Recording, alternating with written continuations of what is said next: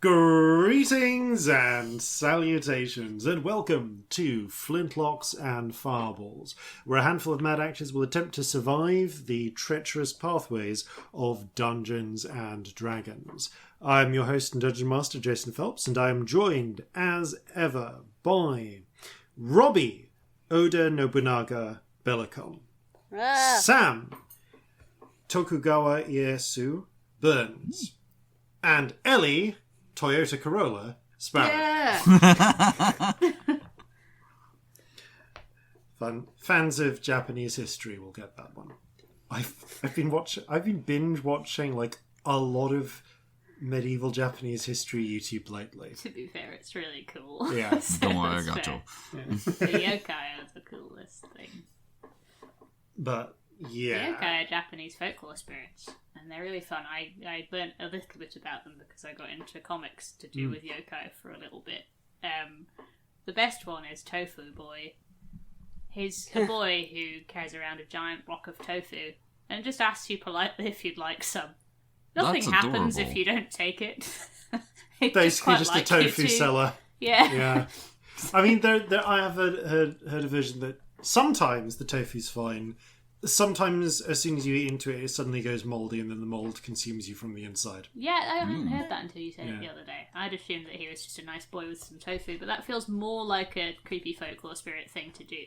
Yeah. A fun story I heard recently was about I forget the name of the tale, but basically there's an old version and a new version, and both involve this fisherman. And in the modern telling, fisherman encounters some children tormenting a turtle on the shoreline, and buys the turtle off them and sets it free. Then later, as he's going fishing, the same turtle swims back up to him and says, "Thank you for saving me." And he's like, "Whoa! You speak Japanese really well with no turtle accent." Sorry, I'm borrowing that joke straight from the video I watched that. Check out Lynn for me on YouTube; they're really good. But and so as thank you for saving me. You're going to grant me some wishes? No, that's the fish from that other story. What I am going to do is show you to a mysterious palace under the sea, because down where it's wetter, they say it is better. Take it from me.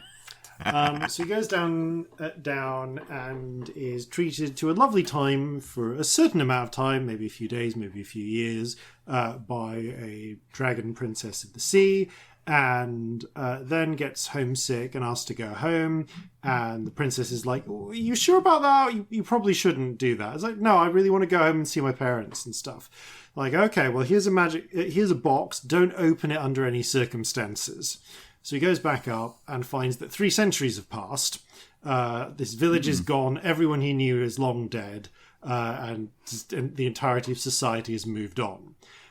In a panic, he opens the box, hoping it will provide some sort of clue. And a wisp of smoke emerges, and he ages to dust. As all the time catches up with him. This is a newer version of a much older story, though, where he doesn't save the turtle. He's fishing, and he's also astonishingly good looking. Like, him being astonishingly good looking is a plot point, because a magical turtle comes up to him, turns into a beautiful princess, and says, "Hey, you're hot. Do you want to get married and come live with me in my sea palace?" And he's like, "Yeah, okay." So they do. And he goes down to the sea palace and has a rocking great time for 3 years. And then says, "I'm kind of homesick and I want to go home." And she's very upset about this. And he insists, "I really do want to come home." And says, "Okay, well, I'm going to give you a magic comb box. As proof of your love, don't open it. But hold it close to your chest if you want to come back." So he goes up, 3 centuries have passed. Oh no. And then he holds it to his chest, and overwhelmed by love, he forgets the one instruction. Oh, wow. Which sake. is Wow. Opens it and turns to dust. Oh, noes. And that's actually a love story about how you shouldn't betray your love vows. Sure. And also, maybe don't go into mysterious other lands where time may or may not flow. And you should turn your lover to dust if they wrong you once, in a small way. I think the moral of the story is don't fuck a turtle. I suppose. That's what I'm taking from Excellent this. time to ask future us. What have you been doing? With your What turtles messages from the present? It's Future Jason with messages from the present. This episode of Flintlocks and Fireballs is brought to you by you. As ever, a massive thanks to our crew members on the Flintlocks Patreon who help keep this ship sailing. There's a wealth of extra content and bonus features for patrons, including regular blog posts, extra stories narrated by the cast, artwork, and a monthly poll for the community to help design an element to go into the game. You can check it out at patreon.com/flintlocks-and-fireballs, link in the description. We are an affiliate of dnddice.com, makers of beautiful specialty dice since 2010. Whether you need dice because you're masquerading as a vampire, calling Cthulhu, or are some sort of Pathfinder gathering the magic munchkins, you can click through our affiliate link in the description and grab yourself or a friend some particularly sexy dice or a particularly sexy leather dice bag. We are also an affiliate of Zavi, fine producers of nerdy garments and handy household items. Remember, you can click through the affiliate link in the description and use code FLINTLOCKS20 to take 20% off clothing and FLINTLOCKS10 to take 10% off not clothing. And that's it for announcements this time. Back to you, Past Jason. And now for an adventure which will hopefully have no turtle sex. Welcome to Turtle and Porn, Why would you ruin that? Why would you rule that out for me? where four mad, not kind of actors, fuck turtles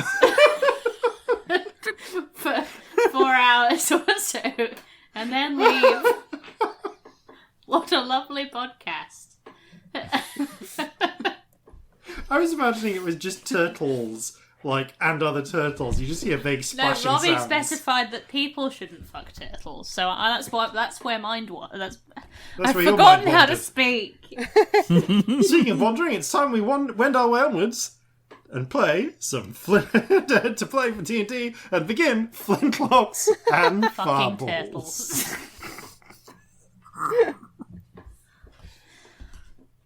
Our land stands on the sabre's edge.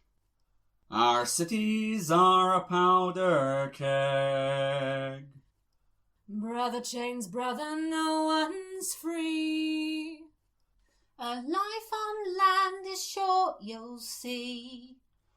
So gather your muskets, gather your spears, we'll plunder the shores of Calcinea. No kraken, storm or spell we fear, so come and sail with us, my dear. Previously on Flintlocks and Fireballs. The party have, as far as they can tell, fallen through the cracks of reality, following a not quite complete attempt to steal a mansion and seal it into an extra-dimensional space. As a result of this, the 5 totems keeping the mansion anchored to the rest of the world have split off in completely different directions, trailing through a strange void space. And leading, it seems, to other hidden places. The party have already travelled to a moth-filled orchard and retrieved one of the totems from the clutches of the ghost of Mothman, and have now pursued their second totem, travelling through the twisted and overgrown hedge maze that was part of the mansion's grounds, before travelling into a strange, muggy, vaguely tropical place filled with huge trees, thick shrubs, and tasty-looking roots, and indeed, fruit and vegetables everywhere, with the slight downside of them trying to kill the party. However, the party were able, thanks to the power of T-Rexes, to successfully evade the shambling mounds of highly edible vegetation, making their way to a curious sort of complex on the edge of this forest. They can see long walls stretching. It seems to be around the circumference of this forest area. There is a wide hemispherical sort of plot which is free of vegetation. Indeed, a series of markings, a sort of border in the distinctly familiar circular gigantic script encircles this area, or at least bounds it. And vegetation that tries to cross over of its own will seems to set fire. On the other side of this, however, are neatly stacked mounds and piles of gathered fruits, leaves, vegetables, roots, and all the produce of this rather hostile but very edible jungle. There seem to be a number of small buildings within this clearing area, and a larger door which shows signs of having, which is slightly ajar, and through which you can hear the sounds of civilization.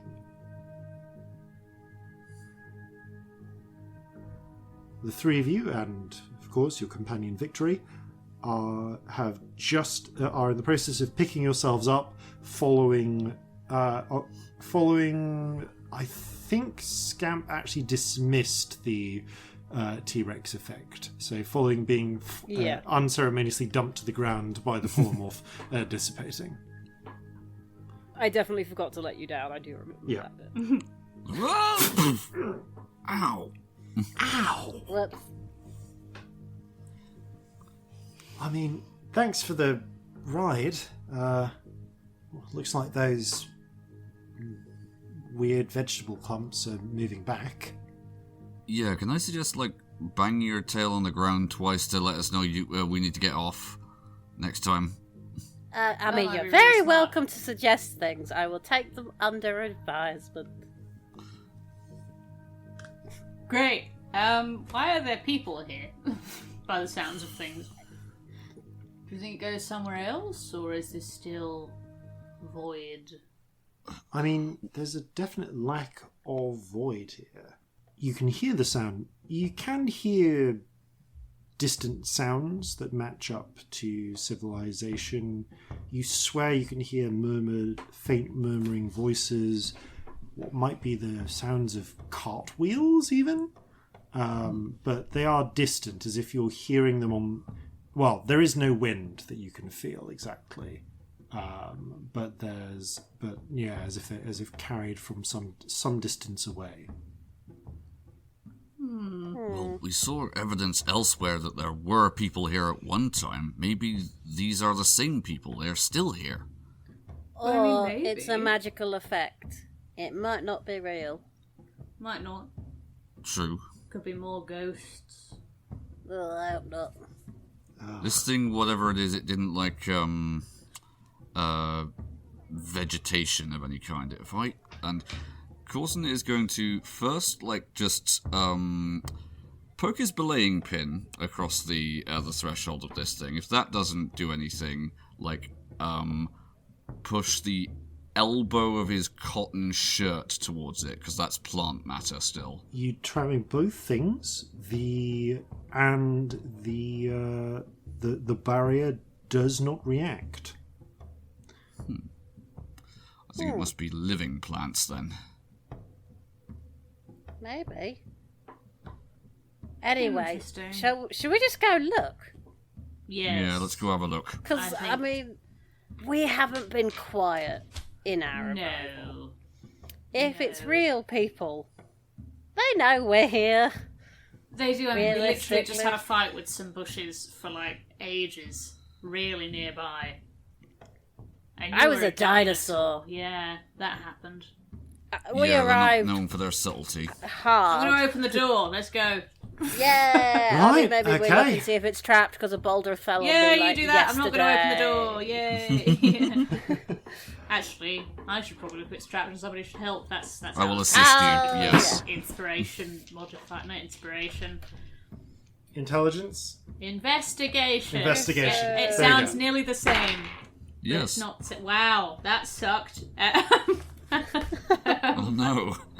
That we're is, I good mean, at one of them was a things. 1, so I'm glad you helped. That is God. What am I? Why are any of my skills? I've forgotten. Who am I? 13. 13. Okay. Sorry. Thing I breaks down at the end of the table. You step forward cautiously, looking at the doorway itself. It's an archway of, actually, though overgrown and with greenery and faded algae, you can tell that this is actually cloudstone. And the door in the center seems to be similarly made of some version of this cloudstone, but it is slightly ajar on hinges. And as you stare through, peering through, you aren't able to detect any sort of trap. It seems to have been forced open. Though presumably wasn't that securely locked to begin with. Not smashed through the way the other was, but rather this looks as if it was knocked open and then is swung mostly closed again on its own merits. Beyond, though, you catch sight of what can best be described as a wide and deep valley or a vale. There's a moment where your brain doesn't quite want to comprehend this, because for one thing, the sky doesn't quite match up to what you can see above you, directly above you, which is like a deep blue. Instead, the almost sort of kind of pushing almost like when you get that real like near not aquamarine, but like almost lapis sort of blue. Like ultramarine. Yeah, ultramarine, that's the word marine I want. In the deep of summer. You know when you see that sort of blue in the sky. Directly above you in this. Like when it's sort of late in the day. Yeah, late in the day. That's what the sky in this jungle feels like. But when you look beyond, there is a pale, not quite, like not close to white, but you know when you get those sort of those bright spring days where the sky is clear, a light blue as if at noon. And there are the sky, in that alone, the skies don't match up. But the greenery is subtly different too. It feels cooler on the other side. Not cool by any means, but not as oppressively warm. Rather the cool of a balmy early summer day. And the valley is terraced. Every step of it, whatever mountains made this up have been carved through untold effort into galleries and galleries of stone terraces overflowing with greenery. Vines trickle artfully down the sides of these stepped structures, but you can also see countless beds filled with obviously well cared for and irrigated grains, fruits, vegetables in neat, ordered rows, some near harvest, some looking freshly planted, and others in various states of growth all around. And spearing up from the center of this valley, almost as an inversion to that, is a tall, stepped citadel of white stone covered in gold that gleams in the light from above. There are somewhat strangely diffuse light, and the shadows are a little odd. It's similar to being in the orchard with all the blue trees. The light comes from up above, but it doesn't exactly feel like it comes from a single source, per se. And in the distance, you can hear and see tiny figures moving around the many-tiered streets, the walkways that run cobweb-like between the stepped terraces leading down and the stepped citadel leading up, connecting all parts of this golden garden city. The very base is a shining, crystalline-looking lake. And even from here you can see schools of colourful fish swimming around. Well, that's going to be a turn up for the horticulturalists. Yeah. Huh. I mean, that's one way to put it, yeah. I mean, if they've managed to just keep making there be food and growing things, do you think they've just lived here? Well, look at those plants. There must be seasons here of a sort. Maybe. Or Maybe, yeah. Or maybe it's just artificially a good season to grow things in all the time. I mean, unless it's magic, that's the only way I can think about it. Because I don't know much about plants, but even if you kept it, don't they need to cycle? If you just kept it in a good season. I don't know much about plants, but I feel like they'd get tired. Well, a good season for one thing is not necessarily the right season for another. Yeah, we grow things in the dark where I'm from. Yeah, I understand that. I'm not really the person to ask. I grew up on a ship, I'm not really... But that sounds right. I don't know. Alright, quick précis. Different things grow at different times of the year. They grow better at different times of the year. You can't grow everything all at once, it doesn't work. No, but even, say you've got... what's a vegetable? I don't eat them. Carrot. Carrot. Carrots, if you have the right time of year for carrots... Yes. And they can't just grow constantly. They'll get tired, won't they? Don't they need different conditions at different times? I don't know. I haven't the slightest idea. I'll take your word on it. Sometimes I'm guessing. Carrots. Generally, if you're going to be efficient with it, you have to rotate things in and out. Yes. I quite like carrots. You know, they used to say that they allow you to see in the dark. Well, clearly I've eaten my carrots then, haven't I? I've eaten some carrots. You've never once eaten a carrot, I don't believe. What's a carrot look like? Which one's that? They're the purple ones. Yeah, because at this time they would be, wouldn't they? When did they become a few orange? different colours. What was the year? The Actually, orange ones... but they would exist. They might not have supplanted the other varieties of carrot that there were. Yeah. We're going to have purple carrots at some point. We've got sun in the garden. Yeah. I'm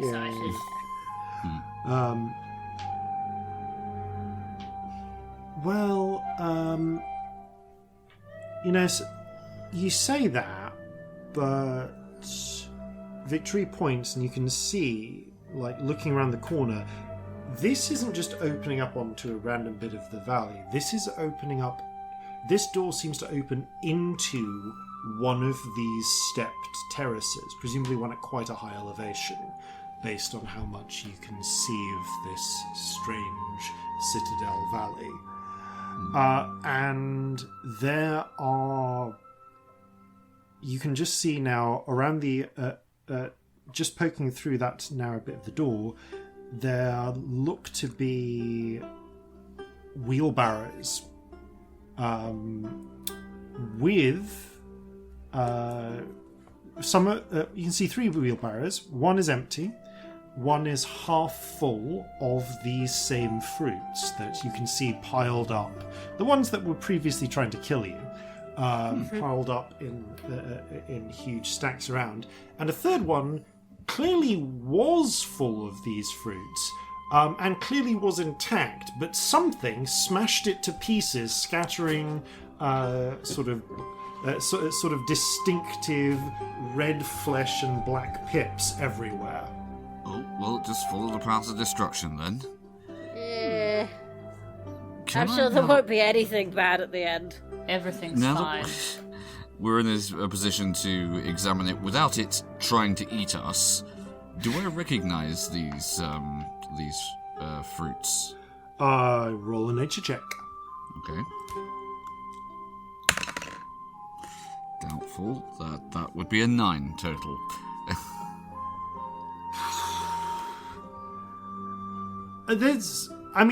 Seeing one smashed open, or several smashed open like this, and looking at some of the others, they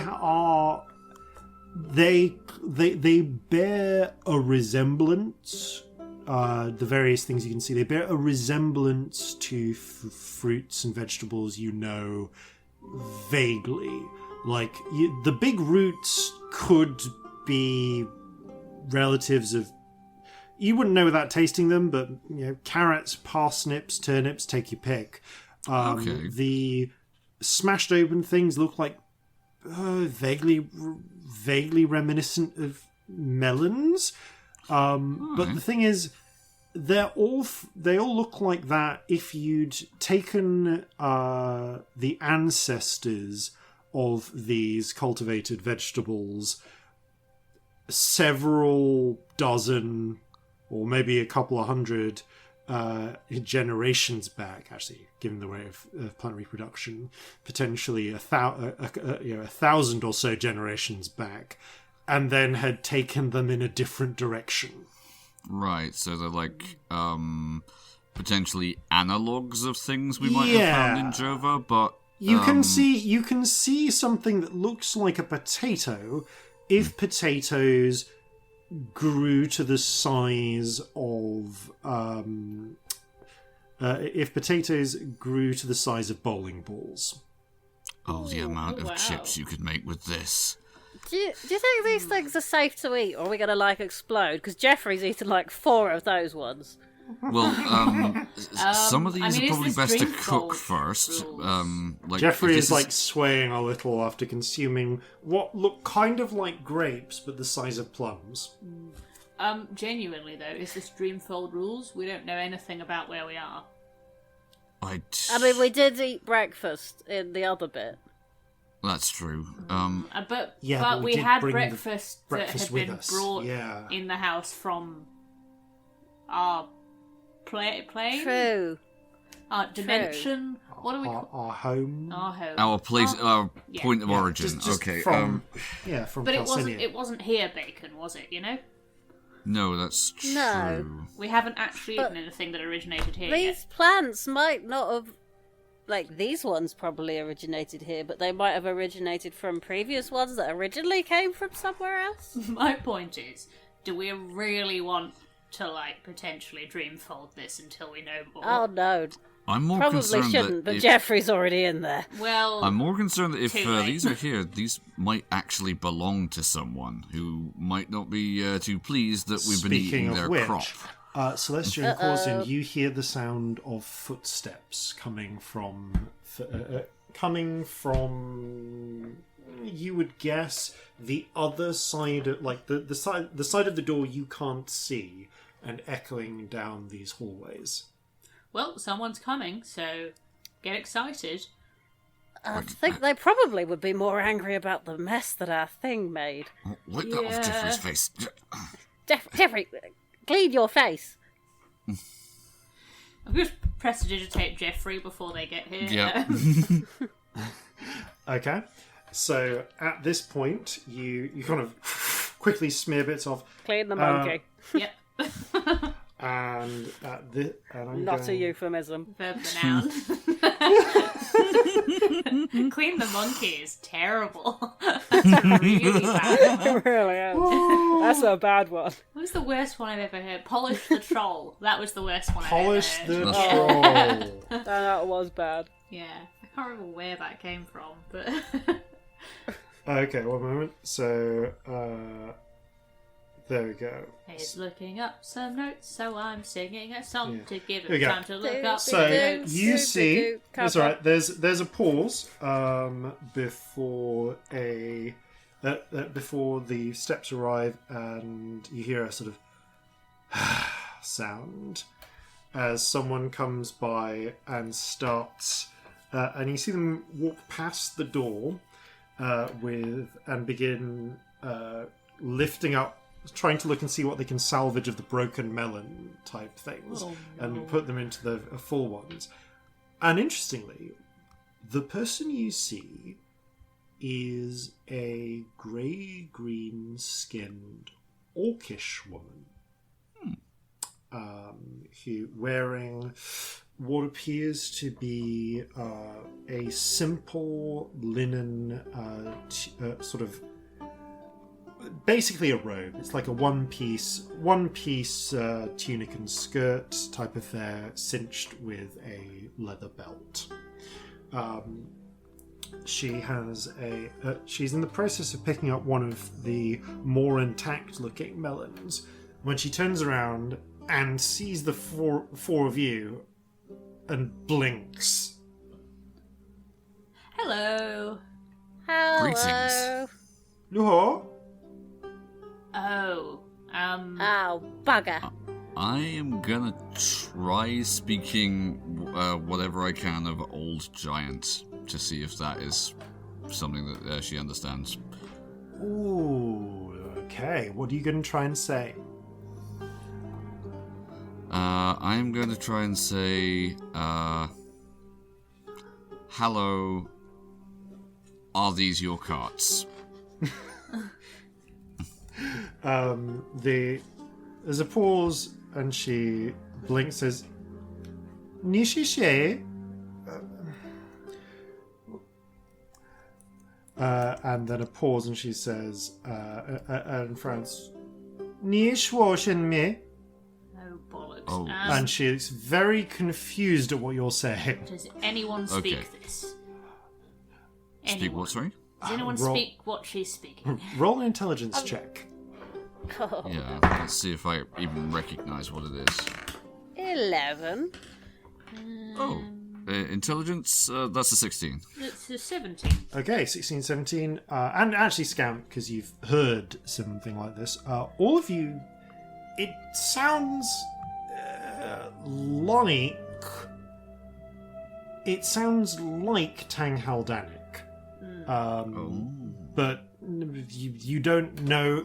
None of you speak Tang Haldanic enough to know whether this is actually that, or it's just like, in the way... similar. Yeah, It could be a dialect. it could or be a dialect. Something else. In the way that someone from Japan, let's say, English and German probably sound quite similar. Yeah. Like, you have no idea how close this is. But, Right, yeah. but your ears are telling you Haldanic. Right, no one speaks any kind of Haldanic here, do they? Victory? I mean, you don't surprise speak Haldanic, do you? Any kind? Not really. Give me 10 minutes and I can understand Yeah, it. we could do- But I we can't could do that, speak but, it back. but they seemed... the orc woman pinches the bridge of the bridge of her nose, Sorry. Frau, and says, "Ni de when jan zaineli." She seems to be gesturing at you as if asking for something. Okay. Nope. Sorry. Wenjian. She reaches into like down into like the neck of her robes and pulls up on a string what appears to be a piece of paper stamped with writing. Writing that you recognize, Corzin, because it's in gigantic. Ah. You look at that, and it seems to smile, say, and and it seems you can. Well, the first bit is like you. It doesn't quite map. You recognize syllables that you think say "pu tao," but you do recognize what seems to be says "fruit farmer." Right. Fruit farmer. And what loosely translates as District 14 upper levels. Okay. I smile and nod, like trying to show understanding, and I point at the words and say, again, it will be in old gigantic. Is there anyone who speaks that? Who and I will be trying to mime with my hands the meaning that I'm probably not communicating very well otherwise. She gestures again to the like paper she has, and then sort of throws her hands up. Zai puts her hands up and gestures as if she's going to go walk. Right. Is she Okay, asking walking for our somewhere. papers? Because we have that weird paper that we can put anything on. Yeah, It's but what out on of character, earth do we want to paper. put on it? I don't fucking know. I thought I Corzin don't- speaks giant. We might be able to like put something giant on it. Equally, maybe we just don't lie and be like, "Hello, do you have our totem, please? Goodbye." I think we'd need more context to be able to put the right thing. Yeah. Yeah. How many times can we use that paper? Is that a... Oh, as many times as you want. Oh, fuck it then. You just need to tell it. Let's be you just fruit need, farmers. You just need to visualize what it. You need. If it's not encountered a document before, you need to touch the document to an example of its type once, so it can record the layout, But it can say anything. and then you can change it just by basically Right. willing it. That is Okay, Like you tell it what it wants it to be, and then If you want it to be. Corzin has the... If there is even an equivalent term in old gigantic, he is going to suggest using the words for archaeologists. I mean, it would literally be archaeologist, archaeologos. Okay, fine, yeah. But Because that would make sense. We're here for an old thing that it doesn't belong here. We're just, here to retrieve it. are you trying to get the papers to do this? yes. Okay, you take If the it is paper, possible. whisper to the paper. The paper sort of changes a little and seems confused. It forms a Sulian passport, and then like a Wendish No, passport. scroll on. You try it a few times. It doesn't seem to have a copy of this type of papers. You see, Putao has already turned around. And she's starting to walk off. Oh, could you... Put hers away. Cousin, tap... Try and get another look at that little bit of paper and tap Yeah. our thing to it. Yeah. Do it. Do Oh. it. Do it. We could be fruit farmers. Okay, I walk up to her again, and I say, hold my hands up and say, one moment, and I point to the thing around her neck, and I gesture to the paper we have, and I sort of indicate that if we touch it together, it will That doesn't make any displaced. sense. Roll. You just need to ask her for a paper. I'm again. going to say roll persuasion with disadvantage because you're trying to communicate a confusing concept across a language barrier. Okay. Basically miming. Why would you not just say, "Can I have a look at your papers again"? I'm so confused. It's all right. That's what you've just said you're going to do. So go for it. Okay, so persuasion, that is... it's a 4. She starts pulling out her papers again, and then seems very confused and a little alarmed by the gesticulation you're doing and the way you're waving this other piece of paper Does around. Corzin have the papers in his hands right now? Yes. If she's got her papers back out, I would like to just grab them and tap them on hers. Okay. Roll. I guess this is basically just a dex roll versus her speed to try and put it's them going to away. be bad. I'm ready.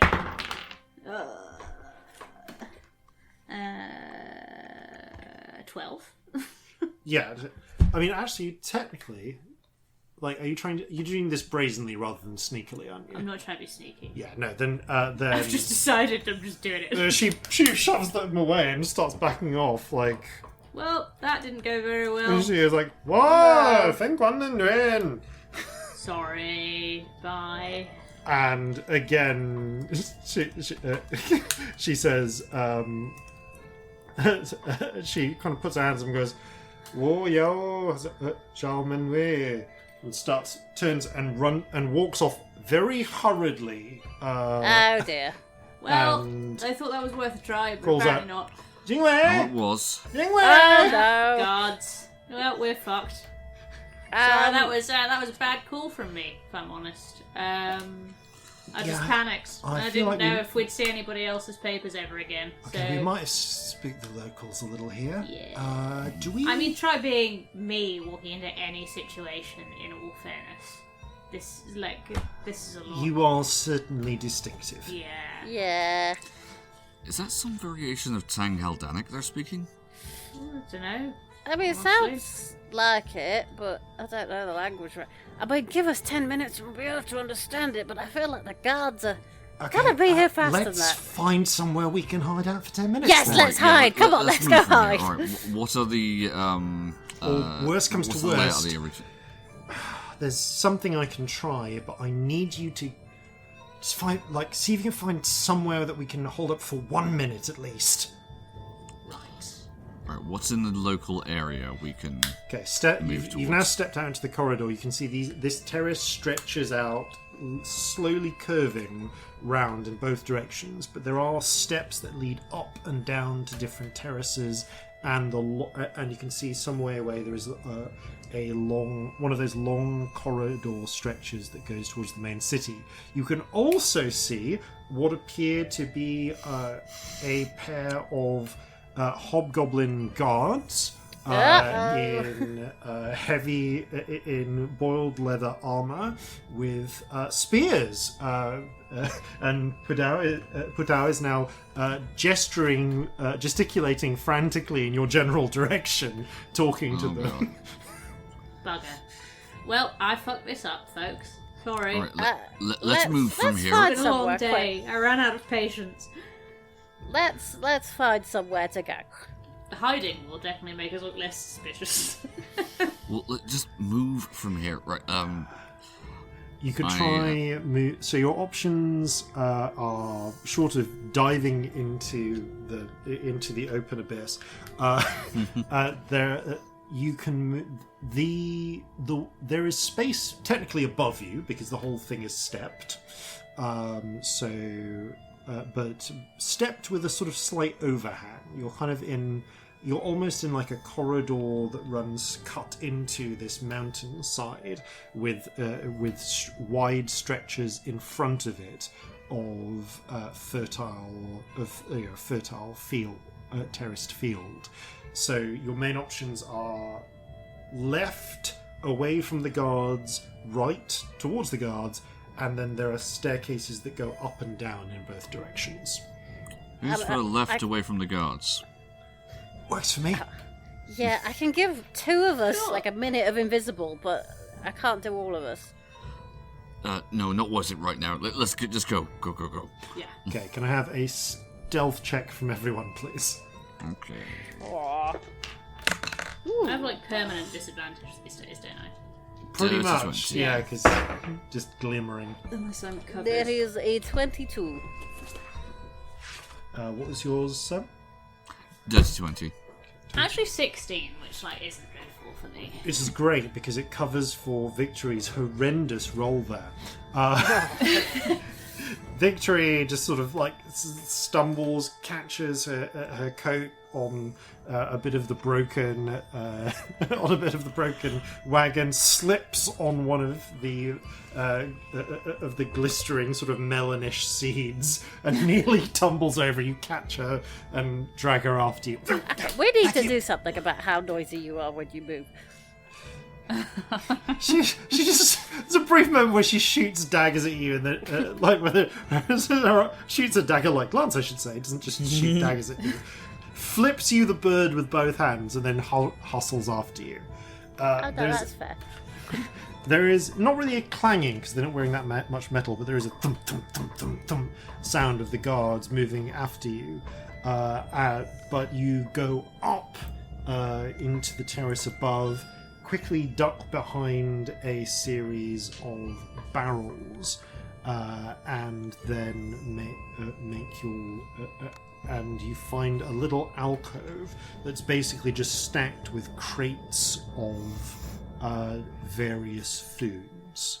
And interestingly, actually, one barrel that just smells very strongly of something like sandalwood. And almost chili-like spices. As you've got a moment of cover, but you can hear the guards sort of muttering to each other, and the sounds of more guards on your level calling back, "Sure, Shanta, hey." Victory is sort of, okay. I've got a spell I can use, or we can keep moving, but it'll give us.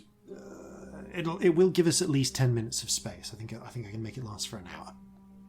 What do you mean? I can make a does it space do? for us to hide into. It's. Will that work in here? I have no idea, That- but it has worked outside. It's like the. It's Oh, like what I did with our the bags. with Are our bags working? Your bags are working, indeed. Then it probably will. The bags are working. Worth a try. Sure. Okay, have you got a It's bit the of same rope? basic concept, isn't it? Yeah, we've The got one rope. thing- the We one all thing have to an watch out implausible amount of rope. It's fine. Hand me some of that I silk don't rope. know where we keep it. Where does it go? I'm gonna use No this one to knows. bound It's off a best border. not to think about it. One thing that I should warn you is the door will broadly stay open. It has to stay open at least a little bit, otherwise, I don't know. But I got a sense that bad things will happen. So All right, good to know. I'll keep an eye out for while you do it. she quickly forms a hoop of rope, pressing it against the wall, the side behind these barrels. You hear the thump, thump, thump of what sounds like several guards now approaching your general direction.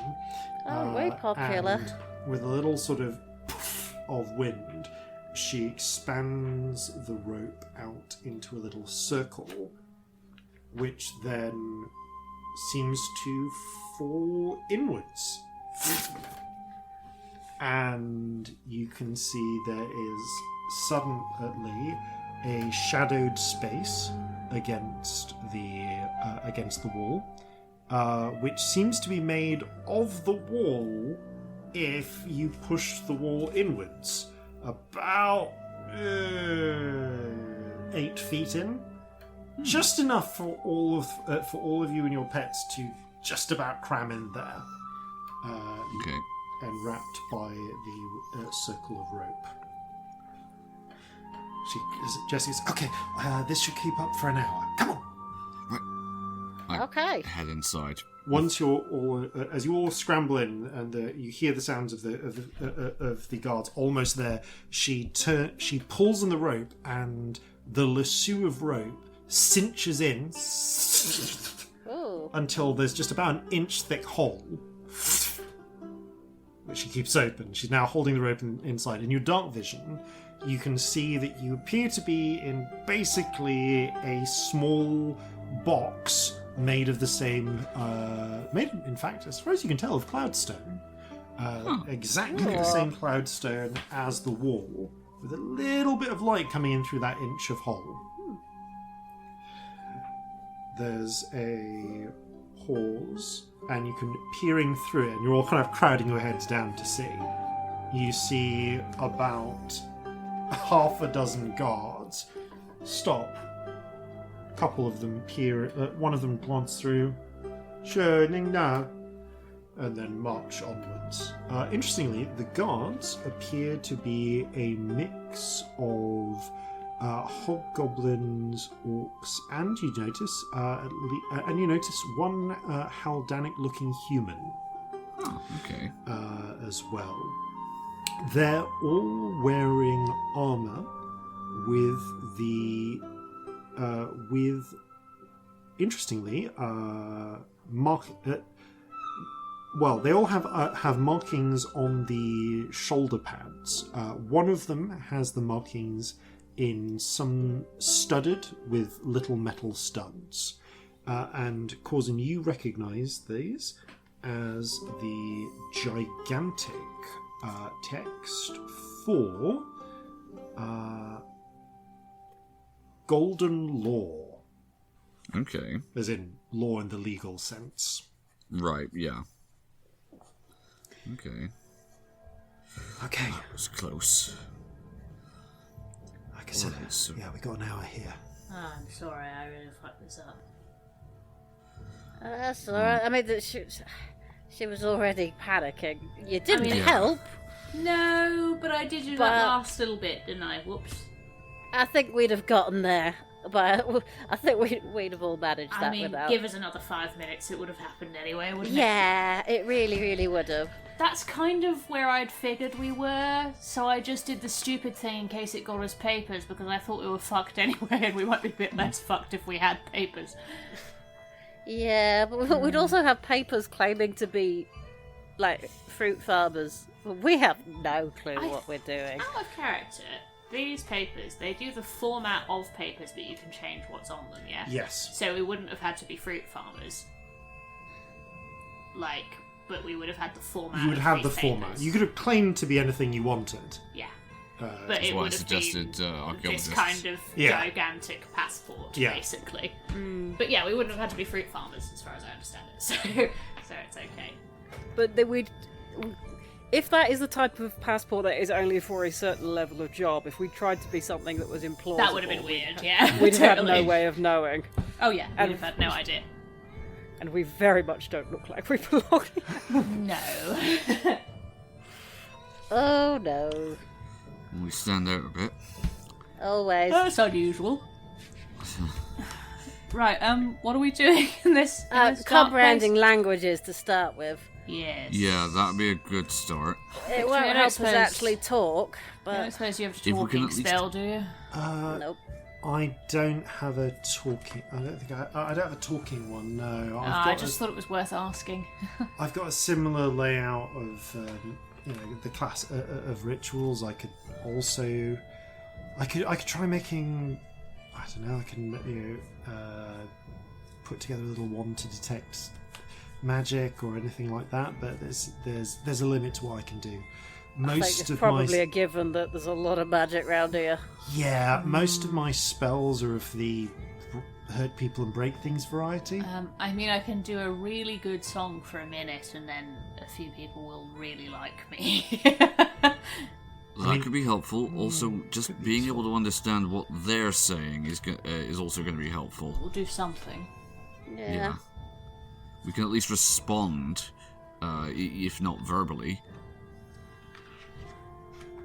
Do an interpretive dance. I'm fantastic at interpretive dance. I don't know what you're laughing at.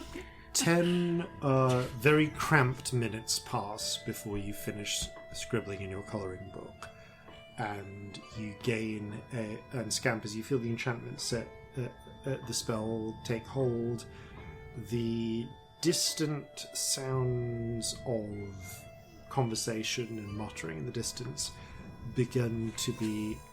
are suddenly overlaid with meaning. You watch and you see that as you've been working on this, Victory similarly has been working on building a wand. Right. I've got something that should at least visually translate written things. That's helpful. For us to see as well, just as an extra one. My version doesn't do doesn't do spoken words as well. So, Scamp, if you want to take the lead on that. Yeah, I mean, mine doesn't do writing as well unless I'm, like, touching it. Okay. So, you know. Well, between the two of us, we should be alright. Yeah, got our bases covered, haven't we? Yeah. As soon as we're out of here, I'll try and see if I can locate where precisely the totem is. I mean, That would actually, be good. that's not a bad shout in this That one. is not a bad shout at all. Yeah. Okay, I'm gonna open up the rope. She carefully pulls on the little circle of rope. It lassos back outwards, and from the outside, it's like this tiny hole just sort of expands out. As all of you, the moment the last of you is out, Victory tugs on the rope, and the hole and the wall just seems to sort of flow back into place as the depression of space collapses. And she Okay, everyone, hands act casual. you your Right. rope back. Yeah, casual. Casual. We're Always. dressed to blend in with the I'm a locals. very casual Blending, person. writing. I am going to cast Locate Object. Cool. Range and locate object is 1,000 feet, yes? It is. Okay. You pulse the spell. You feel feel the focus of the fish spirit eye on yours. No immediate pull, but the spell stays up. If you Stays up for 10 minutes. Stays up for 10 minutes. It is not within 1,000 feet of you, at least as far as you can tell. Alright, not At within least- 1,000 feet Yeah. of any direction of us, so... Bugger. Well, if we that doesn't retrace work our... with sanctums, is that? No, it won't work through a sanctum. Okay, so So could be. it could be within 1,000 feet, but sanctumed. So keep an eye out for any sanctums. But let's Otherwise, let's let's get moving. see if we can make our way back to where we started, because we at least saw a hint of where it went. yeah. Okay. Let's see if we can keep a Although- low profile. Yeah, maybe we look for another way in Yeah. rather than just going back to the place where we were right before. That might be a good idea if we can.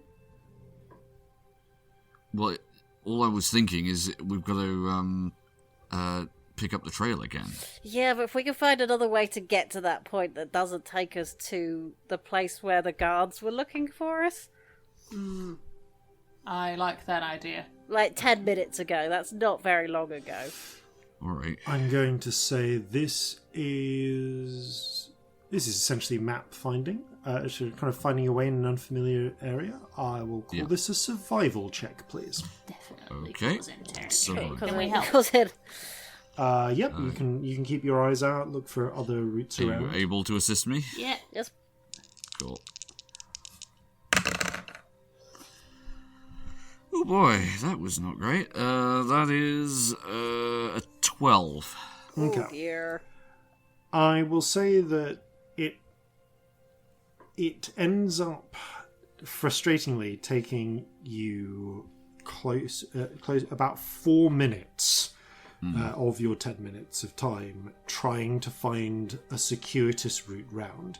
You are able to avoid the guards. It seems that there aren't too many in this area. You do see occasional pairs of guards wandering through around. But this isn't really active. But you get the sense that this area isn't actively patrolled. at least outside of the walkways leading into the city. You also catch glimpses here and there of other people with interestingly, a variety of different races. You don't spot any tieflings, but you definitely see orcs, humans, goblins, hobgoblins, bugbears wandering around, catering to agrarian tasks from a distance. And indeed haulers pushing wheelbarrows, especially pushing wheelbarrows, full barrows from these outskirt farms towards that central city, and then empty ones back. It seems there's a lot of traffic on those corridors leading in. Should we have some paperwork just like ready to go in case? I'm going to say,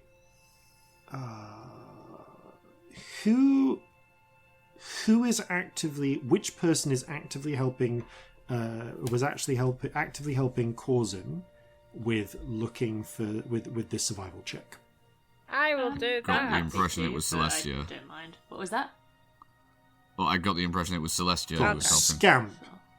Can I ask Okay. for a perception check, please? Oh, that's why it should not have. It should have been. Okay. Yeah, that's a 9. Okay, you don't notice anything else then. Nope. But after 4 minutes, you are able to make your way up the 2 terraces above, travel along. You actually have to go quite a bit further on to find another stairwell down, then back, and then you find another stairwell down, and you make it back to the original site. The good news is that the guards are not hanging around there for whatever reason. Nor it seems is the orc who found you, Butao. It appears that in that time she has filled up her other wheelbarrow and left because it is now gone. There is now one empty wheelbarrow and one broken wheelbarrow. Okay. Should we Place. grab a wheelbarrow and pretend we know what we're doing? Yeah, they'll never know. I mean, that might be interpreted as actually stealing. Yeah. More likely they'll think we're stealing than actually know what we're doing, I think. Yeah, we don't really give off an air of competence. Yeah. I mean, as a gesture of goodwill, you could, mend the wheel on the one that's broken. It'll take me 10 minutes. We don't have 10 Alright, minutes, no, let's go. we don't have that time. Alright. Still nothing on the locate object? Nothing on the locate object from here. So follow where it looks like it's... Yeah, Give follow the me path of an destruction. investigation check, please, then. Or should I I do shall that assist one? you. Yes. That's 23. Okay, 23. You can see from pretty clearly there are some scuff marks left, not so much in the stone, but by the smattering of broken pieces of wheelbarrow or smeared plant matter, where the totem seems to have impacted the wheelbarrow, careened down the hallway, and then eventually looks to have come to a stop. And then the trail ends, but you do see the marks of drips of melon juice mixing with those of a wheelbarrow wheel, leading towards nearby one of the long walkways heading towards that central city. And now that you're close enough, you can see those walkways all have at least one pair of guards on them. And you can actually see there is a small queue there where, as far as you can tell, peasants, similarly dressed to Butao, are stopping, taking their papers out, showing them to the guards. The guards examine them, wave them through. They pick up their wheelbarrows and push them on. Not all of the peasants are identically dressed. There's definitely a simple sort of peasant garb, but a lot of them wear large concealing robes of different types. Some have broad hats, And yeah, this seems to be the case. Looking all around, you see a peasant coming the other way with an empty barrow, who again has to show their papers before they're allowed to go through. So Enter the security checkpoint. We're gonna need some papers. yeah, we are, because a lot of my magically persuading shit needs people to understand me. Yay! Yeah, I mean, I could charm them, but they wouldn't be able to understand what I actually wanted. So Do we think we could maybe get some of these clothes from somewhere? Get ourselves a barrow. Get ourselves some papers. We got a disguise. Can I see if there are any, dwellings around here? There Might are have- actually. Now that you look for them, you can see in between the various fields there are large numbers of basically shacks that seem to be they're clean, well-made shacks by the looks of it. But they do seem to be simple dwellings for people who live right next to the fields and don't want to move away from. Don't want to have to travel far to get to work. Anything that resembles a washing line? There are indeed also washing lines, and you do see Right. one in which 6 variously sized robes are currently being hung out to dry. We definitely need to leave something rather when we steal these people's clothes. 2 of them have hoods, but you can also see there are a series of there is basically the equivalent of a hat rack. Someone has stuck a large, basically like a tree that died at some point into the ground with the branches sawed off, and just hats are hanging from them. Cool, that'll do. I need to hide the hair. There's no one no. will believe A sort of Real wide, person. floppy brim type of That thing. was- There Yeah. are. Have we seen any, drow anywhere? You have not yet seen any elves. Okay, there's no elves of any Or kind. dwarves thus far. There's no tieflings. Great big hats. We're all in trouble here, except Big Corzin, hats. who These fits big in hats will anywhere. solve everything. I'll hear nothing else. let's get some big hats. You Let's do. get some of those smocks as well. What kind of role would it be to try and bump into a person and touch our papers to theirs? Sleight of hand. Jeffrey, steal me a paper. Obviously, if I we too can't have just sleight stop. of You also have sleight of hand. You spent ages doing the coin trick to learn that skill. My sleight of hand's actually really good, so I'm gonna have a go. Yeah, you do that first. If that fails, Jeffrey will try. And if that fails, we're fucked. 16. Okay, so you take the papers and sort of go in search. It doesn't take long to find one of these people. Literally, just I'm Traveling. absent-mindedly walking up to bump You into them. got a weird look from them, and I'm going to say that there is actually there's a human man wandering past carrying a huge sack of what looks like those mega potatoes over one shoulder. And sort of gives you You sure they're not good cheers? Just saying. yes, indeed. Gives you a look and sort of says, hold up, says, and says,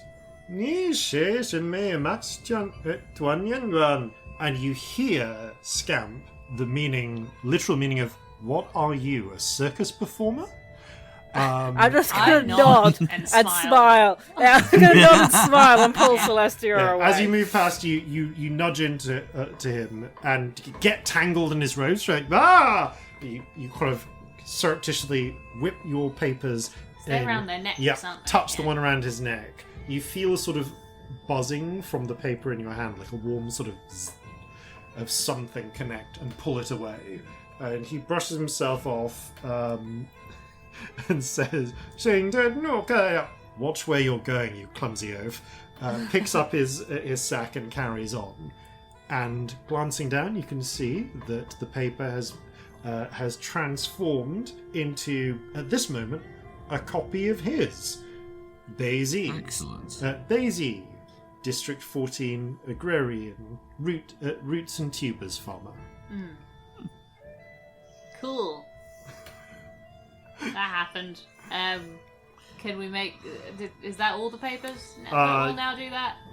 So you have one set of papers, but with a little focus, you find that you can make it sort of concertina out. Yeah, so you can do 3. You're It able to do occurs 4, to in me. fact.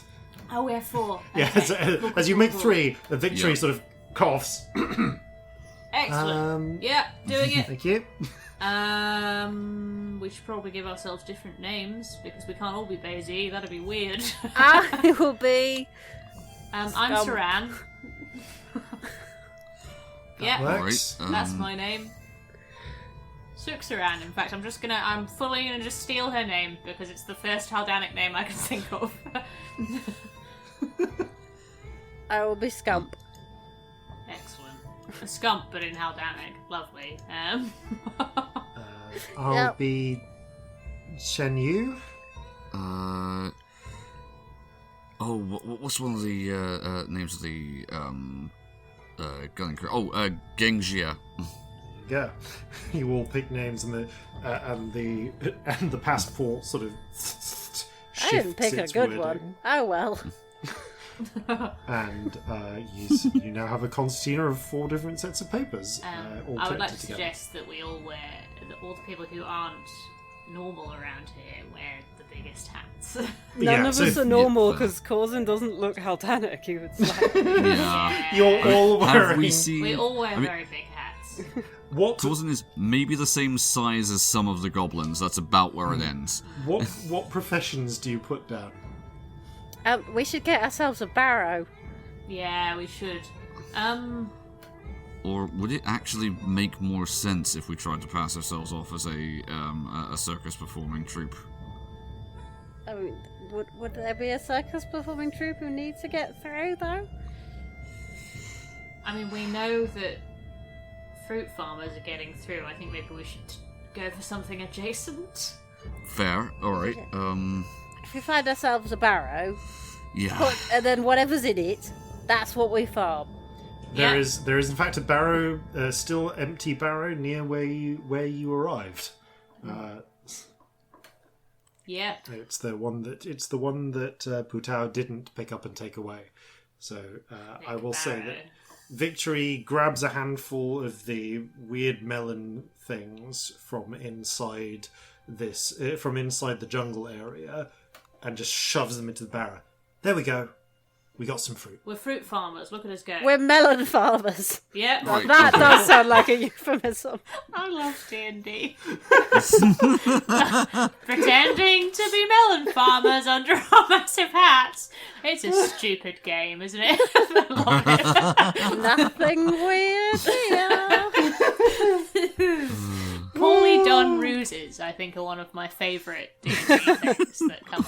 Just like badly done ruses are very good. I'm just thinking of like the dominoes meme of like we make an offhanded comment about Wayne Manor, then several dominoes down the line, pretending to be melon farmers. Pretending to be melon farmers in another dimension. International melon farmers. You shove. So robes on, papers in hand. Everything's fine. You head up to the things. Nothing wrong You've here. got a little bit of time left on the. I think how long does Comrade Language last? An Last hour. for an hour. Yeah. I will say that with all of the shenanigans, during the 10 minutes, you don't get any. You don't get any more of an impulse on where the totem is. But with Right. all of the walking around you do, you're pretty certain it's not anywhere nearby. At least it's not sanctumed around these outskirts, sort of terraced gardens. Righto, I'll wait until we are further in to cast that again. You do as you push your way up to your barrow up towards the checkpoint. Concerted effort to hide the hair and ears. Just and like- just Ro- yeah, scarf.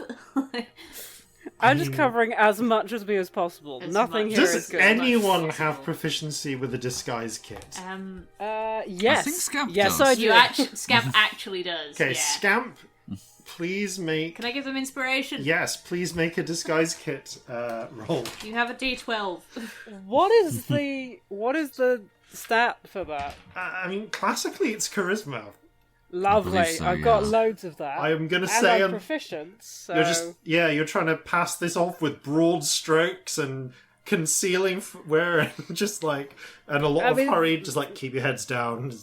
That is a 27, so... Okay. Excellent. Push, Well you done. shove concealing over, like you put concealing clothes over the most obvious different bits. You still look Charisma I a can do. bit of a motley quartet. There's not much you can do about the cat, about the tiger. Oh, that's a thing. Yeah. Yeah. Jeffrey's wearing a hat, though. Jeffrey's somehow managed to make Can I himself a much Get tiny Stormy to hat. hide in the wheelbarrow among the melons. Can I hide a tiger in there? Will that work? So the size of a Maine Coon Don't cat look too right close now. at the melons. Melons and cat farmers. Stormy is unwilling to hide behind the melons, but but you kind of communicate, like, as you're saying to her, like, we need Please to hide in the melons, please. She does sort of Just once. slink down and position herself actually between all of your robes in a way that, and she moves quietly and carefully enough that somehow she manages to stay out of sight. Because she rolled a freaking natural 20 on her stealth check. Okay, Excellent. thank you. I owe you fish. Good. Yes, well done. Stormy is a cat. Stormy has proficiency in stealth. Yeah. fair. You move. Okay, you burrow up, and the two hobgoblin guards sort of look down. Jing ti gong lung wing. You hear Scamp. You hear papers, please. I get the papers. Where are Same. the papers? Tick. There. Papers. Look at the concertina of papers. Look up at you. Down at the papers. Papers, yes. All's good. Just like brief up again. Down at the burrow. Close them. When Jen yours you. Well, these seem to be in order. Pass them back to you. Excellent. And you're waved past before they go and Beads slick of you sweat on all of them. before they start inspecting the papers of the next person Well, along. guess we're melon farmers now. That's happened. I feel If like I've anyone's- finally found my purpose. If Excellent. anyone's ever played the game Papers, Please, you'll understand why this is hilarious. You continue. You trundle this melon along until along this huge viaduct, going deeper and deeper into the city itself. As you approach this citadel, it starts to become the sounds of bustling city become much clearer. And you also start to see that, as well as the expected checkpoint at the far end. Oop, Hello. That's a misclicked a sound cue there. sound. What noise was Whoops! That was. I think I accidentally hit the. There is a little sound cue thing on Sirenscape, and I think I might have hit taser by mistake. that? Wow. Oh, whoopsie. Someone just gets tasered out of nowhere. Yeah. There we go. So as you approach, you start to get the distant sounds of people become much louder. You can see that there are many tiered streets, and there's greenery in the city here as well, but it's much more ornamental. There are beautifully topiaried hedges and small ornamental trees. There are cherry blossoms, or something very similar to cherry blossoms, covering a whole walkway. Fountains, beautifully taken care of public roads, street sweepers, and a lot of checkpoints, actually. Oh no. It does look like there are large numbers of guards. And as you get into the centre, you also notice, you notice an active patrol go past, and it is strange. There are about a dozen guards equipped in a manner similar to the ones you saw in the outskirts, though their armour is in slightly better is in slightly better condition. It's not like the ones at the borders were in bad nick, but these ones look to be a little bit more polished, a little bit nicer wear. They've got colourful lining. Their blades are a little bit more polished on their spears, which are kind of more like partisans, actually, in their nature. And at their head, wearing a similar sort of armour, is a figure who looks kind of like a cross between a hobgoblin and an elf, if they were 10 feet tall and had bright silver skin and feathered wings. Wow. Oh, that's And cool. their long spear is much longer than the ones behind them. And you can see they are wearing a helmet with the same symbol in gigantic of golden lore. Although this one actually has it written in gold, engraving on the helmet. I was about to say we should really not break the law here, but whoops. Bit late. Let's not break the law anymore. There is another point that occurs that there's something that Victory and Scamp don't see. Corzin and Celestia. This is the first time, apart from those two shadowy occurrences, that you've seen spirits. Oh. There are spirits here, but not for the but only you do see one or two little sort of animal-like spirits hither and thither. But things are different. You see, standing serenely, watching over the streets, what is definitely a spirit. Most people don't seem to be able to see them, but they appear to be a blue humanoid figure with curled dove-like wings and four arms in robes, just serenely watching people go past. You see another in the distance walking down a street, one of the tiered streets. They don't seem to be seen, but you do see someone walking after them, 6 steps behind, and a lot of attendants following that person. And these people are more richly dressed. They seem to be wearing finer cloth, maybe cotton or even silk, compared to not like the glowy silk that not the moonlight silk that you have, but just regular silk, dyed and patterned. And the figure in the silver-skinned winged figure looks to you the way that Poppy looked, or that Scamp and Victory look, like they're slightly more pronounced in the world. And Scamp and Victory can't see these people. No, I mean they can see the guy. They can see the guy with the silver skin, but they can't see the spirits, and they can't see. And he isn't pronounced in the world the way the others are. And the spirit, you only see one. There are. I've mentioned a couple, but you count at least a dozen of these more humanoid spirits, and very few of the more diffuse regular spirits you would see. I look at the rainbow spirit, darling. Yes. Could you keep ducked under the crowd a little bit? That looks scary, right? I can be a little more diffuse. Oh, I don't think you need to diffuse. I thought we could use people as cover. Oh, right. Yeah. Okay. Like, stay you, just a little bit lower. Okay. You see the rainbow spirit's multiple strands sort of decrease in elevation a little, but they're still very obviously still there. Oh, yeah.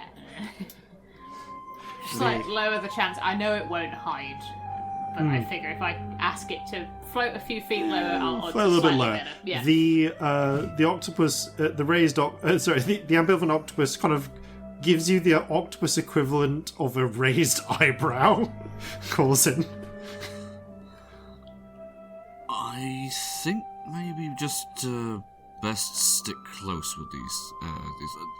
Actually, that's a point. Looking at these giant people, do they look like they're aware or cognizant of the spirits around them? The giant person with the silver skin, I will say, roll an insight check. Okay. Celestia can do this as well. Yeah. Natural 1, but lucky. 19. Insight. That's a 21. Okay. Corzin, you're looking completely the wrong direction at first. Celestia, you look up and you see the silver. You see the silvery figure kind of look up and nod and incline their head to the kind of blue multi-armed one, just watching over everything, who inclines their head back. They seem very aware of them. Corzin, you're looking the wrong direction to see this, but what you do see is another of these spirits, kind of looking like if you took a person and merged them with a cat, and then put them in long flowing robes. Seem to notice you and your spirits and start moving in your general direction, but they are several streets away. A question. Are there spirits generally apart from these? Like, in the way that they are in Calcinea, like they're like bugs? Relatively few. Well, that's a bit creepy, isn't it? One or two here and there, but not nearly as many as you'd expect. Corzin, Yeah? I don't love the amount of anti-spirit magic these people have versus how many spirits are here. It also, though, suggests that not very many people here can see them. I mean, not many people can see them ever, really. No, but I mean, none of them. No, but that person can over there. Silver one. Definitely. No, I saw. Yeah, I relayed to Scamp and Victory what's happening with the spirits in a very short way. Yeah. Yeah. No, it's not my favourite, if I'm honest. We should maybe not be in the open if spirits are weird here. I think the crowd's helping. Yeah, you reach the end of the walkway. The guards similarly glance at your papers, wave you through, and you very quickly find yourself in a thick press of different peoples. Actually, this is there's much more colour to the clothing here. The general feeling is a mixture. It's very cosmopolitan. There are peasants delivering food and so on. But you seem to be at the edge of some sort of marketplace tier of the citadel, and you do hear all sorts of voices going around. And Corzin, with your sharp ears, you hear someone go, "No! 3 apples, 3 apples," in what is clearly Jovan. Oh. I turn my head to look in the direction that came from. You can see there is a red-headed halfling woman there going, okay, "Sange pingwo, 3 apple, thank you." He seems to be exchanging some curious silvery coins with holes in the middle for a basket with 3. I mean, they're apples. They're just massive. Like how big? Like pumpkin big? Like pumpkin big. Oh, I've met okay. Pumpkin pumpkins. cowboy. Do they have little cowboy hats? I'm sorry, listeners. I'm sure you've all already seen it because I feel like we all move in these circles. We've all just discovered Pumpkin Cowboy by Brian David Gilbert, and we need an exorcism because we've all had the tune in our heads for the entire week. So go watch it and suffer with us. Yes. Yeah, Pumpkin Cowboy. Yeah. Cowboy. Pumpkin Yeah. Cowboy. But yeah, you can see that there is this there's this halfling woman trading for some apples, and when she passes one of the huge apples to a small gang of children, basically Right. a mixture of goblins, humans, all sorts. You actually do see a few halflings here as well. It seems that you've yet to run into any elves, but otherwise you think you even see a dwarf making their way through. It appears that nearly all races are represented here. Still no tieflings though. Okay. That was Joven. It was speaking Joven. Oh, fuck, let's go say hello. Alright. Tell us something. Yeah. You quickly make your way over. Celestia, you can see that the figure, like the purple cat figure, is trying to make their way through, and there is a degree to which the crowds are parting for them, but the crowds are still trying to get there, so they're being held up by the slow parting of the crowds, and they're still a couple of streets away. There is somebody who's seen us very definitely, and we should probably get out of here soonish. Okay, We've got a bit of time. Let's be quick then. Okay, you muscle your way over to the crowd of children and the halfling woman, who glances back at you. Ni hao. Hello, you speak Jovan, right? Whoa! She blinks for a moment and then seems to. There's a brief moment where she freezes and then seems to relax a little. Well, I'll be buggered. Looks like you. I didn't think there were that many Jovan speakers around. You first gen. Yes. Yes, something like that. I haven't picked up the local lingo. No, pretty new. No. Well, absolutely. Welcome. Let me just get this. Well then, I guess if you haven't already had it, welcome to Huangjin Faza, City of Golden Law. Yeah, what's up with that? I mean, the Davers would be what's up with that. Yeah, what are they? Oh wow, you really just Real new. Yeah. Just wandered in confused new. Like, how long have you been here? Also, someone's following us. Should we be worried? Big purple cat thing. that'll be one of the Davers. Oh. Who's David? Quite a nice fella, actually. Knows a good time, but that's by and by. Sorry to be rude. Do you have any truck with spirits? Yes. Right. Come with me. I know a place to hide you. Thank you. Oh dear. Let's. That's- I'm sure they'd be perfectly all too welcoming of you, but this is not a good time to get conscripted into the church. So, with me. Oh, me. no. we Nope, don't nope. like conscription or church. Someone's tried that before with me. It didn't go It well doesn't for them. stick. No. Right, kids. She reaches into her pockets and. Pulls out several children. Like I just. No, there is the crowd of children already. That was Sorry. there. She said, "Kids." She reaches into her pocket, and you oh see my the crowd God. of street children who are busy carving up these huge apples. I'm so sorry. Yeah. Ignore me. Look up, and she thrusts at them 2 handfuls of silvery coins, and they all quickly grab at them. She nods in the direction of the purple cat-headed figure. Would you like a melon? Would you like a whole cart of them? I don't think we need this. Got all of these melons, honestly, because we just like have this cart. She looks at you, Celestia, and you, Corzin, and says, we can talk about getting your hands on my melons later, but for the moment, she says to melon farmer sounded dirty. she says to the kids, Ying Qi Fen Jing, which you hear as cause a distraction.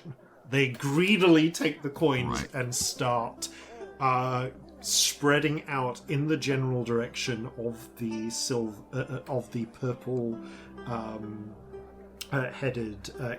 purple cat-headed person, and you see them not exactly. Interestingly, they don't seem to be kicking or hitting anyone or necessarily breaking anything. They just start tugging and on people's robes and presenting them with small curios and as far as you can tell, seeming to try to sell them. It's like she's unleashed a small horde of tiny opportunistic shopkeepers. And that is distracting people enough that the flow of traffic starts to halt. It's the high fantasy version of, hey, you want to buy a Rolex? Yeah, basically.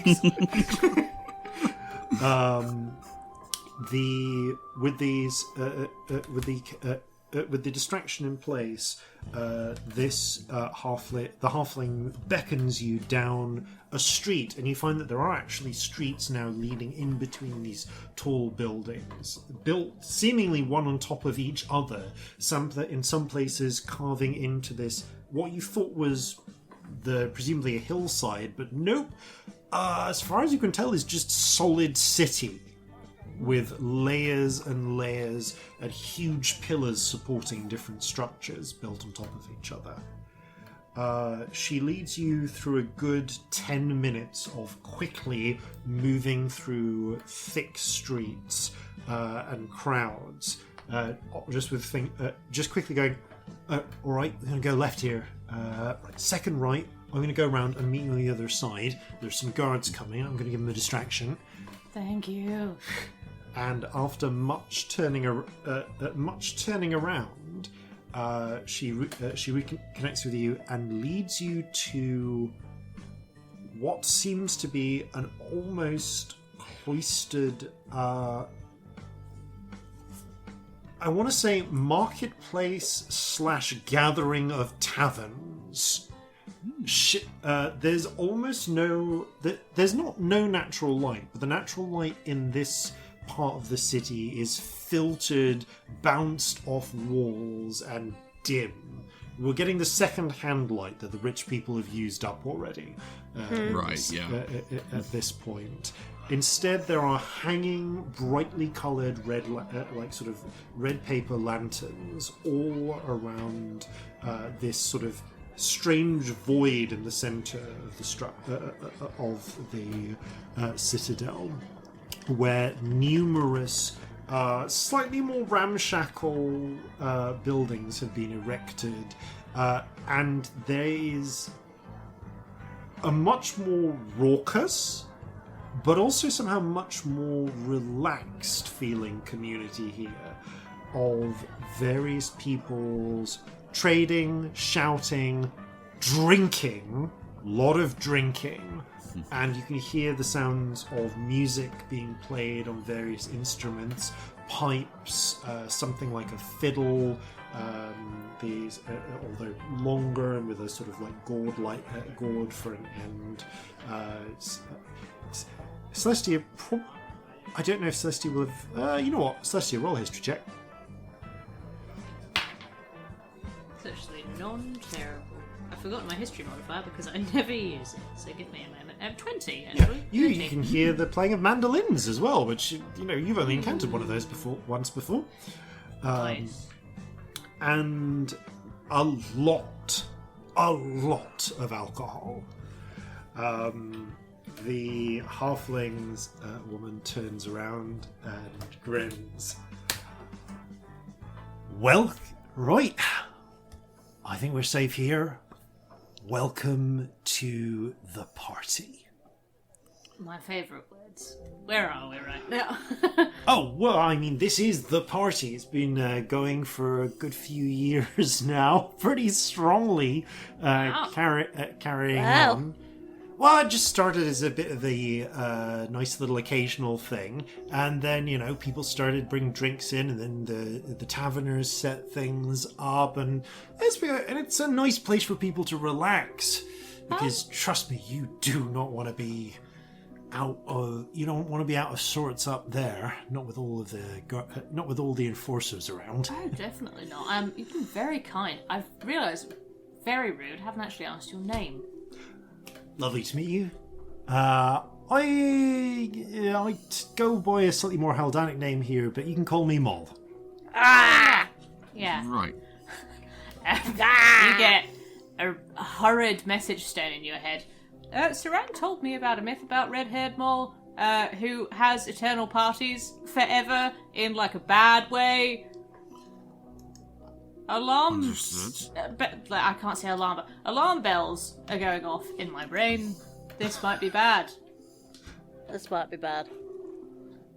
She... Dionysus level parties. Anyway. There's a brief pause, but there's a pause where you seem to take this in for a moment. Isn't it? So, Sorry, cat, fucking your miles talent. away. Speaking of which, I love your cat. She is the best of friends. Absolutely. Her name's Stormy. Oh, well, aren't you just a darling? Do you like scritches? She does very much like scritches. Oh, there you go. Gives Stormy a scritch. Stormy rolls onto her back. Oh, you're not falling for that. You're a Stormy wise person. rolls back onto front. I've got a monkey. Right. Let me This get is you Jeffrey. some. Well, ooh, hello there. I haven't seen one of you in a little while. This is Steve. Yeah, Sonic, you brought Steve as well. Yep. Steve's a Where the fuck else Yeah, have it's we not left, dark. Steve? It's not dark anymore, so Steve has woken up. Oh no, the chicken's awake. Ooh, it looks like you brought a snack. No, well, no. It's all right. It's an I'm just experiment. Only if we chicken. get very hungry. well, I mean, food, it has to be said, is one of the things that is not lacking in the City of Golden Law. But, so you What is this all... place? That's a very good question. I kind of fell into this place a few years ago. So it's very hard. It's not the easiest to get into, and it's very tricky to get out.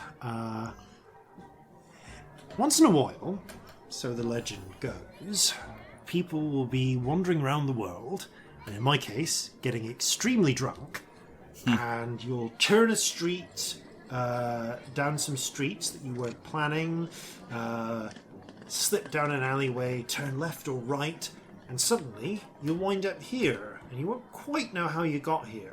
Or there's another legend that says, I've heard some people say, passed down from their great-grandparents, that they were going and wandering through the wilderness and fell into a crack, like a big old crevice, and then they were trying to get their way out, and they're scrambling through the rocks, and they saw some light, and they wound up coming out in one of the terraces. Everyone here is, so the legend says, descended from people who've wandered in, except for the Davies, of course. And who are the Daves? Right. Well, They're the big ones, aren't they? yeah. I mean, you're all Jovan? I mean, you're all speaking Jovan. I mean, under Jova. Broadly. Right. Well, never been to the Underdark. Anyway, I wouldn't bother, darling. well, the over in Haldanos, they've got this whole concept of the thousand and that yeah. whole thing. Yeah. So basically, the closest I'd say that they consider themselves gods. They've certainly got quite a few powers to match, and they are very keen on snapping up anyone with the sight. Oh, good. So Right. might want to keep an eye. Keep your heads down to a degree. It is. We're so good at that. And look at the rainbow We're spirit. amazing at subtle. Now, there is always a bit of a trick with these things. Now, she thinks for a moment. Tell you, but I'm actually quite curious. How did you get here? We were a bit lost. Found a Long hole, story. sort of. Yeah. We were looking for something of ours. We ended up here. Yes. What sort of thing are you looking for? Big round thing. Victory supplies. Yeah, it's kind of like a bit more like a pyramid almost, like about yay high, made of bone, jewels, and it. Oh, that thing! I've heard about that thing. You have? Yes, smashed up some carts or something up out That in was the entirely out in the boonies. unintentional. It really was. Well, I'm afraid the law's the law. It's been arrested for destruction of property. It has. Apparently, there's a law for it, and since the owner Amazing. could not be found, it has been arrested and locked up in the. I think I know it, in the magistrate's treasury. That is ludicrous. Oh, right. Well, there's. It's what they around here. They say there's a place for everyone, and everyone in their place, Oh, that's familiar. and there's a Oh, law that's for awful. everything too. Shit. There's a law for that as well, What? We're in so much trouble where here. you're allowed to shit. Because Jeffrey's Oh. been shitting everywhere. Oh, you're a regular little lawbreaker, aren't you? Monkey after my heart. Still, though, it's all been building up. Could one bail out an item that's got arrested? How stupid does this get? How does it work? Can I be its lawyer? That is an interesting question, and I think it's entirely maybe if you were willing to go through the legal process. I do warn you that the prosecutor is usually also the judge. Maybe we should not do that. No, because we've That sounds broken not fun. quite a few Alright. laws. Oh, Oh, definitely. that is going. I mean, to these clothes are not mine, so So if it's been arrested, is there going to be a trial? Well, until it can successfully find a defendant, which I think, and mind you, it's entirely possible they might have tried it already and taken its lack of defence as an admission of guilt. Right. So This is what are they? so stupid.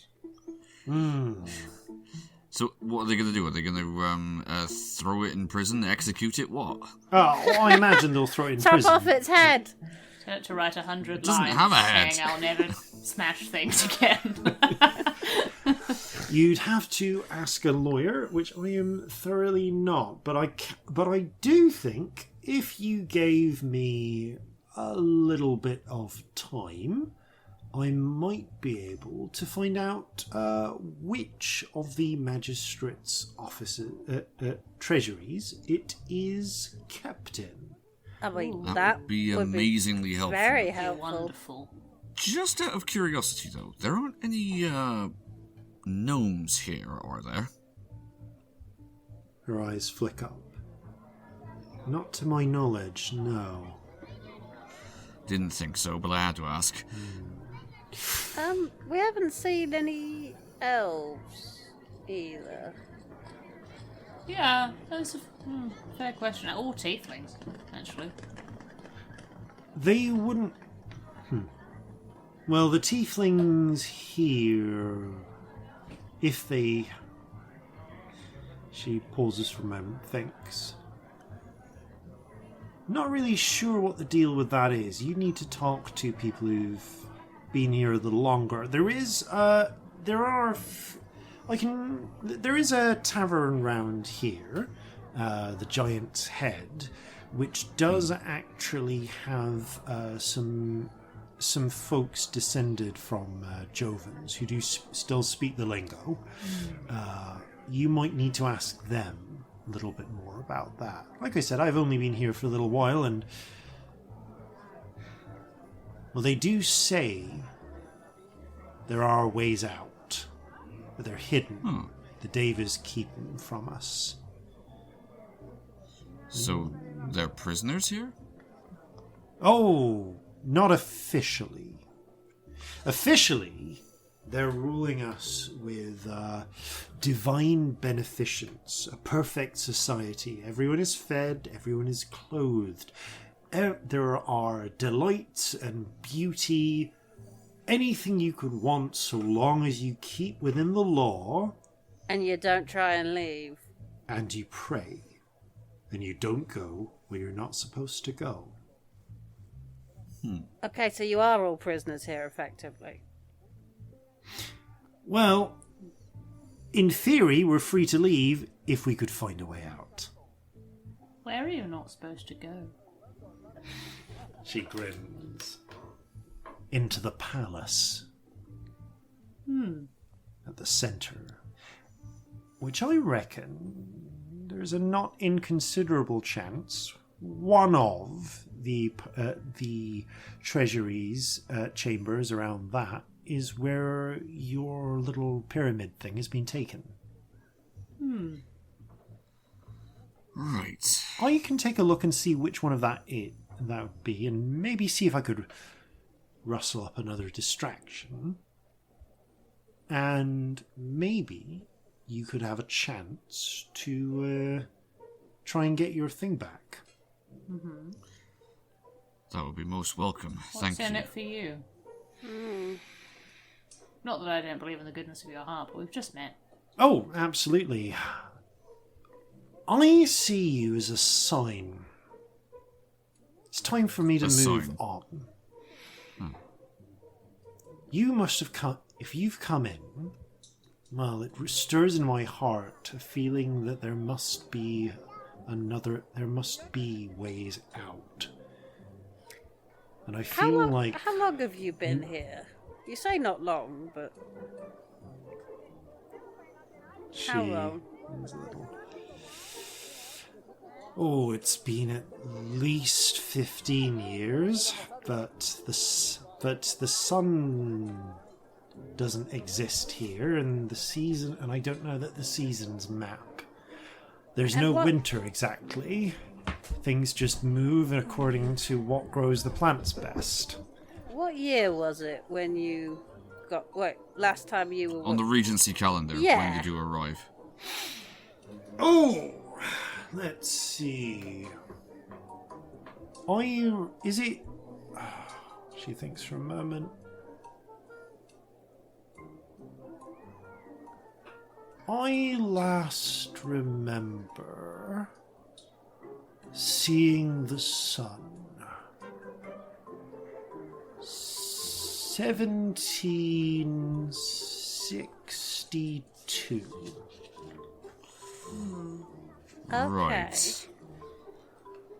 Well, that's a lot better than I thought we were gonna get. Yeah, me too. It's a lot longer than 15 years, though. But it ain't like 1,000, which I was a little worried it would be. Do you want to know?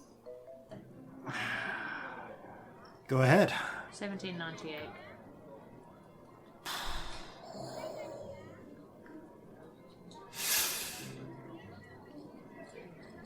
Yeah, that. I'll be honest. I kind of stopped counting after 8 and in detail and started winging it. So. I don't want to clap her on the shoulder and see if she's real and make it a comforting gesture. She does appear to be solid. As you clap her on the shoulder, and she claps you back with a warm hand. How do the people at the party look? The Are they tired? Roll an how do they insight look? check. I don't know why I can't remember my own insight skill today. That's a 13.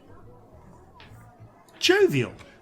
They don't look exhausted in the way you were fearing, but it feels like there's like depths to the party. There are parts where there's raucous dancing and singing. There's parts where people are just chatting casually. There's something to the air, but you're not quite sure what. It's more like there's a sort of communal mood that everyone shares, and at the moment we're having a good time. But hard to tell more than that. It just seems to be... It's a collection of maybe 1,000 different gatherings that seem to knit together into one communal sort of sense of party. People seem to come and leave, like sort of join the party for a while and then leave. So they're not like bound here? No. You actually see some people break off and leave for the outer city, and more people come in and rejoin and sort of make their way to pubs.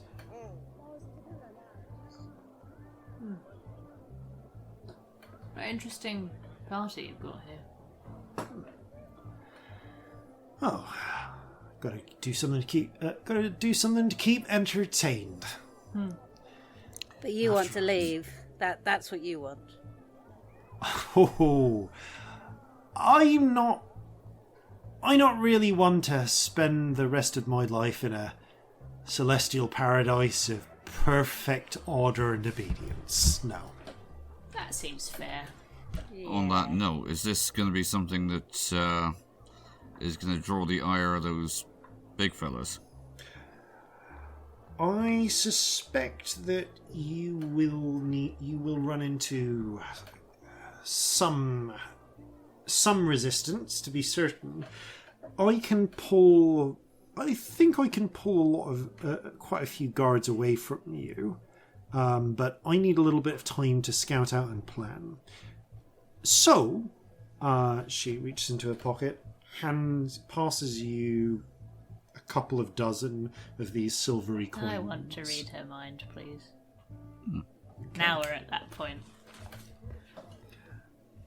Yeah, you can't resist. This is not a resist type thing, is it? It is if I probe. Only if you probe. You just get surface thoughts. When she's handing coins over, I want to have a listen. Sure thing. Yep, that is fine. And is this a charm effect? No, it is not. It's not. You sleight of hand check to stealth cast the spell though. Sure.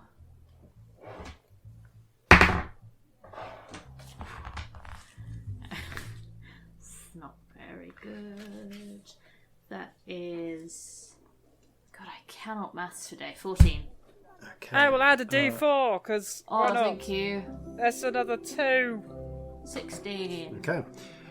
She doesn't seem to notice you casting, but as she hands over about 24 of these silvery coins, you hear her think, maybe it's about... Actually, no, you hear her think, you hear her... What would she be thinking in this moment? In this moment, she would be thinking, okay, it's time. Let's pull in some favours. See if we can stir the pot. I'm going to keep listening for as long as I can. The next thing she does, though, is grins. Is that a different accent in her head? Yes. Claps you on the shoulders. And, like, you... I'm going to say you, Celestia... Well, Celestia claps you on the side of the hip, because that's the that's the place you can reach. Claps you on the shoulder, Corzin says, "Get yourself some drink." Like I said, Giant's Head. They speak Joven there, and I'll be and I will find you. In an hour or two. And Thank you very I much. think, and you just hear a sort of mulling in her head of, "Okay, unify. We don't need to bring in the other parties. Unify this, and see if we can get the better rabble rousers in place." And that's about as far as you get before she walks out of your range. That could be a guard distraction, couldn't it? Are we gonna do another revolution? And as you find yourself... Actually, just carry on. Something's weird.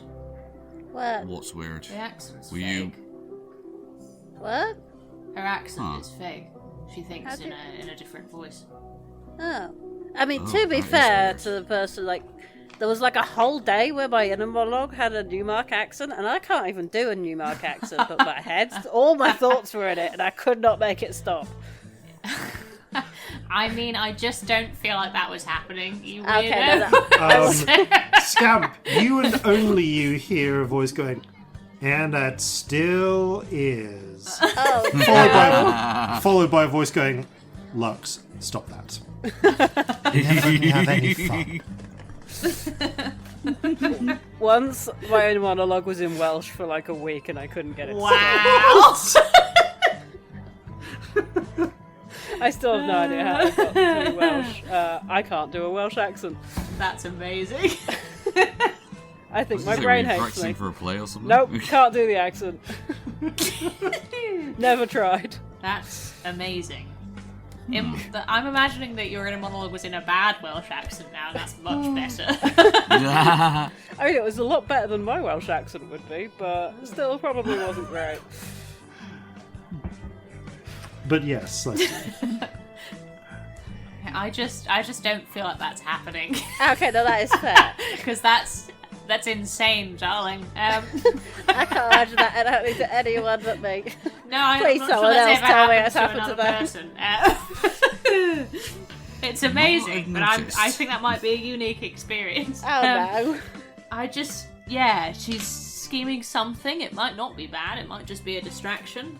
All the thoughts she had could have just been a distraction, technically. She mentioned getting everything together is- rabble rousers, so maybe she's going for something a bit bigger than we thought of. But yeah. Yeah, no, we're starting another revolution. That's what's happening here. Everyone here is basically a prisoner, and we're going to end up having to fix this. I mean, Well, anything that is outside of what seems to be the prescribed place and state for everything here is clamped down on. Anyone who wants to do anything outside of that has to, I suppose, start thinking creatively. do you think she's going to start a revolution as a distraction? It might well be. I would imagine in a place that if it's as she says, and this place is based on perfect order, then chaos is going to be the biggest distraction you could possibly have. Yeah, I mean, if we've got to get into the palace, yeah, I'm not against that for us or them, to be honest. That sounds quite good. Like, you said that there were things that looked a bit like Poppy. Yeah. Yeah. Is this place basically what happens when people like Poppy get their cult going properly? I think it very much depends on the character of the person in question. Yes, but possibly, though. Yeah, we might have done a bad thing with Poppy. But I we'll don't think do that. Poppy would go for perfect order. Oh no, but I can imagine. Oh no, like, but I don't imagine Poppy will go just for as good bad. things either. That's not me defending us. Yeah, That's just me no. saying, No. it's still bad. It's just different. it's going to be a different flavour of bad. Yeah. I guess, Anyone Well. want a drink? Although I the would big love a difference, drink. yeah, Fuck it, I big want a difference drink. seems to be is here people can't leave. Yeah. So we need to help people leave. Although, if people have been here since it was first made, I'm getting a drink. Might I'm not want getting a some. drink. Yes. Also, I'm not sure we're equipped to, take on this giant city full of Oh, we're definitely extremely not. powerful. I don't know if this is our fight. but this is like history, but still happening potentially. Like, it's a lost civilization, but isn't this dead? Yeah, it is. There's so much we could find out. Yeah. I mean, let's start by asking the locals. Yeah, Over yeah. a pint. Oh, yeah. Pub. Come on. Pub. Pub.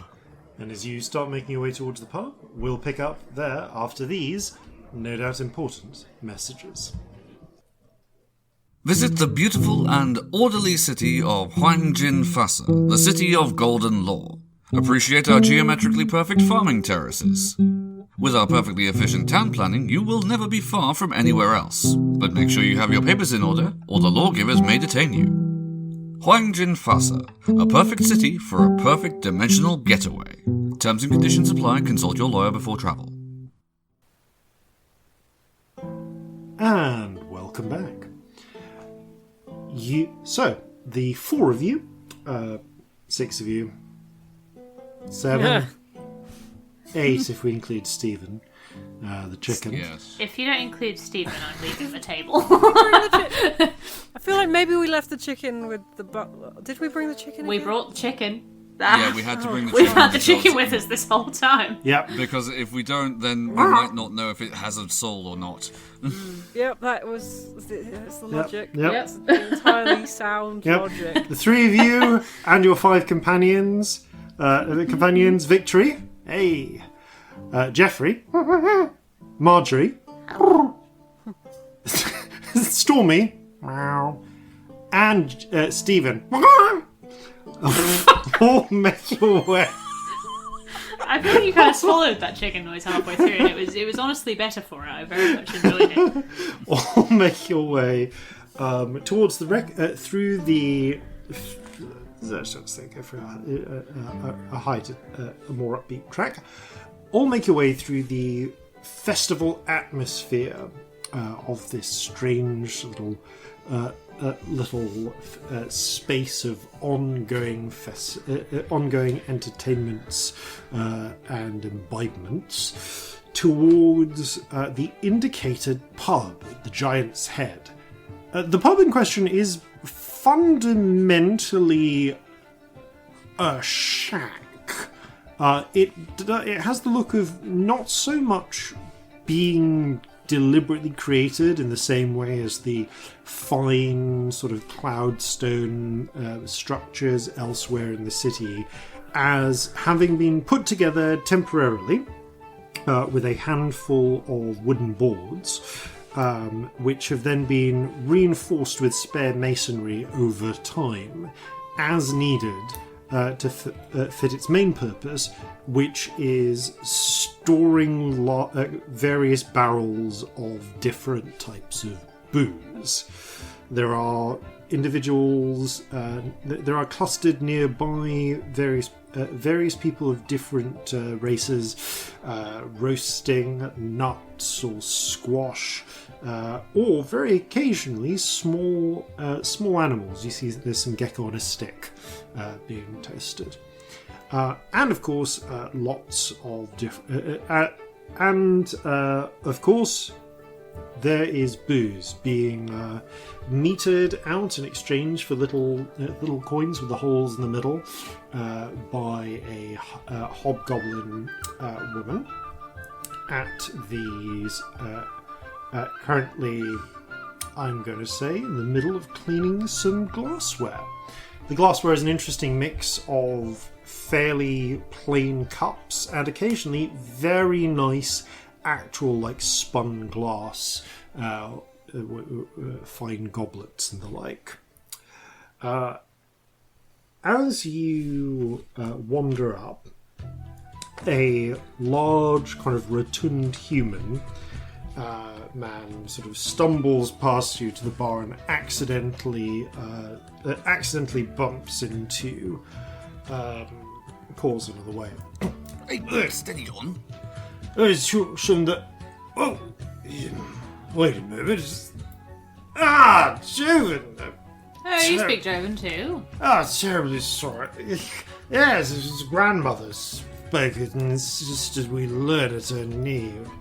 I say, love, good to meet you, Basie. Celestia Stardust, nice to meet you. Yes, I'm Scamp. Very fancy. Oh, it's not local names. Excuse me. Picks up a large brandy, as far as you can tell, and swirls it. Actually, sorry, no. Basie never drinks the brandy. He just continues to. No, he does. He does take a sip of this brandy. Love it. Welcome. Sorry for bumping you. Let me get you a drink. What'll you have? What do you recommend? I mean, the apricot brandy is excellent. Or you could have some brandy. So that yes, sounds you've fancy. got some. The sake is not bad either. I would perhaps. I think there's the juniper berries have come in. There's some gin.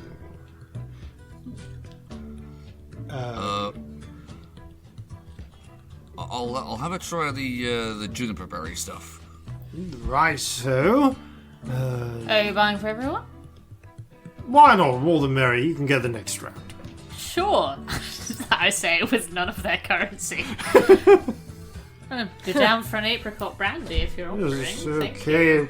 There's one for them, one for them. This is you? I'm alright. Small child. Do they have anything non-alcoholic?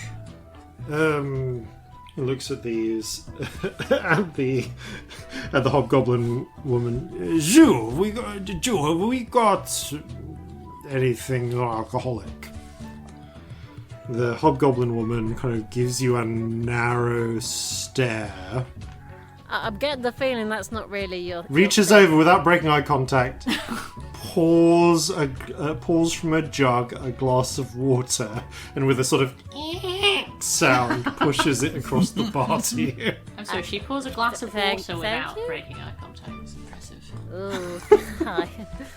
That's an experienced bartender there.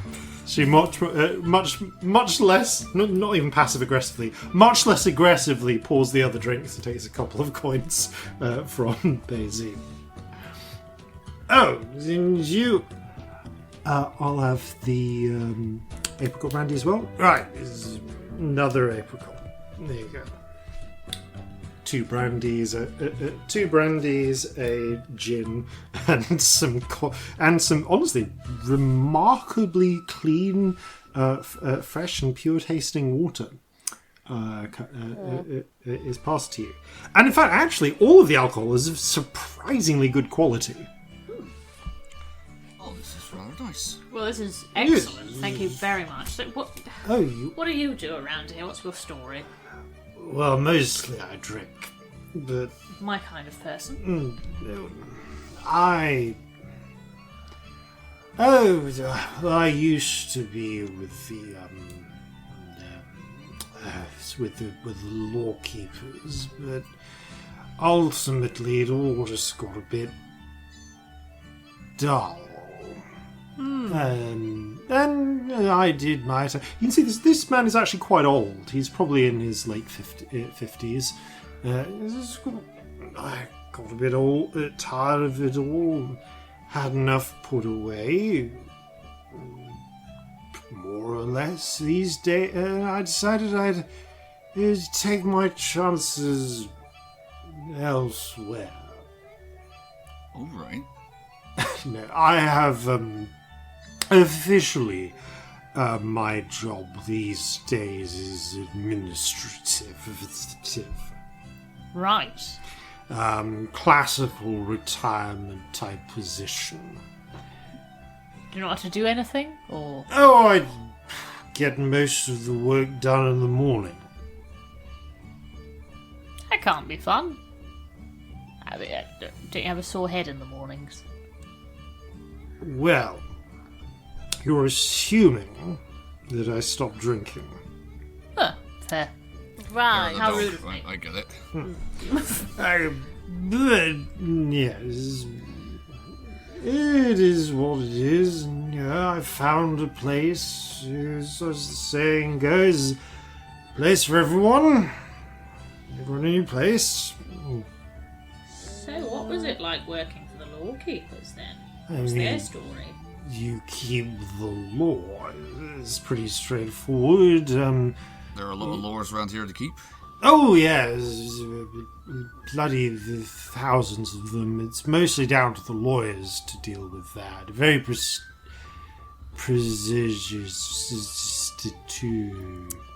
Lots Prestidigitacious. Yes, thank you. Prestidigitacious profession. Yes. That's definitely the word. There's- Yep. Yep.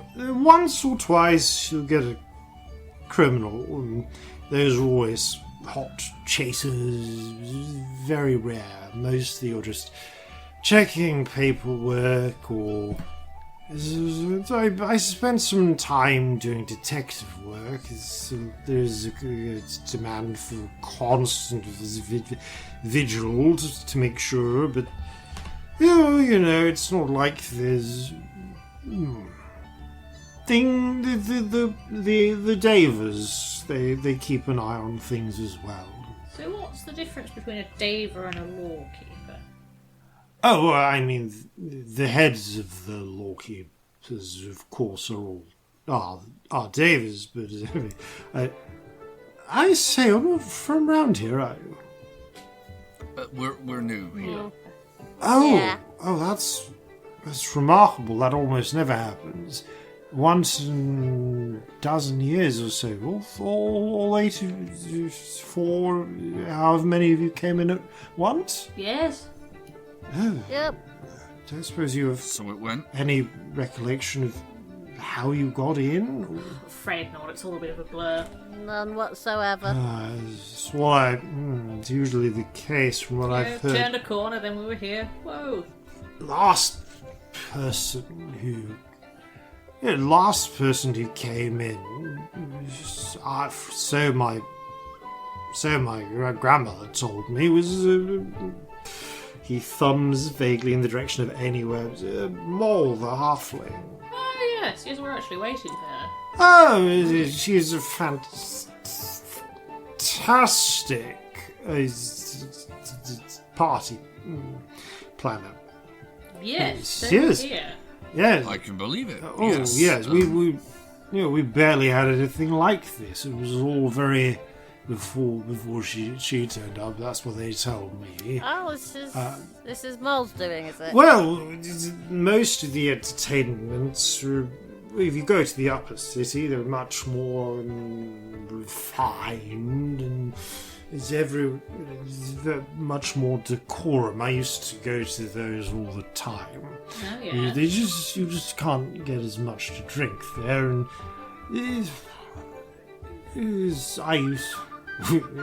I used to spend my time down. I first started coming down here trying to catch criminals, of all things, back in the day. And it was just a jolly fun place to be. Most of it. So I obviously wanted, this is great. So it's like, oh, I'll go down to the party and see if I can pick up any rumors on this. On those thefts or the trespassings and that sort of thing. You say there weren't many criminals. Smart thinking So there. that criminals didn't happen very often. No, that- yes, I mean certainly not serious criminals. Most of the time, it's the big one is the number one crime is oath breaking. Someone promises they'll be somewhere and they're late, and then if they don't turn themselves in, we have to bring them in. Hang on. Explain this. What is oath breaking? Is you break a contract. Right. Right. So if you have a And contract, that's like saying you'd be somewhere and being late is breaking a contract? Well, it depends. Amongst people, some people. He looks side to side. Between you and me, most people do or don't let it slide. But if you're breaking a contract with an official or anything like that, that's, yes, breach of contract. Now, most of these cases are, as it were, settled out of court. But that and various people, that's how it gets arranged. But yes, a lot of the work was trying to find oathbreakers and bring them in for their judgments, or for the court case. The cases are all civil claims, so people can just drop them.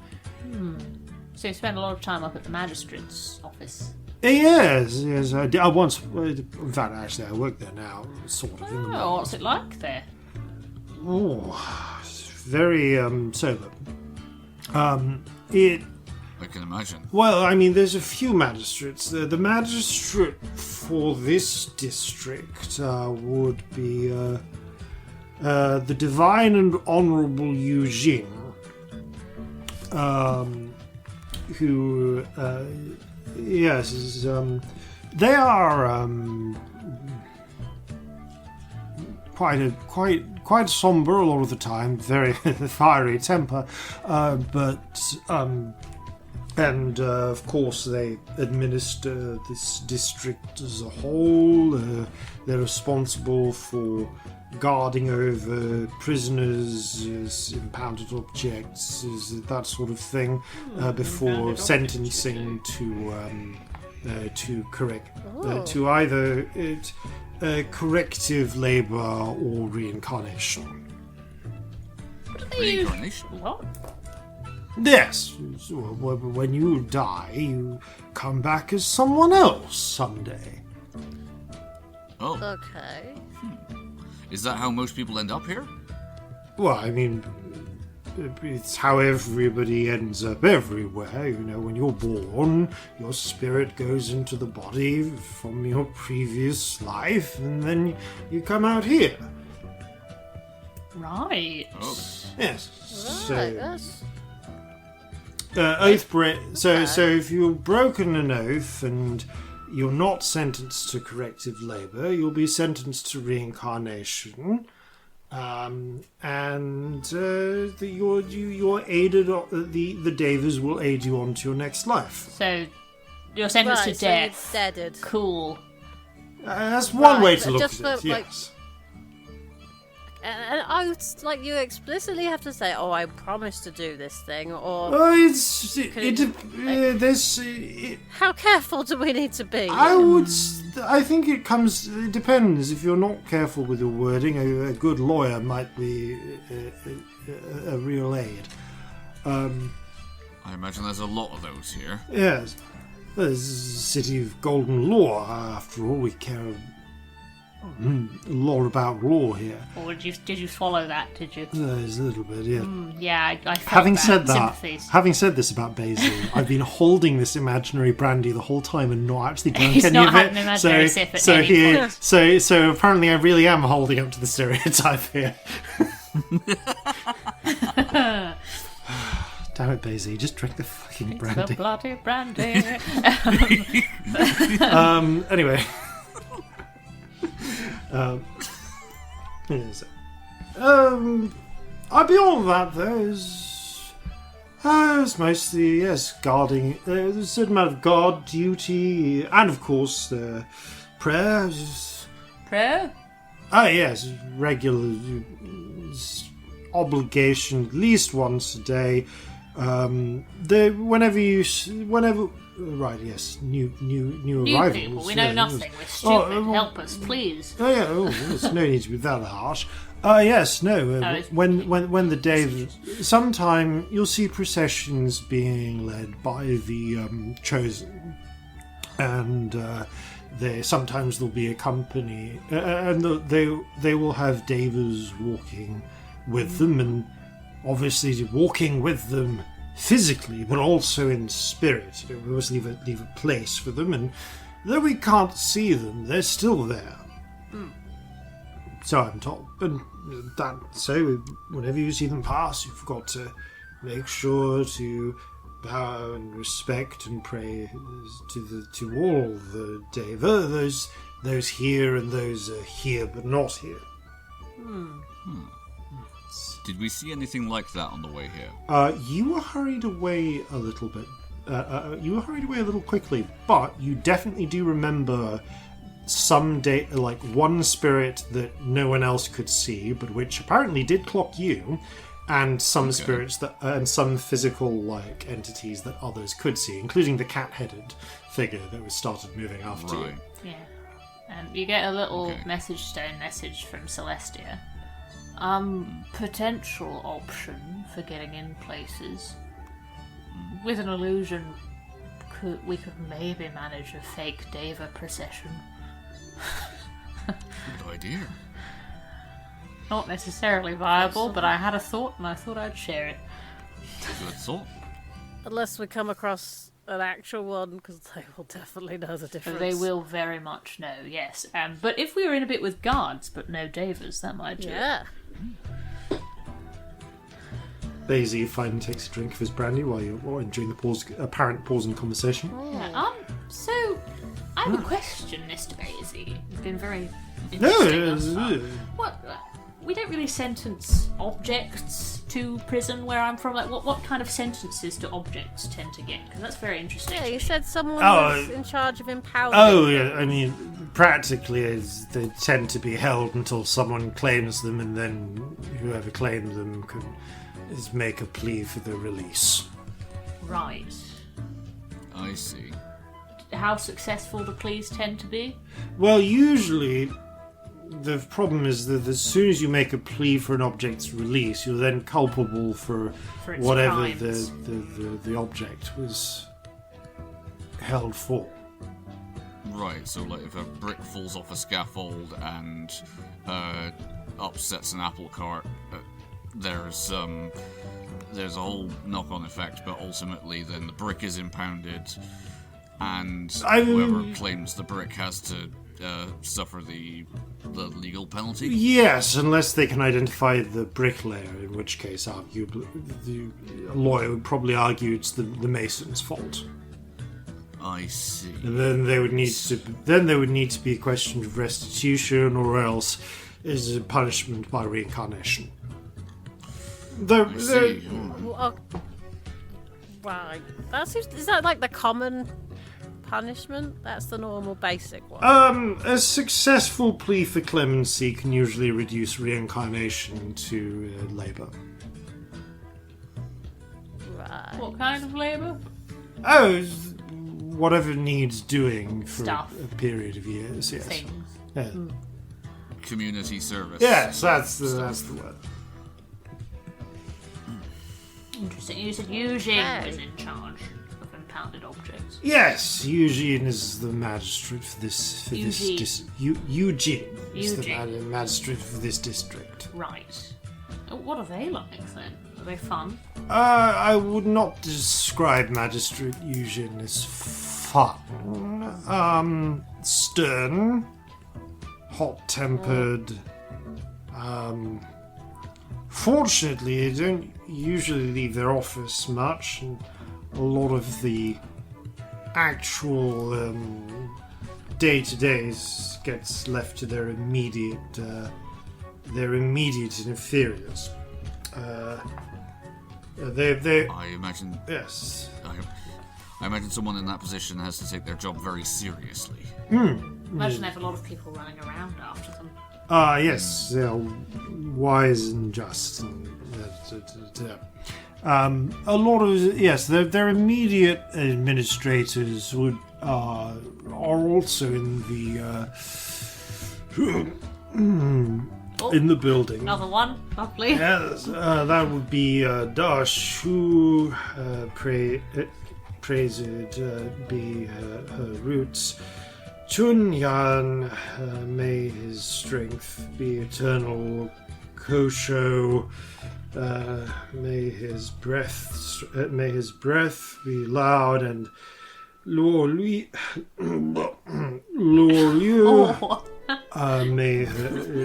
may all gaze upon her grace. What was special about the second one, and what was their name? It's the one that I didn't get written down. Chunyan, may his strength be almighty. Strength. Okay. Oh, They all sound fascinating. What do they look like? I mean, they're Davis, so... right. Oh. Yes, so... a little like your regular goblin. But obviously Yep, much taller. Can have wings if they want. Sounds amazing. Dark. Why wouldn't you want? If that was an option. Well, I suppose sometimes you just got to get around fast. I give you one answer for that. chandeliers. Yeah, you make a very good point, actually. Doorways, I'd imagine. Similar problems to me. Wings are a bit of a danger if you've got breakables around, and Duh. as we've been hearing, that's a very serious consideration one has to take around here. Seems, yes. Oh, yes, quite. So Dashu, of course, she is a benefactor of trees and growing things, and that tends to dress of like. Chunyan, much more heavy set chap, tends to actually wear like armor, even just while doing the office job, which seems a little excessive, but I suppose very tiring. not for him. No, fair. Kosho, he makes like flappy motions with his hands, like, very diaphanous sort of clothing, wisps and the traily bits, you know. Yes, sure. Lots of training images. And of course, Loli,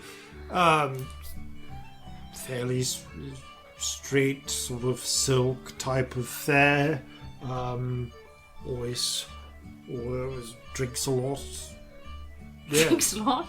But not like me, more like your friend with the water. It drinks a lot of water. This.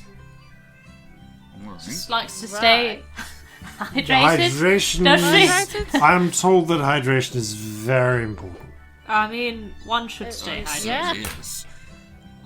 I'm a sip of brandy. A sip of brandy. Oh. It's still staying in, is it? Oh, yes. Good. Just, checking. But yes, welcome to the city. Thank you. Thank you very much. Suppose you'll need to make yourself known in the morning, and someone will place the new arrivals with work and to arrange housing and that Do sort they of get thing. to pick? It depends what work is available and what your skills are. I am an expert mathematician. Yeah, I'm going to go with that one. Oh, there's quite a lot of support for that in the up at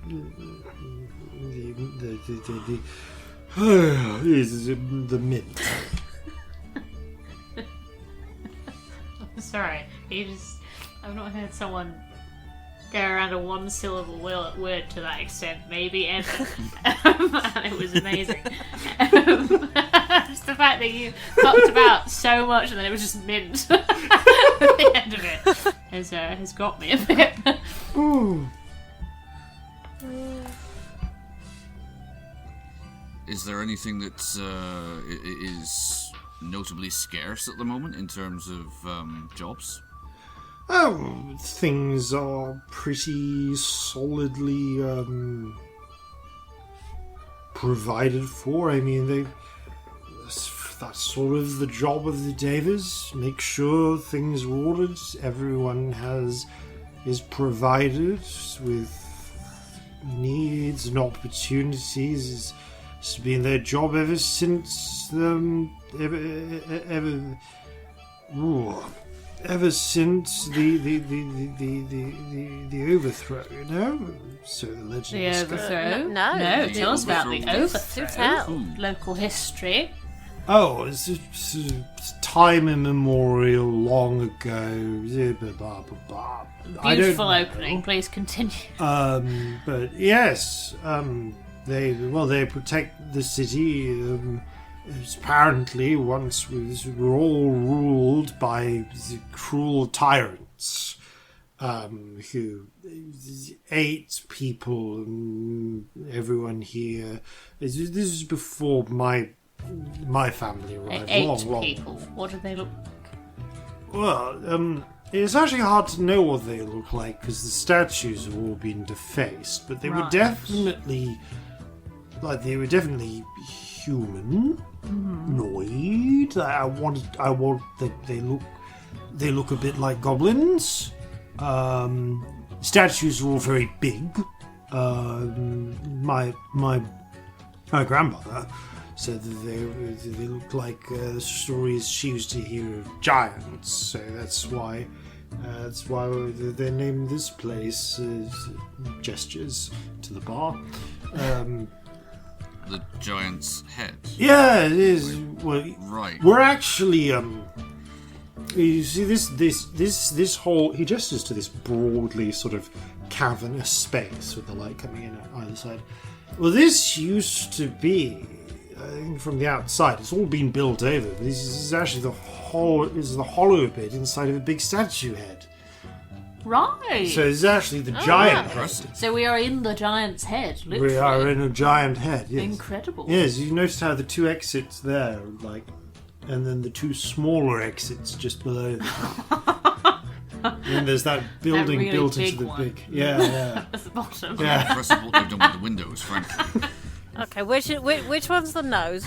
I want to go pick it. The two immediately. small ones, darling, like you said. The two small ones there. Okay, You see a I will be pair of back. small portholes where beautiful glazed windows have been set in. I would like to pick the giant's You nose. go off please. to poke at the From the inside? You go off to poke Yep. at the glassware at the glass and come back. It takes you about a minute or so to run off. Jeffrey, don't lick that. That's a particularly feral Jeffrey noise.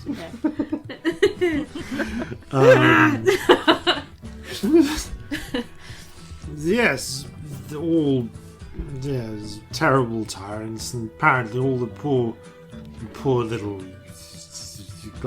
presumably goblins, were slaves to them, and so it was. Yes, and then the day the slash murder and freed them. Oh, Right. And they've been. Did the Davis just come out of nowhere? Like, where were they?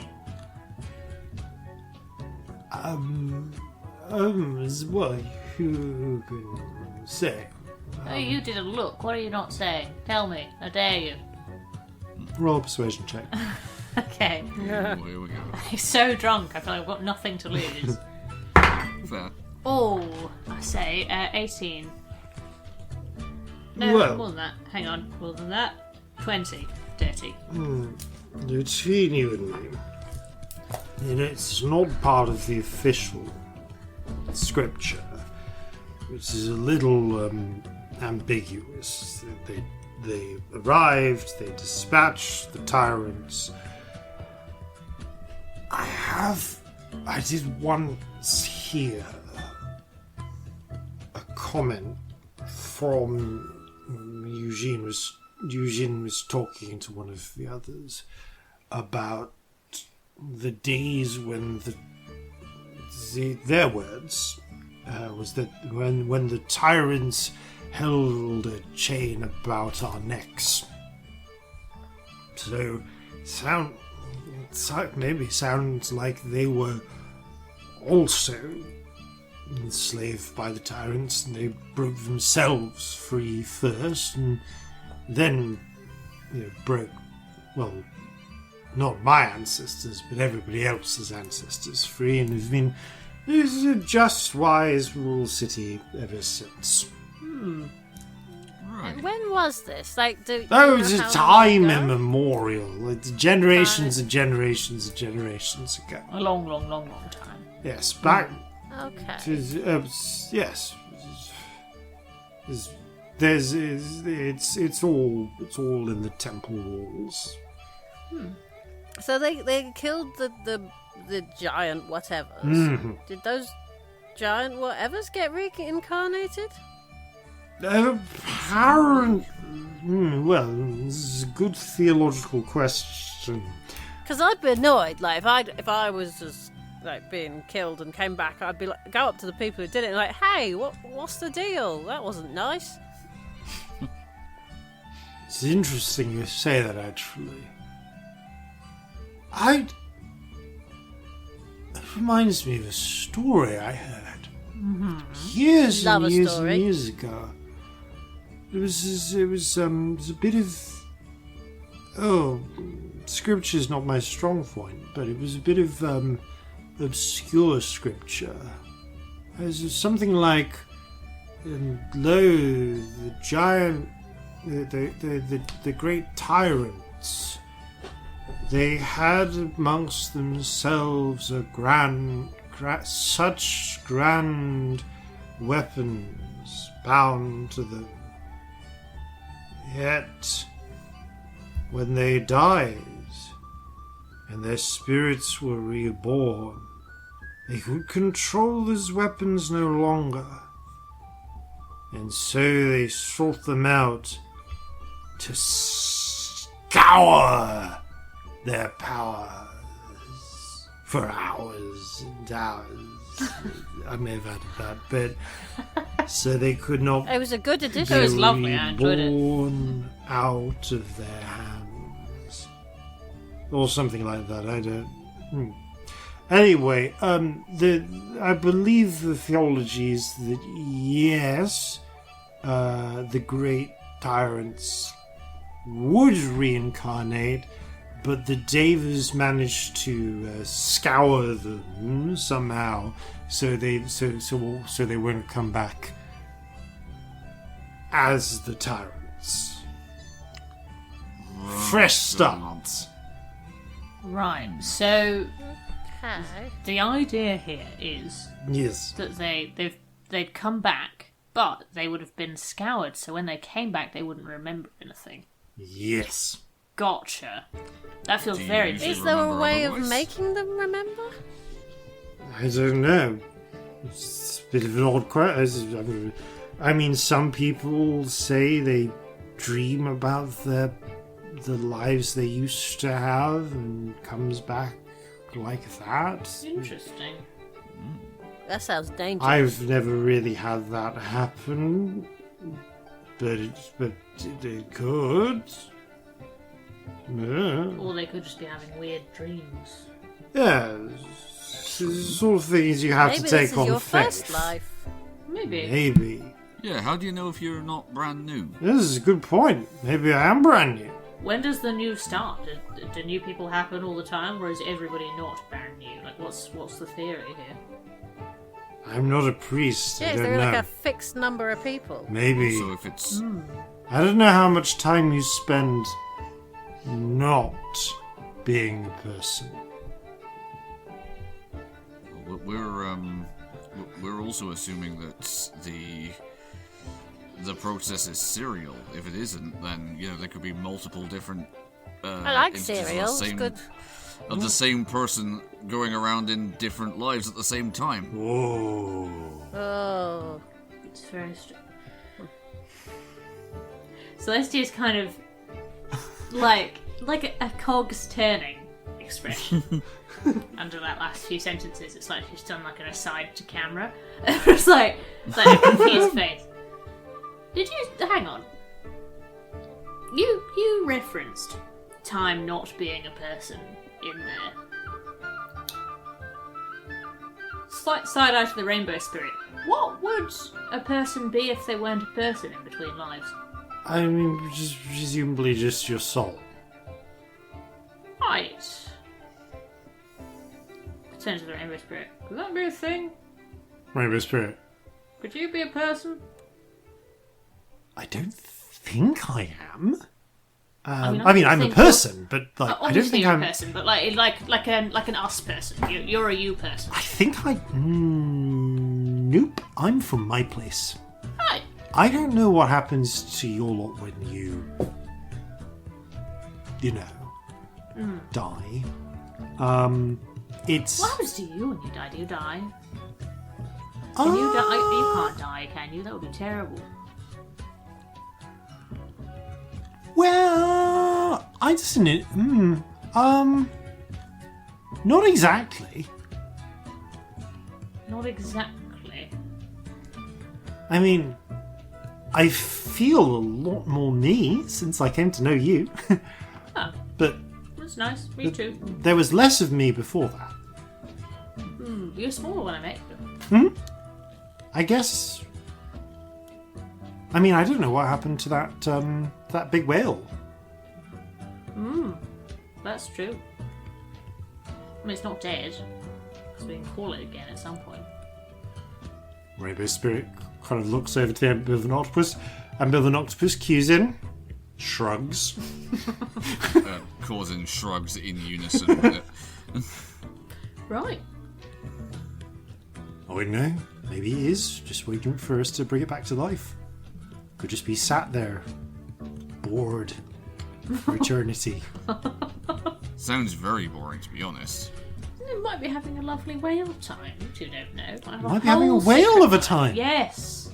They're puns. See? Might be having a lovely little date with another giant, terrifying, ageless monster. Victory. Having drinks and dinner. Victory You leans don't over know. to Scamp. Do they do this a lot? Oh yeah, loads. Absolutely. I pretend that I'm doing the other side of the conversation in my head. Sometimes it makes sense, sometimes it's just weird.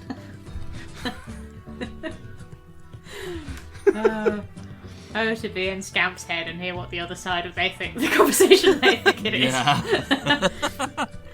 I was just thinking that. Celestia snaps out of it. She's like, we're being horribly rude. I'm so sorry. That's quite alright. Now, let me just finish this and you can buy the next. Oh, you excuse me. Oh, too late. Okay. Okay, good. Daisy stumbles off. I was going to say, does this individual have hair to hold? Balding. Oh. Ah, You have to like grab him convenient. by the back and just. Oh. right.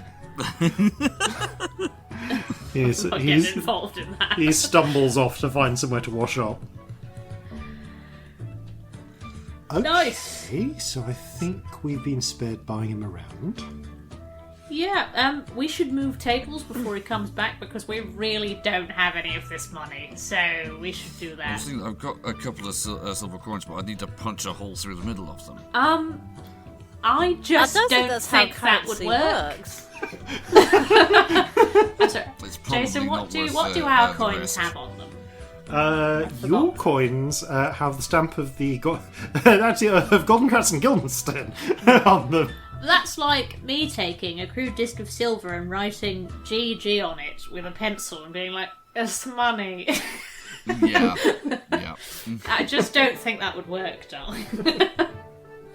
I'm 100% up for trying it. Probably not worth trying, being as we're trying to lay low. Yeah, and the punishment for like being late is death. I mean, know. that is true.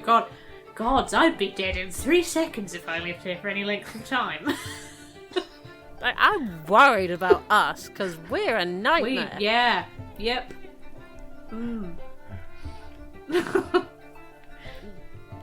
I'm sure we've already done like half a dozen things that were punishable by death. Oh, at I least. know we've at least done one. So, is there Probably best not worrying about it then. is there anything else you want to do here? Pretending to be melon farmers punishable by death. Almost certainly. Is there? Stealing the clothing in order to pose as melon farmers. Oh, probably. definitely. Yeah, no, definitely. Forging The fake papers, papers, definitely yeah. death. Oh yeah, this. Spirit magic that's not like used for Deva ends. Like, we're so Conspiracy. dead. Yep. We're gonna get I reincarnated. mean, possibly You are not some of buying the somebody wor- around back when you say you will could be punishable by death. Oh here. yeah, no, we promised to buy this person Yep, around. we We're not did do doing that. We're not doing it. So, yep, death for us. Yeah, you're some of the worst criminals in the city. Very bad. Is there anything else you wish to do? Do you want to stick around and wait for more? Do you want to pursue the leads you have and take off now? I will say that if you you can still see Basie sort of hovering over an empty barrel, just like. Ugh. So if you wanted to ask him for directions or anything, you can. I mean, out of character, my impulse is wait for Mole because she said I'll have information / distraction. Yeah, okay. What do you think? I feel like we could cause so much chaos and get so lost without a guide of some form. Yeah. Yeah. Okay. Also, like, how long have we spent here thus far? I'm going to say, like, close to 40 minutes, probably, because that's about where we are in the episode since we're coming back from the break. Okay. Lovely. Right. Okay. You shift along a table and nurse your existing drinks while Basie cleans himself up. As you're doing so, you take a look at the crowd. Over the 40 minutes or so while you've been going, especially as you've been chatting and so on, things have begun to shift subtly. Some of the songs grow a little bit less amongst the varying party as other songs take precedence, and there is a little by little over the hour, there is an imperceptible at first and then increasingly perceptible shift in attitude. The jovial sense begins to give way to sort of more... You hear more raised voices, arguments. There's a lot of talk. You can't understand what most of it is because it's all in a different language. But you feel resentments, long suppressed, starting to bubble up. By the time Mol returns, the sensation has gone from cheerful party festival to people drinking themselves up to something. Do we feel that? Like, are we affected or are we just surrounded by it? Ooh, wisdom check, please.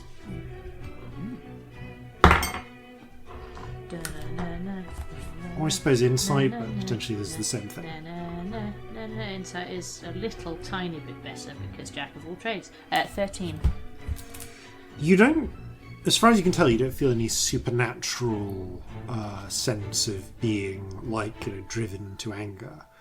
Rather, it sounds like it's a mix of what people are saying to each other that's slowly that's been shifting the atmosphere. Oh, so there's a mood shift, like, not magically. It doesn't it feels as if by magic, but it doesn't feel like magic. It feels rather like when the mood of a crowd turns.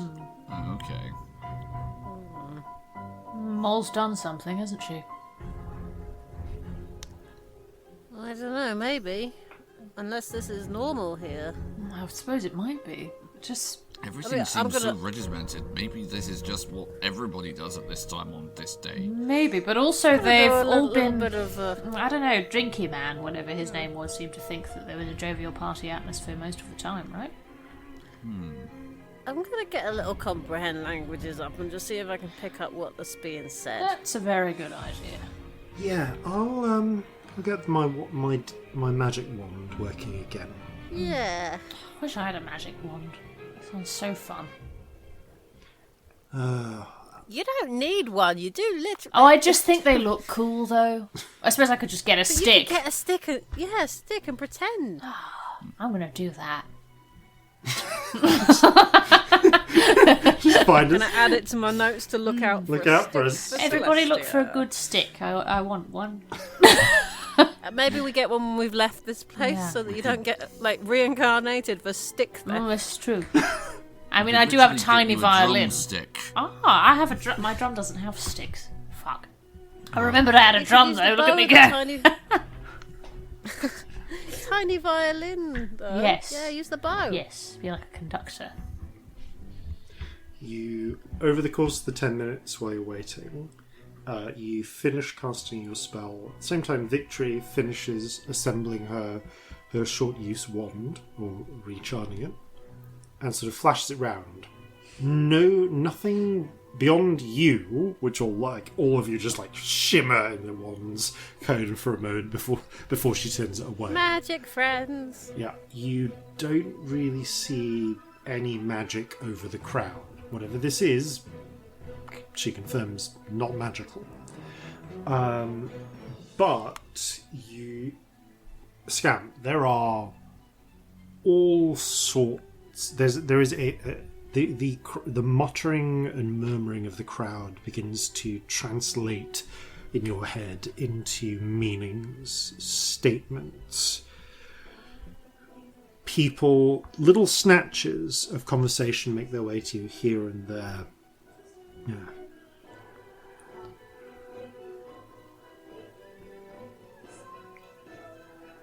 I can't stand it any longer. The number of times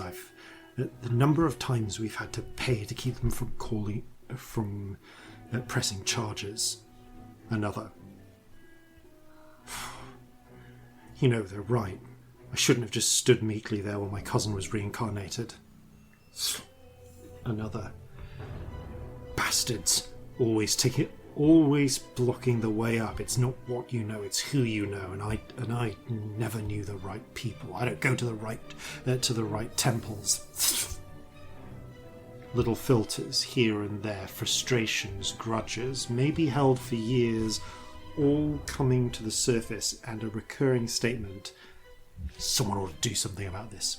Something needs to be done. If only there was something we could do. Okay, well, worrying. And it's into that you see Mole returns with a slightly kind of wild look to her eye, like someone who's just like looking a little breathless, like someone who's been running around and doing a lot. Comes back, claps her hands. Okay. Hello.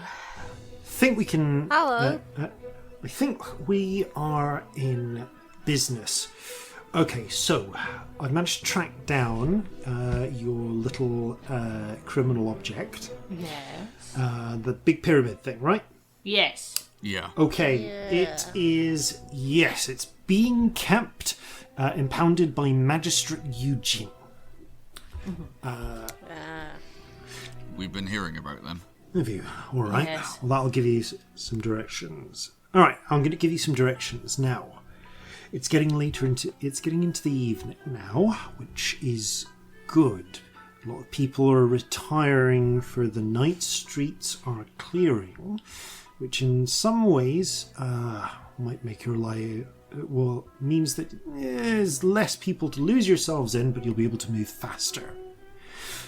Go out of the left eye, up 3 flights of steps, along the garden terraces. Right. You want to the building with the 2 purple and gold pillars right out front. That is Magistrate Eugene's chambers.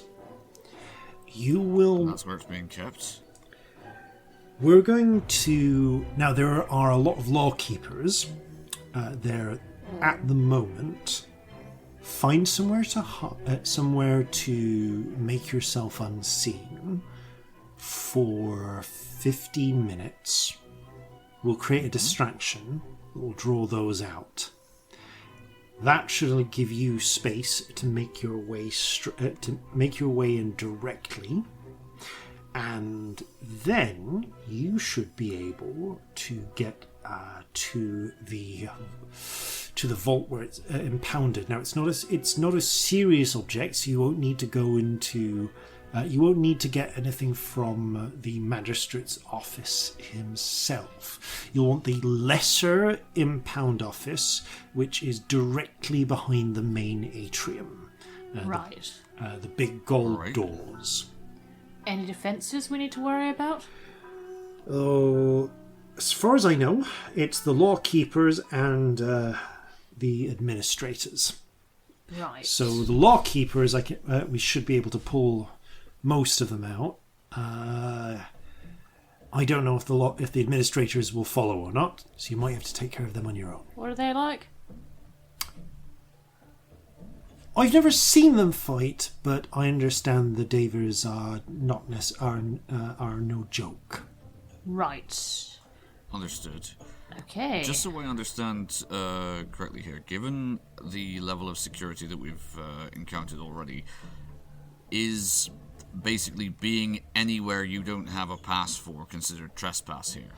No, keep to the public streets. You don't need a pass unless you're challenged. Having a not valid pass is likely to get you, is indeed likely to get you questioned, though. Right. And, Right, good to know. Given all the weaponry that you're carrying, I would not recommend getting questioned. Okay. Do our best to avoid that, then. Good to know. Is there anything we need to know about your distraction? Anything we can do to help it? Ooh. Because we're getting a vibe. I think that we can do a fair bit as it is. The best thing you can do to aid my distraction is once you've got what you need, leave with a bang. Alright. Oh, I'm good at that. Alright. They are I think we very can, How much of a keep bang the do you distraction up. want? Ooh, good question. Loud, bright, sort of bang? Structural damage? Structural damage would work. Right. I think we can sort that out, Oh, can't we we, could Scamp? definitely manage some of that. I've dropped so many houses on myself by accident, you would not believe it. I'd be more worried if you'd done it on purpose. Okay. Strangely enough, I wouldn't be. In that case, best of luck. Party hard. I've got some work to do. Good luck. Thank you. She Best of luck to you too. gives you a grin and steps into the crowd. And you hear her. She starts speaking in the local tongue, but Scamp, you hear. You know, it's right. Someone ought to do something. I hear that there's a real root of corruption going on in the palace. Steps over to someone else. You know, it's right. It's not right that they've been keeping people like that. I understand there's a lot of different. I understand though, there's some people who've been unjustly kept in the third watch house. Steps to another. They say there's a way out in the palace itself. It's not fair that they keep it from us. And she just keeps walking through the crowd, talking to different people, moving off, and you start and you see these conversations spinning off on their own. Ooh, Anyone else get the impression that Huang Jin Faza is about to get a lesson in what it means to be anarchist? I have to say I'm quite concerned because Saran was terrified of red-haired Mole. So her and Calcinea might be no small thing, but I think this is a Poppy situation and we just sort of see what happens. Yeah, I mean, I was going to say, Red-Haired Mole's a bit of a legend. It's probably not all true, but then actually, it's only been like 40 years. That's not long enough for a legend not to just be based in fact, is it? Yeah, it's really not. Things grow on the telling. I mean, Yeah, but it's not been long enough for it not to have a pretty solid base. And this fulfills all the stuff. To be honest. I wonder what they're going Although- to be saying about us in 40 years. Oh, Jeffrey's already fantastic pretty thing. legendary. I'm sorry, we're pretty legendary, come on. Yeah. We're the heroes Jeffrey, of the the house. acidist monkey. That was a tale that grew fast. I mean, that was amazing because there was a point where they thought Jeffrey was the sorcerer, and I could barely breathe, and it was incredible, and I wish it was still happening because it was amazing. Yeah, me too. I'm sorry. I'm going to spend more time as a monkey. Yes. Just hold him up whenever you cast a spell. Just make that a Hold habit. up, Jeffrey. Whenever Go, you do great, something monkey sorcerer. in public, just hold Jeffrey aloft so people think it's him. Bless us with your magic, oh great sorcerer monkey. Sorry, all I'm thinking of is like the beginning of The Lion King right now. Yes, that's exactly what I was picturing, if I'm honest. Yep. Oh, now I'm thinking of that gif where Rafiki just throws him off the cliff. It's my favourite thing. Victory, as you're sort of gathering those things together, Victory looks at Jeffrey. He's like, Yeah, but he's not done anything that, like, earth-shattering before, has he? Yes. Let us tell you the story about how we ended up in Fernon that one time. Yeah. Another time! You need Another more time, alcohol people. than we've Love this. had, to be honest. Right, we can show you where the corpses are. It's a problem. Onward! Onward! Hooray! Okay, To crime! you venture out of the left eye hole, and as you kind of emerge out, you can actually see there are buildings built onto it. But if you squinted just right, yeah, it could be that they were built onto some sort of head, a gigantic head statue, maybe. The shape is slightly there. It was a curious sort of hollow to have, but evening has come, and again, there is no sun here exactly, but the sky has gone a cool, dark blue, and lanterns have lit with silvery flame across the city, casting strangely the sensation of moonlight. Cool. The streets are filtering free of people. And as you move, though, there are whispers you can hear, mutterings here and there, small gathering groups. A couple of clusters, as you're making your way along, you see a group of about 5 or 6 muttering to each other, see you, break apart and move elsewhere. And again, that sense of things being on edge. Can I have stealth checks from everyone, please? Yep. Oh, yeah. What am I wearing? Ooh. Hello. Do I just have default disadvantage at this point? Because of the hair, yes. Yeah, cool.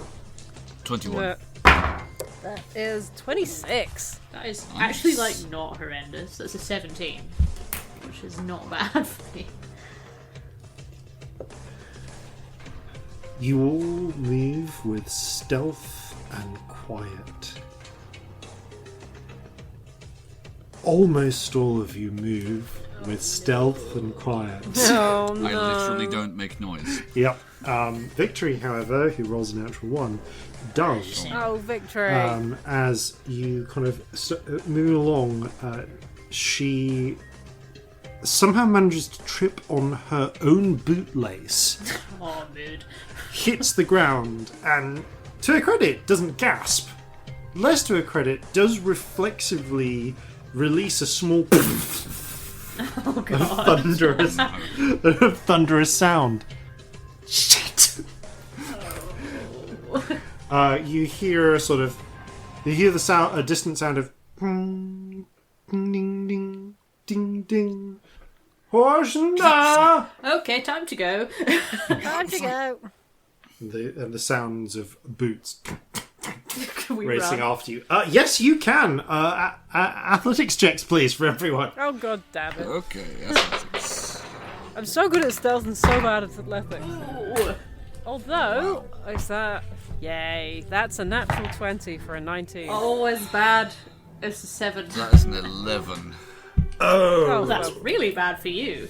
That is really bad. That is Yeah. almost as bad as it can possibly be for me. Okay, you break into a We run. suck. There is good news and bad news. The good news is that in your hurry, you do manage to outpace the guards behind you.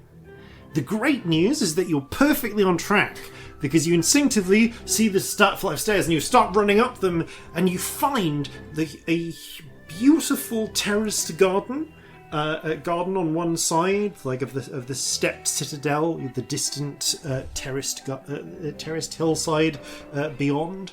To all of that to your right, to your left, you can see there are manicured gardens leading to a tall structure upon which are built yet more, with a pair of beautiful pillars of some sort of purple stone covered in gold leaf in a way that evokes vines.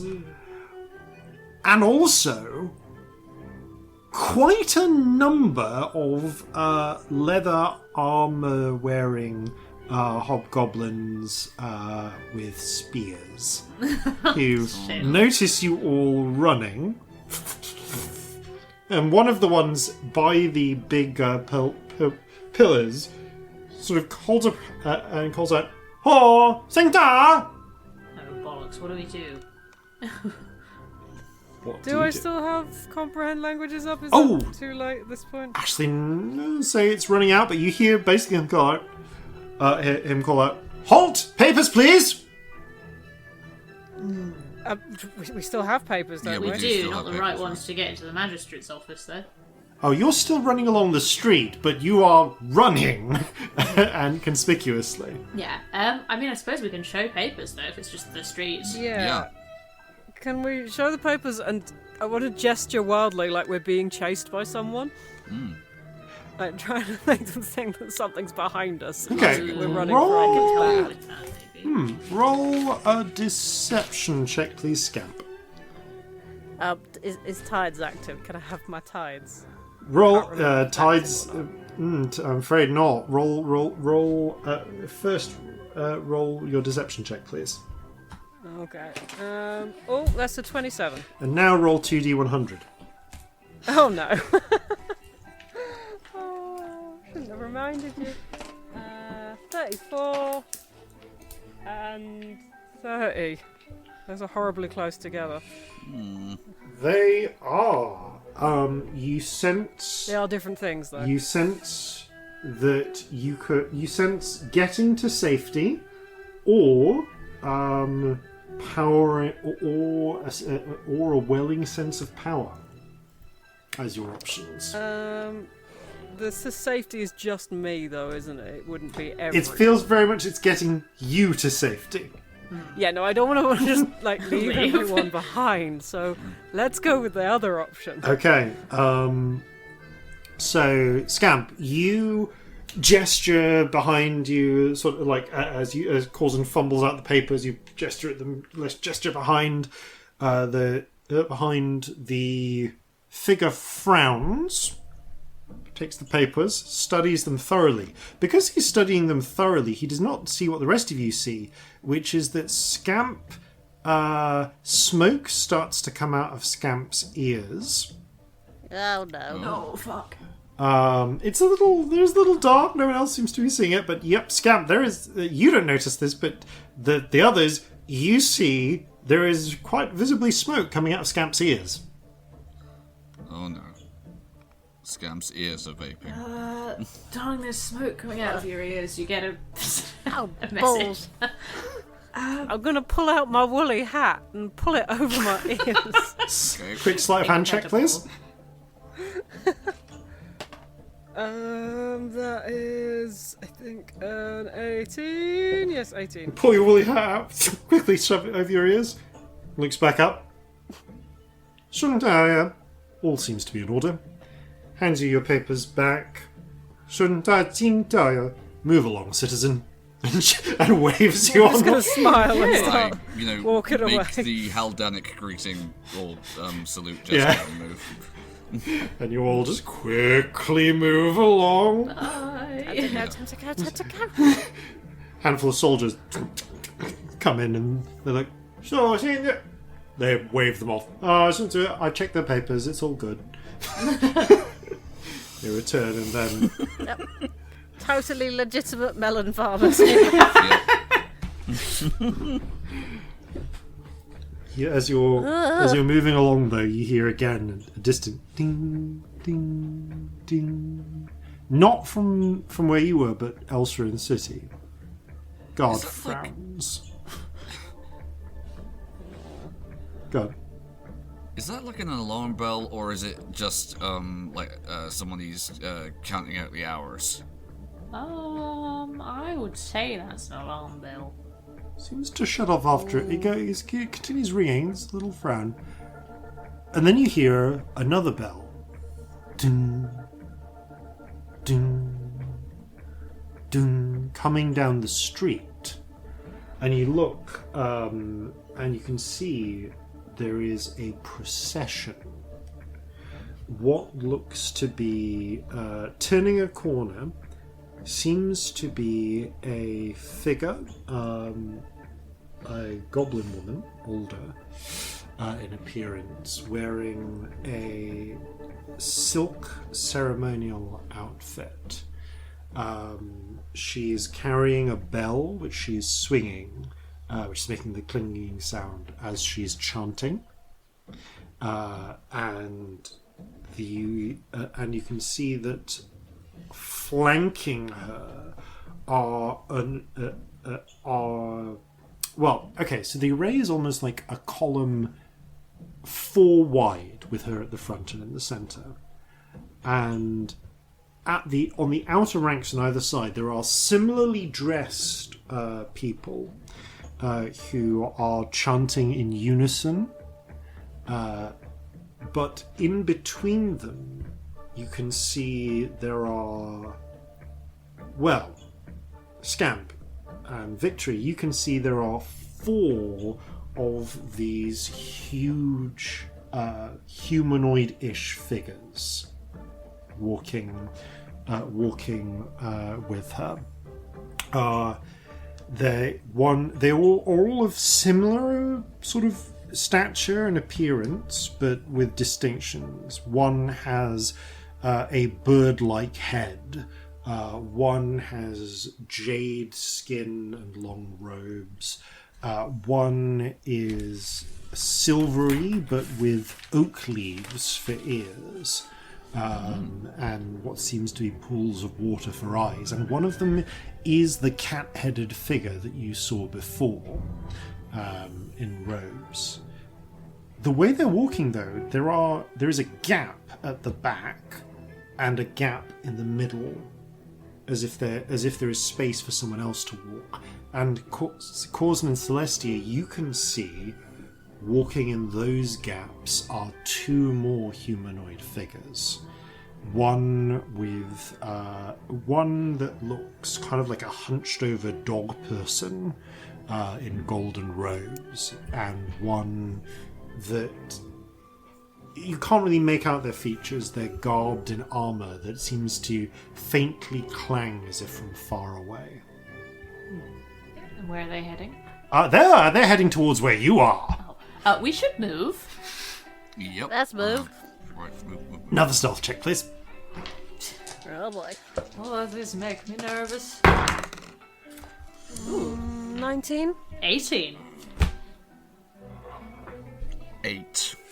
Oh, buddy. Okay, this time Victory didn't Still don't flub make it, noise, but which is to your advantage as the 3 of you, as the 8 of you, duck into a space between some buildings. How has a 3-person party gotten so big? Because we're Yeah. fucking idiots and we have a chicken with us. 3 players. It is late, however, and the chicken is getting 8 sleepy pins. as well. Oh, wow. I will cover the cage with You cover the something. cage. Yeah. Chicken immediately falls asleep. Putting it under my cloak a bit. You listen, the solemn ding, ding. There are various. The acolytes seem to be carrying incense sticks, burning as they go past, and chanting with what is left of your comprehend languages fading.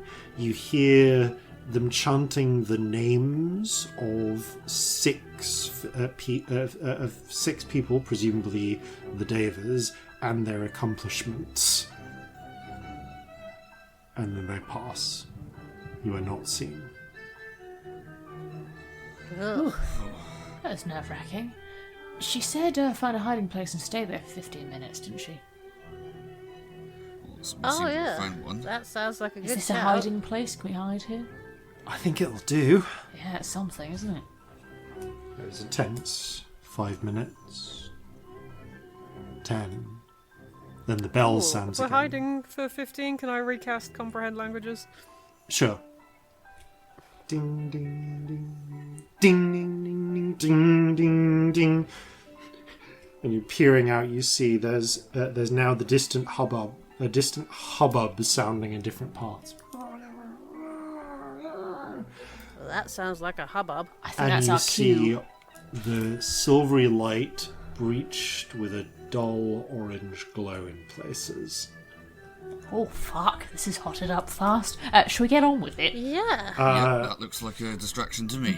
And at this point, as the clangs get louder, you finally hear, and suddenly a lot of hurried footsteps as the lawkeepers in front of the magistrate's office assemble and start marching at double time in the direction of the nearest bell. Lawkeepers assemble. Right, in we go then, I suppose.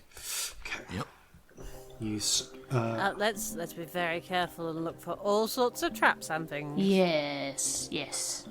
Happy to lead that one. I will help you.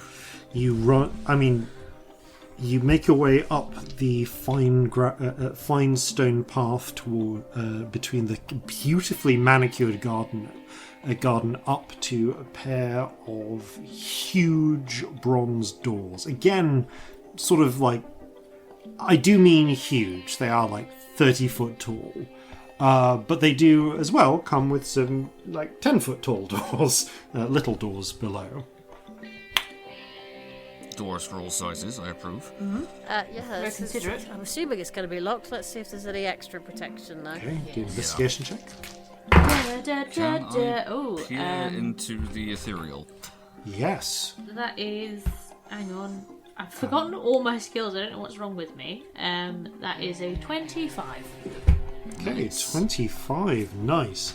You do not detect any. So I'm going to cover one thing and then the other. Celestia, you don't. Of course. You don't see any traps, but it is locked. With a pretty sturdy, all like both the gigantic doors and the little double doors appear to be just locked with, well, presumably a lock. Corzin, sorry, I should say, you try to peer into the ethereal, and again, nothing. No, no glimpses of the still world here. Okay, I literally can't look at the still world here. I don't know why, but it's just not a thing. Weird. Yeah. Well, it's locked, shockingly, but I don't see anything else. Okay, let's have a go at that then, I guess. And quickly, because we are a bit exposed. Yeah. Okay, let's use the tides then. Can Jeffrey give you a hand with Oh, that? I'll give them inspiration, please. Oh, actually, yeah, can Jeffrey help? Jeffrey can help, yes. Oh, Hooray for Jeffrey! I will still give you inspiration. Oh, it's a natural 20. Cracking. We got inspiration for 10 Hooray for the minutes. advantage. Okay, you're sort of looking at this. That is a natural 20 and a natural 1. Wow. You are looking at the door, like you're about, like if you get your tools out, you're about to try and see if you can do them. You feel it like twisting a little. Jeffrey thwaps you on the hand with his paw. I know. I wouldn't have done that at all. Thank you, Muscles Jeffrey. in. It's, So that's a 27. If that makes a difference. there's a clunk sound, and giving the door an experimental pull, it swings open easily, revealing a beautiful interior. There are steps leading. There's a pair of like sort of winged type steps leading upwards to an upper balcony, which seems to be all. Interestingly, the winged steps do not appear to be of cloudstone. They are still of some sort of fine stone, but unlike the beautiful cloudstone and gold walls, they appear to be added later, and leads to an upper balcony with a set of with a pair of double doors. These go above the other pair of double doors directly behind, though, which are seemingly made of gold, and again, about 30 foot tall. Maybe. Yeah, they have. There is a small desk set up in front of them, currently unattended, and you can see other doors leading elsewhere in the building. But you have, as you've been told, those doors is where your impound lot is. Right. Okay. Check for traps on those doors. Okay. Because why Yep, wouldn't I'll help you? you That with would that be as well. stupid to just do one set. Yep. Yep. Yep. All the eyes. 17. You move in. You Can I do a little bit of a twist on the fate just to You can try and bend your luck, yeah. Add 3 to that. 20. Okay. Thank you. Stealing in, closing the door to you If we behind could you. break 20, it might make a difference. Examination. You're almost sure that it's just definitely locked, not trapped. Wait, there is a small trap. You can see that running along the base of the door, there is a fine metal wire. You run your eyes along, and you look up and up and up, and you can see connects to a small silvery bell. Oh, wait. Noise wire. I point it out. Ah. I mean, could we just step over it? It looks to be triggered by opening the door. Ah. no, As we in the can't door, step the over door it. from where the hinges are look like they open outwards, and basically, they cling by hitting the wire. I suppose there is such a thing as a silent spell, but also is it too high up to just get it? Or... What's the door made of? It's silver, as far as you can tell. Silver door. What's the wall next to it made of? I didn't hear you. I thought you meant the bell. The door seems to be made of gold or gold-covered something. The wall next to it is made of cloudstone. Well, Which, as was established, we could have a fiddle with the trap and the door, or we could make ourselves a new door. Right. Is that hard? No. Like I did in the last one, the one with the Yes. dead person in the bed. Yes. What's the tripwire made of? as far as you can tell, silvery metal. Could be silver, could be steel. I like the new door version of events quite a lot. If we can do it, yeah. Otherwise, it's just Okay, let's give it. Not with a can you bell give us on a it, hand? is it? We could. You can't just cut it. You're Make- full. Sure. Yes, I think I can. Let's try and make ourselves a new door. All right. I will try and stone shape a little door directly to one side of the door. Yeah, you step to one side of the door, put your hands against the wall, and with friend's guidance, the cloudstone ripples and then solidifies into a simple hinged door. Looks like you could just push it open. nicely done. Right. Are we ready? Yes. Let's be super careful about this, but yeah. Okay. What do you do? Push the fucking door open, I guess. But Can you open the door? yeah, Okay. haven't we? Can you I'm make gonna the door have made so it a it opens pull outwards? door. Yeah, I'm Yeah. going to make my door a pull door so it's not going into the room just in case. Good Okay. idea. Cool. Yes. Pull door you do. Pull door being the case, you put, it comes with a very little simple handle. You pull on it, it swings open, and you can see beyond. There is, as is so much the case, a large, tall room. So just a moment for this. The room beyond is broadly square in terms of its layout, and indeed broadly square, but it is shorter. Like it's not as, it's about as tall as the previous rooms. So it goes up about like 35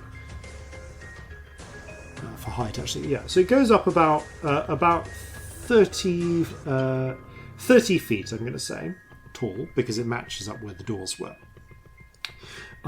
It's probably about 60 foot on a side, though, in terms of this, in terms of the footprint on the ground. You can see peering in, like where the double doors would be. There are no other entrances beyond the one you've created to this room, but you can see that it is supported by. There is, as part of a support, a large central pillar helping Sorry, no, actually, this room wouldn't even need a central pillar. It's made of cloudstone. It can support. Right. That's right.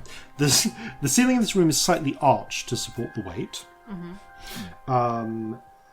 But the floor, which is laid out in tiles of some sort of beautiful gold speckled green stone, has been carefully apportioned with a series of chalk markings around different objects. And while there are a panoply of different objects, most of the objects here appear to be works of art, things all like statues, sculptures, painted artwork. There is literally a pillar with just a bowl of jewels, a gold bowl just filled with beautifully cut gemstones in one part of the room. There is what appears to be... There is no context for this, but a giant stuffed, you think... It's odd. You're not really sure what exactly it is, but it looks sort of like a gigantic lizard. It doesn't not like the dinosaurs you've encountered before, but about the size of Scamp's T-Rex, with 7 heads, 7 lizard-like heads on long, snaking necks, posed in a fierce position. There's a taxidermized Hydra. Wow. And tucked into one corner of the room, you do... Stuffed you think is always a really weird quantifier. Yeah. And in one corner of the room, there is the small dragon bone and mummy dust and all sorts of bits totem that has been placed into one of these little into this spot and outlined in chalk. And also, there are 4 figures in this room, each of them 10 foot tall. Right. Broadly humanoid. You can see one her skin seems to be made of wood, and she wears robes of green plant-like material. There is one who seems to be he would appear to be in full plate armor if you could make armor out of sandstone. Oh wow. There is a man with there's a pale man with like hair blowing in a perpetual breeze in diaphanous silk robes with traily bits, which are also blowing as well. And there is, for want of a better word, the girl from The Ring if you put her in a really nice kimono. Wow. Right, okay. Just dripping onto the floor. Staying hydrated, as was described by the drunk man. Yeah. So, at this point, I will say, since you created a door and came in, you get a surprise round. Yay. Please roll initiative for when when the battle starts, though. Because they notice you, but you do get a jump. Shit from me, that's an 8. 17. 13. Okay. Sorry, 13 was Corzin, 17 was Scamp. Let me just grab victory. And victory is... I have this. There we go. Okay, victory was 14 as well. Sorry, it's 14. Okay. as you all come in through this tiny door in what I'm going to say is the room goes. Double doors are in the south side of the room. I'm going to say that you come in on the south east through the tiny door, and complete opposite side of the room on the northwest is your totem. Also, there are innumerable thousands of golds worth of just stuff here. So tell me if you want to take an action to grab anything. This was the lesser impound office. Yeah, there's a lot of shit here. So, Scamp, you are first. You are first through the door. Has the smoking of my ears stopped? It has The important been questions. over a minute. I'm afraid the smoking of your ears so has that's been stopped. wasted. You do still have Shame. inspiration, I believe. That Should is do. good. D12. Because if I was still able to do max damage, I could do some horrible things right now. But never mind. Okay. How far away is the stuffed Hydra? Oh, the stuffed Hydra my is. God, I'm gonna roll for which corner of the room this is in. Where the hell are my d4s? Here we go. 1, 2, 3, 4. Okay, the stuffed Hydra is on the is in the northeastern part of the room. So I am going to say that is 50 feet away. Oh, that's plenty of room. That's no problem. Lovely. I am going to... Oh, first of all, I'm going to do a stupid bluff that won't work and go, we were just looking for a toilet? Never mind, that's not going to work. The and then I'm four gonna cast Davis animate look at you, object. and then... Yeah. Do they even speak German? Yeah, I will... This is very cast much... animate Yeah, this objects. is a huge object.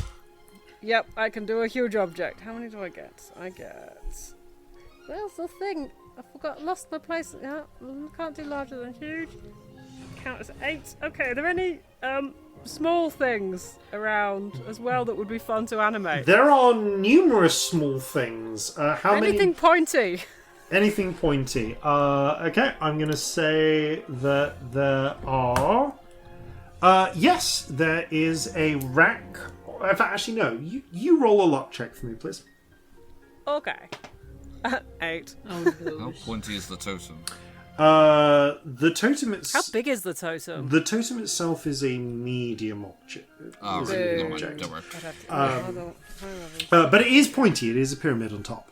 I would say then that there are... Yep, you do see... I could do that. Oh, that's really annoying. Okay. There is, next to the Hydra, there are 2 jeweled daggers on a little plinth. Cool. I'm going to cast this one up and do it at 6th to give me a couple of extra things. I will do the 2 daggers, the Hydra, and the totem. nice. What's the max? What's your range on this? 120 feet. Yep, you get the totem as well then. So, the totem, the 2 daggers, Excellent. and the stuffed Hydra. There's a brief moment as you step in. Where do you move to, by the way?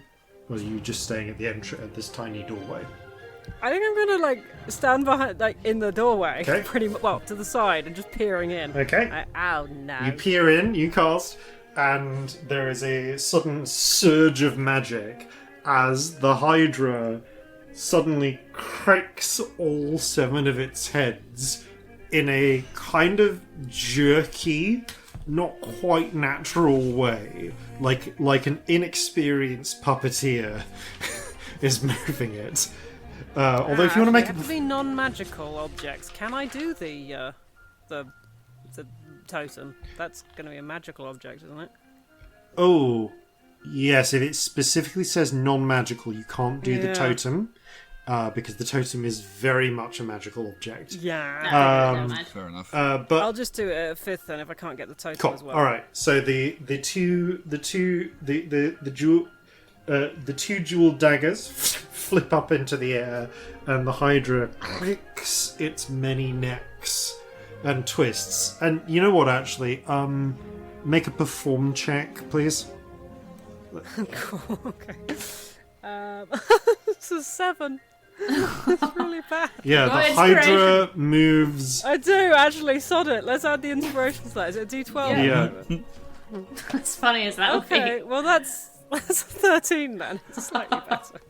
Moves with about the grace with which Scamp could puppet one of these this, rather than the grace with which Robbie could puppet this. Yeah. There. So it's very much the Hydra floats into the air. It's like when you see a small child like pick up a stuffed dinosaur and go ah and knock over some toy soldiers with it. That's basically what's happening. Adorable. Brilliant. Yeah, I mean, what do you want them to do? They act on your turn. I mean, I want them to attack, because Okay. they can use my bonus action to give the instructions, so they're gonna attack. I'm The- going to say the nearest one is Darshu, the one in the sandstone armor. Sorry, is Chunyan the one in the sandstone armor? Well, that feels like it'd be hard to hit, but yeah, let's go for that one. Okay. So they're all going to attack. Are the daggers small or tiny? They are. These are more like short swords. They're small. Okay. And the Hydra does an attack, and that is 22 to hit. A 22 will hit. Roll damage. 20. 20 damage. The 9 plus 7 plus 4. It's less like the Hydra bites down on Chunyan, and it's more like you smack 3 of its heads into them. Interestingly, it does. The teeth do rake across the armor and leave scratches that seem to bleed a little. A strangely glowing substance, but they are like very, very light scratches, and it's less effective than you would expect. So the daggers are definitely going to miss because I've rolled 11 for both of them. ooh. Yeah, they both fly at. They both fly at Chunyan, who brings one of his arms up in time to deflect both black daggers as they make the attack. And such a silly material to make armor out of. What are you thinking? Okay, Scamp then. Anything else you want to do? I'm going to duck slightly back out. I'll give myself a bit of cover in the doorway. Okay, you have half cover in the doorway. That brings us to... So Victory just glances, looks back, and okay, she just quickly checks like, grab and smash or fight. Grab and smash. Grab and smash. Yep. Grab and smash. If we can help it. Okay, grab and smash then. She is going to. Sod it, she's going to use up a 5th level spell and try it as you see her sort of her hair stand on end, and with a clap of thunder, a wave of something comes out of her and tries to latch around the 4 different figures. So you can't use a 5th level spell. Try and cast Hold Person. Wait. Assuming Hold Person will affect creatures of this size. I'm genuinely having Do they count as humanoids?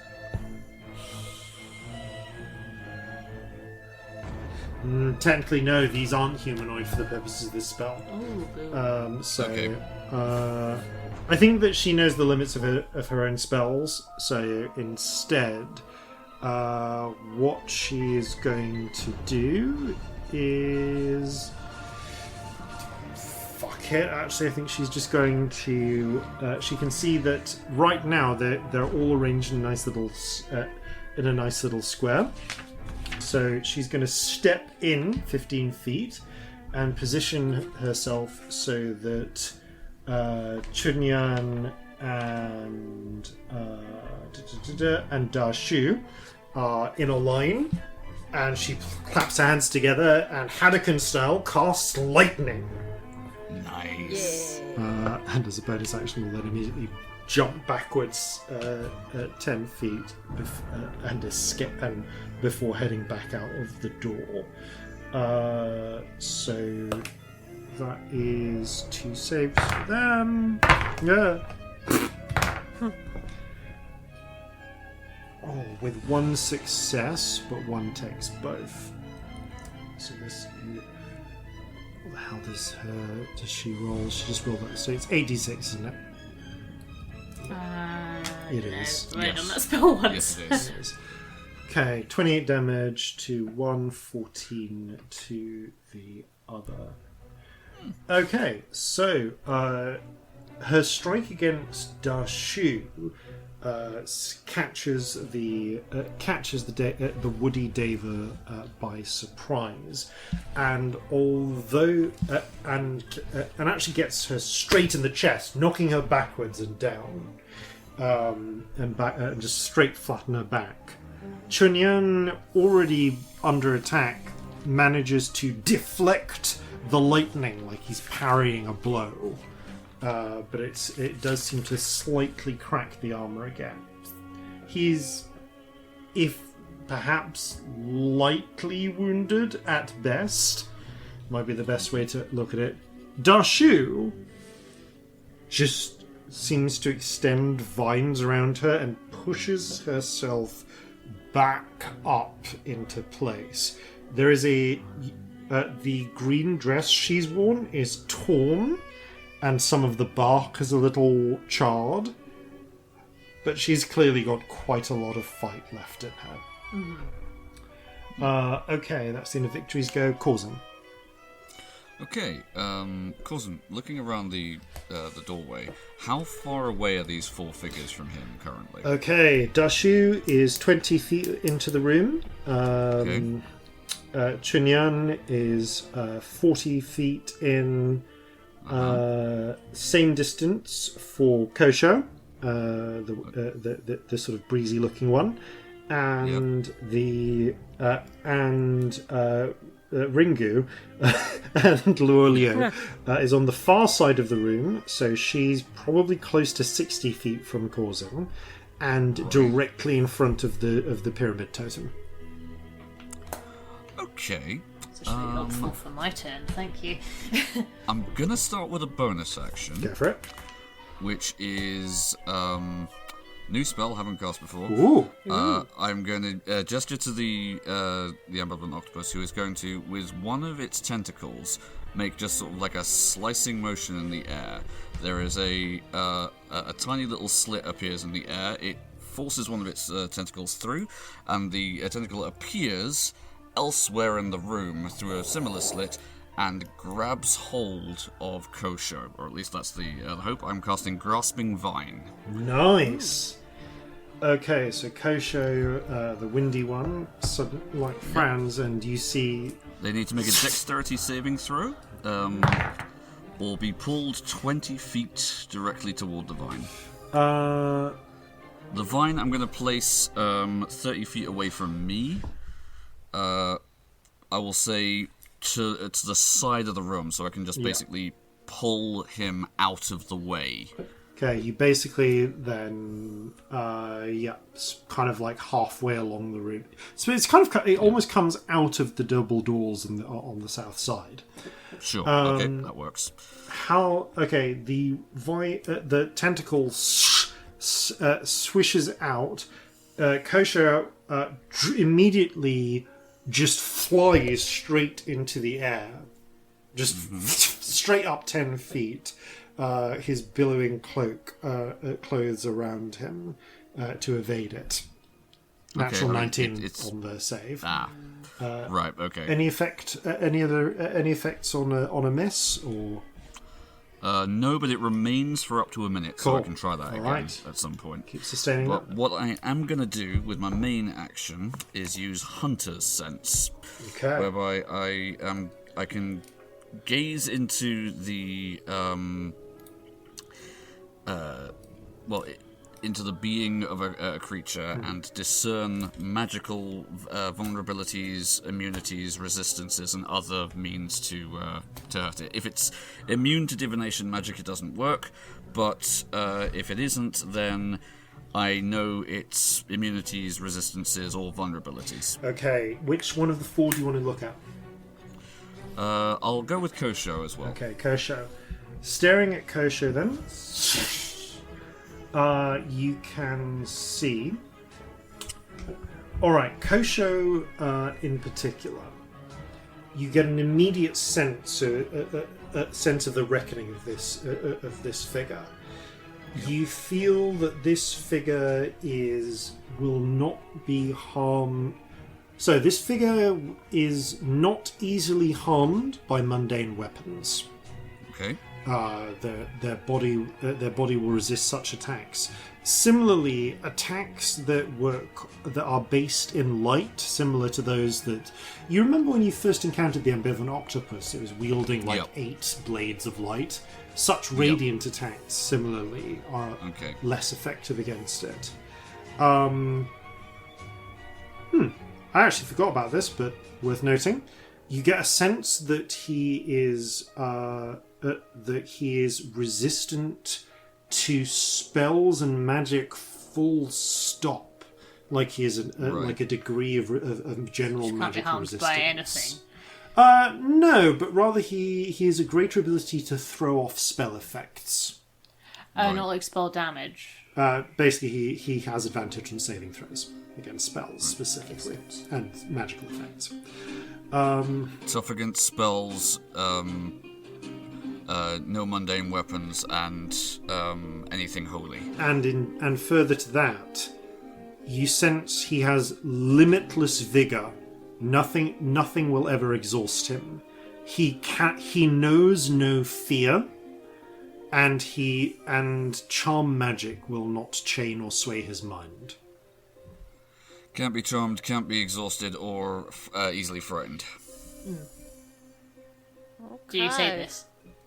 Yes. Cracking. And as you say this, all of you hear in your minds, "Indeed we cannot, criminals." Rude. You don't Saves know me having us. to do that 3 more times. Right. And I could have done. I mean, that was dumb that That's they the told crazy us. thing. okay, so Corzin, anything else? I think actually if... Oh, actually, maybe not all of your minds. Does your ring of mind shielding protect you from telepathy? That's a good point. Oh god. I think it does. I think you can't be telepathed to. I mean, I can be I think you can messaged. voluntarily be. Yeah, but you presuming you haven't lowered your mental shield. Right. Magic that allows people to read thoughts. That's all it says Hold on up, my I've got- scribbled description. I've got the originals. Let me just.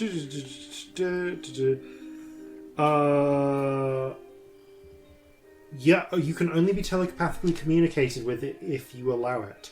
So actually, you are the only one who doesn't hear this response, Celestia, which is really annoying for your pithy retort. I mean, it wasn't particularly good, let's be honest. I'll, after a brief pause, Corzin says, same as the others. Okay. Right. You, yes, Corzin, any other actions you want to take? Any other For the movement? moment, no, I don't think Okay, so. you also but- clustering by the entrance? By the entrance you've created? When you say it like that. Well, I'm taking advantage of the fact that I can pop my head around the door, do what I need to do, and then withdraw to full cover. Okay. So, you are all the way around, so you're out of sight. Okay, Celestia. So, distance-wise, if I go into the room a bit, like maybe like 30 feet, not a bit, like if I go like right in there, could I get all of them in a 30-foot radius from me kind of spell? You will need to go right next to Darshu to do it, but yes. Right. But yes, you totally can. Ah, fuck it, it's a lot of damage. Let's do the interesting thing. I'm going to do a knee slide through the door and smack the guitar onto the floor. The rainbow spirit comes up like a whip. There's a brrrr kind of noise, but not remotely like that. Like it sounds like an electric guitar, which that didn't, like at all. Less like a strangled cat. That's not the sound it makes. I'm going to do Destructive Wave. So that is, I believe, a dex Con save. No, it's a con save. Yep. And I'm going to do Necrotic. Obviously. Good call. Okay. Fail.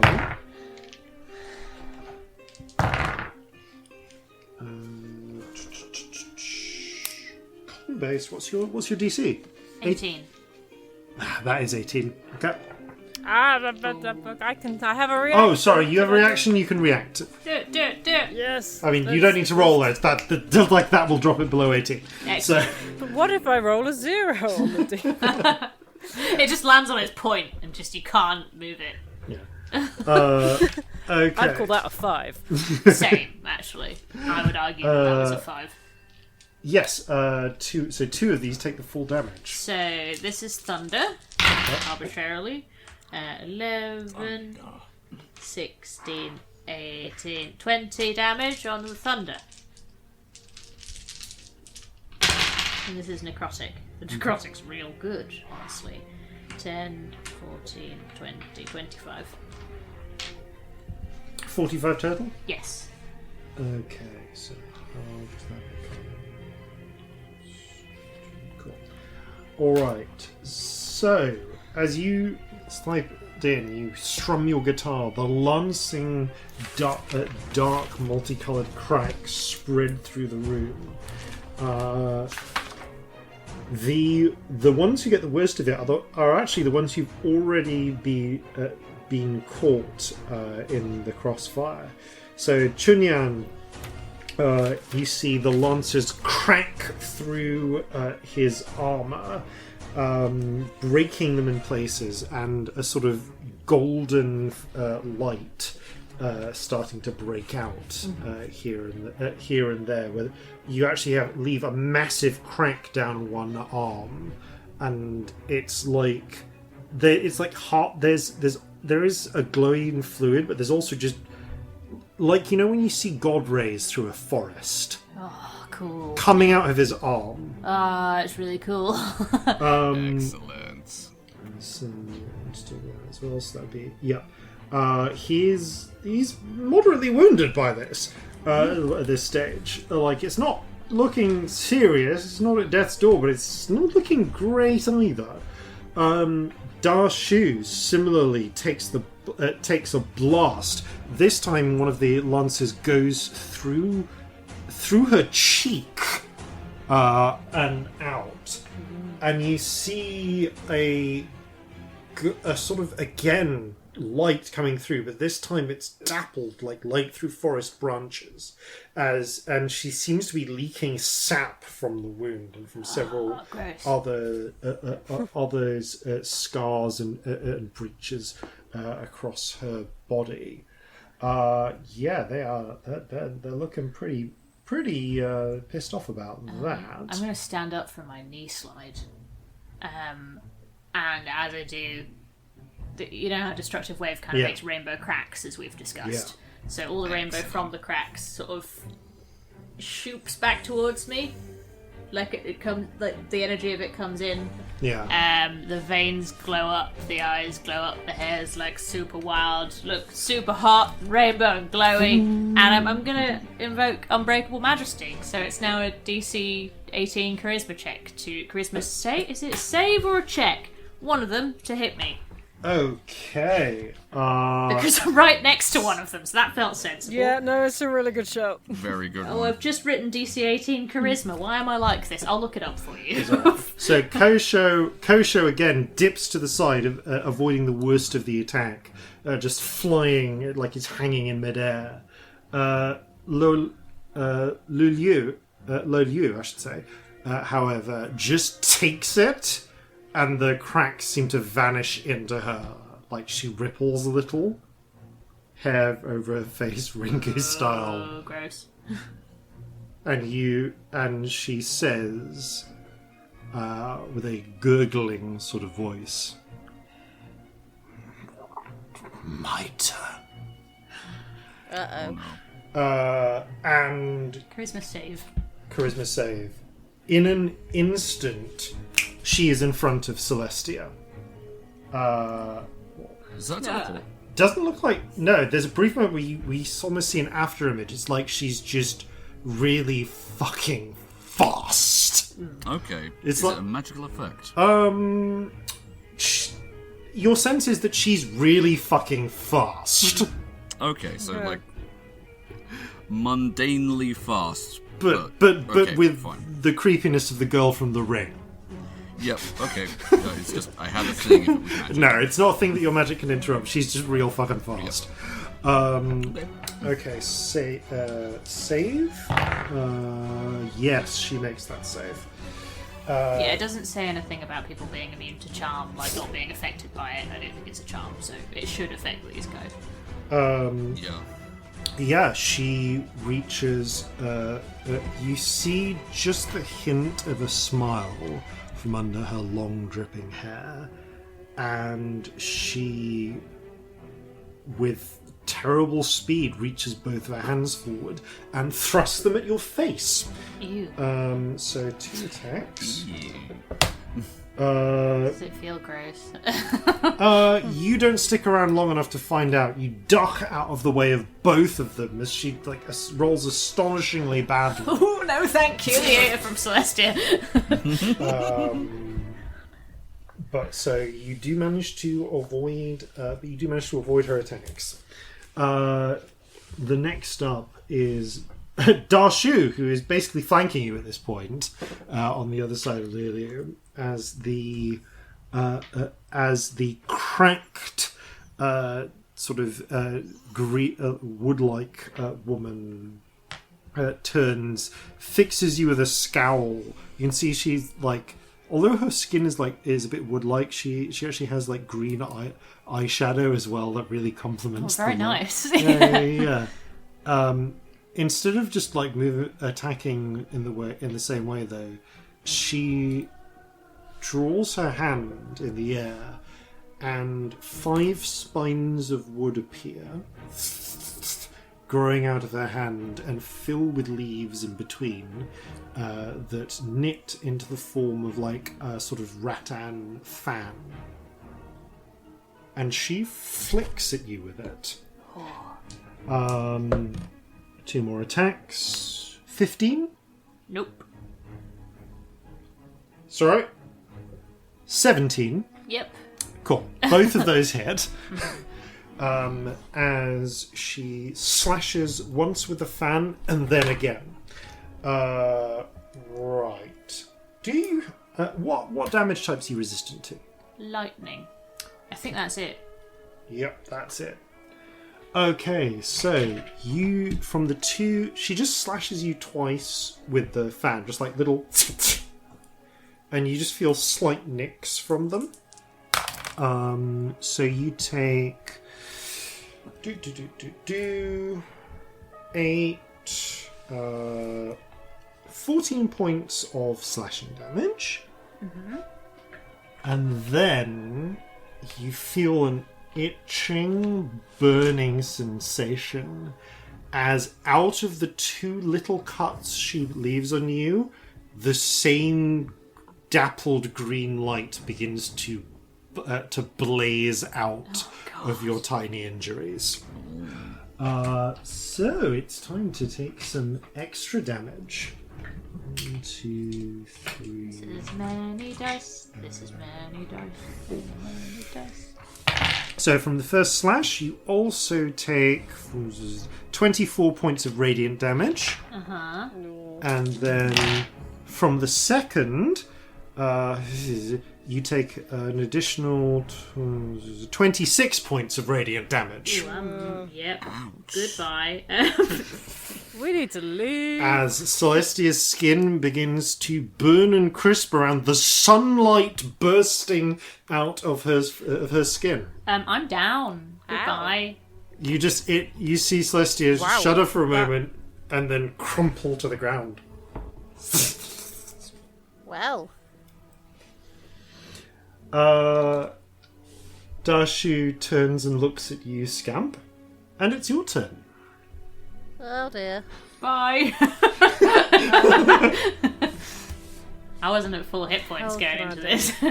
Oh, my Unbreakable Majesty's gone. Boo. Oh, What did we sugar. get One damaged moment, on actually. before now? Dashu, technically, okay, no, she rolled natural 18 for the Christmas save. She made it, but thank you for reminding me because worth I'm checking. kind of glad for you that didn't work because that would have been sad to try and take that back. Yeah.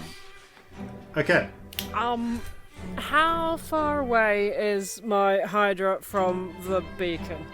It is because of the Hydra's size. It is 50 feet from the beacon. Okay, how far can my Hydra move? I should have checked this before, but it did not occur to me. It's not fast enough. How far is it from Celestia? It is also 50 feet. God damn it. Okay, well the Hydra's just going to attack again, because what Actually, no, else is it gonna Celestia do? moved forward. It's 40 feet from Celestia. Yeah, I'm 30 foot into the room. Yeah. It can't move. It's only got 30 feet of movement. It's not going to be able to get you anywhere useful. Fair. Okay. Yes, unfortunately, Pythagoras is your enemy here. Yeah. Curse you It's once gonna again, keep on Pythagoras. attacking. All right. Right, Hydra's going to attack the thing in front of it that attacked last time.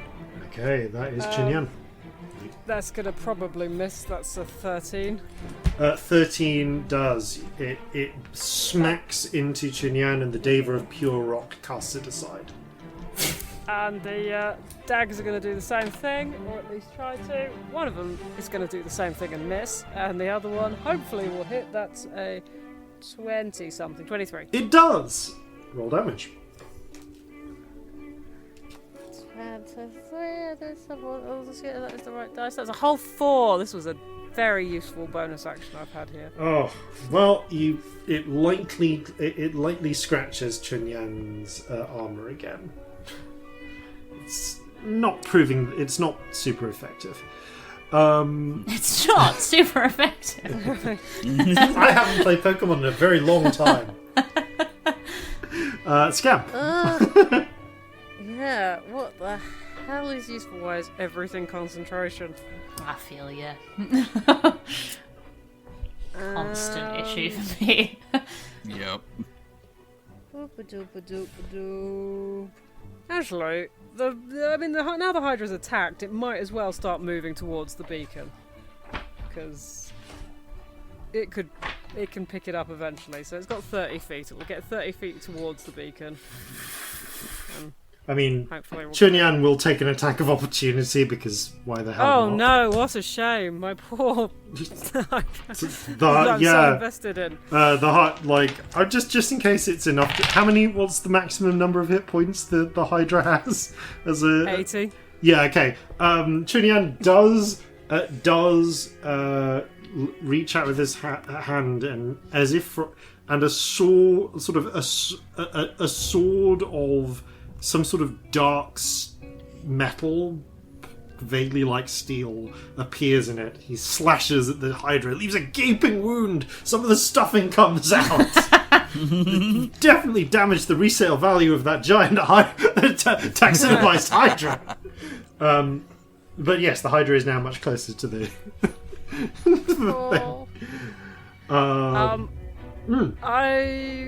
I guess I will move up to where Celestia is and get me magic stick out. Because I actually have an actions left. Yes, so. you do. You're You run the up best. to Celestia. And I've got to bash with the magic stick. For a whole, I think it's 6. Yay! It's No. not 0. I will take It it. is not 0. You proceed to... You hit her with your rhythm stick. That bigot. Ah, Go to dying jail. And Not today, thank you. We're busy. the flood Ow. of energy brings you back to consciousness. Ooh. I'm in pain. Okay, that brings us to Kosha, who... I'm gonna roll to see whether Kosho, who is feeling more offended at the. No, I don't even need to roll that. Kosho is a vindictive son of a bitch. He flies through the air directly towards the tiny entrance, flips onto his side, and goes straight through and out into the hallway. Just to be next to Corzin, to get to Corzin. Wow. Okay. And we'll proceed, and you see he brings his arms forwards, and the long traily bits flail out at you, Corzin. 17? 17 just hits. Okay, the long scarves trailing from the ends of of the arms of his robes wrap around your neck and start trying to throttle you. It's like that, is it? Yeah, it's like that. So you proceed to take 13 points of bludgeoning damage from strangling.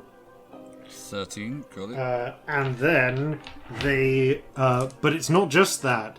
You feel the air being sucked out of your lungs by his presence. As a cold light burns from your throat outwards. Are you resistant to radiant damage? No. Okay. In which case, you're going to take some damage. You're going to specifically take 14, 19 from the first hit, and another 12 from the second. So 31 damage total. Okay. From that. Corzin is not happy. As the Deva of Wind is just going to try and drain the air from your lungs. That's important, actually. Did we actually have that short rest we were intending to have? You did. Or was You did. Okay. It was Good. all factored in. You got the benefits of a short rest. Okay, so Yeah, that's but good. we didn't. I don't know that any of us rolled hit dice, did we? No. Ah, Should have done. Didn't. that is a good point. I really should have. well. Yeah, My apologies. Oh, that's we lost that on us the as break a well, bit. Don't worry. fair. All right, so let's. So that brings us to victory. Actually, I think victory. Okay, so this is going to be an interesting one. 1, 2.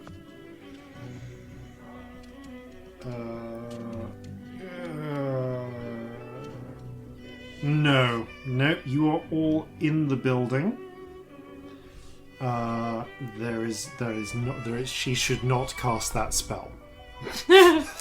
That is not a good spell to cast. There is, however, a much nastier spell she can cast, so she's going to. Let's go. Seeing everything happen, Victory's hair stands on end. A wind billows around her, and she turns and looks at the battlefield beyond.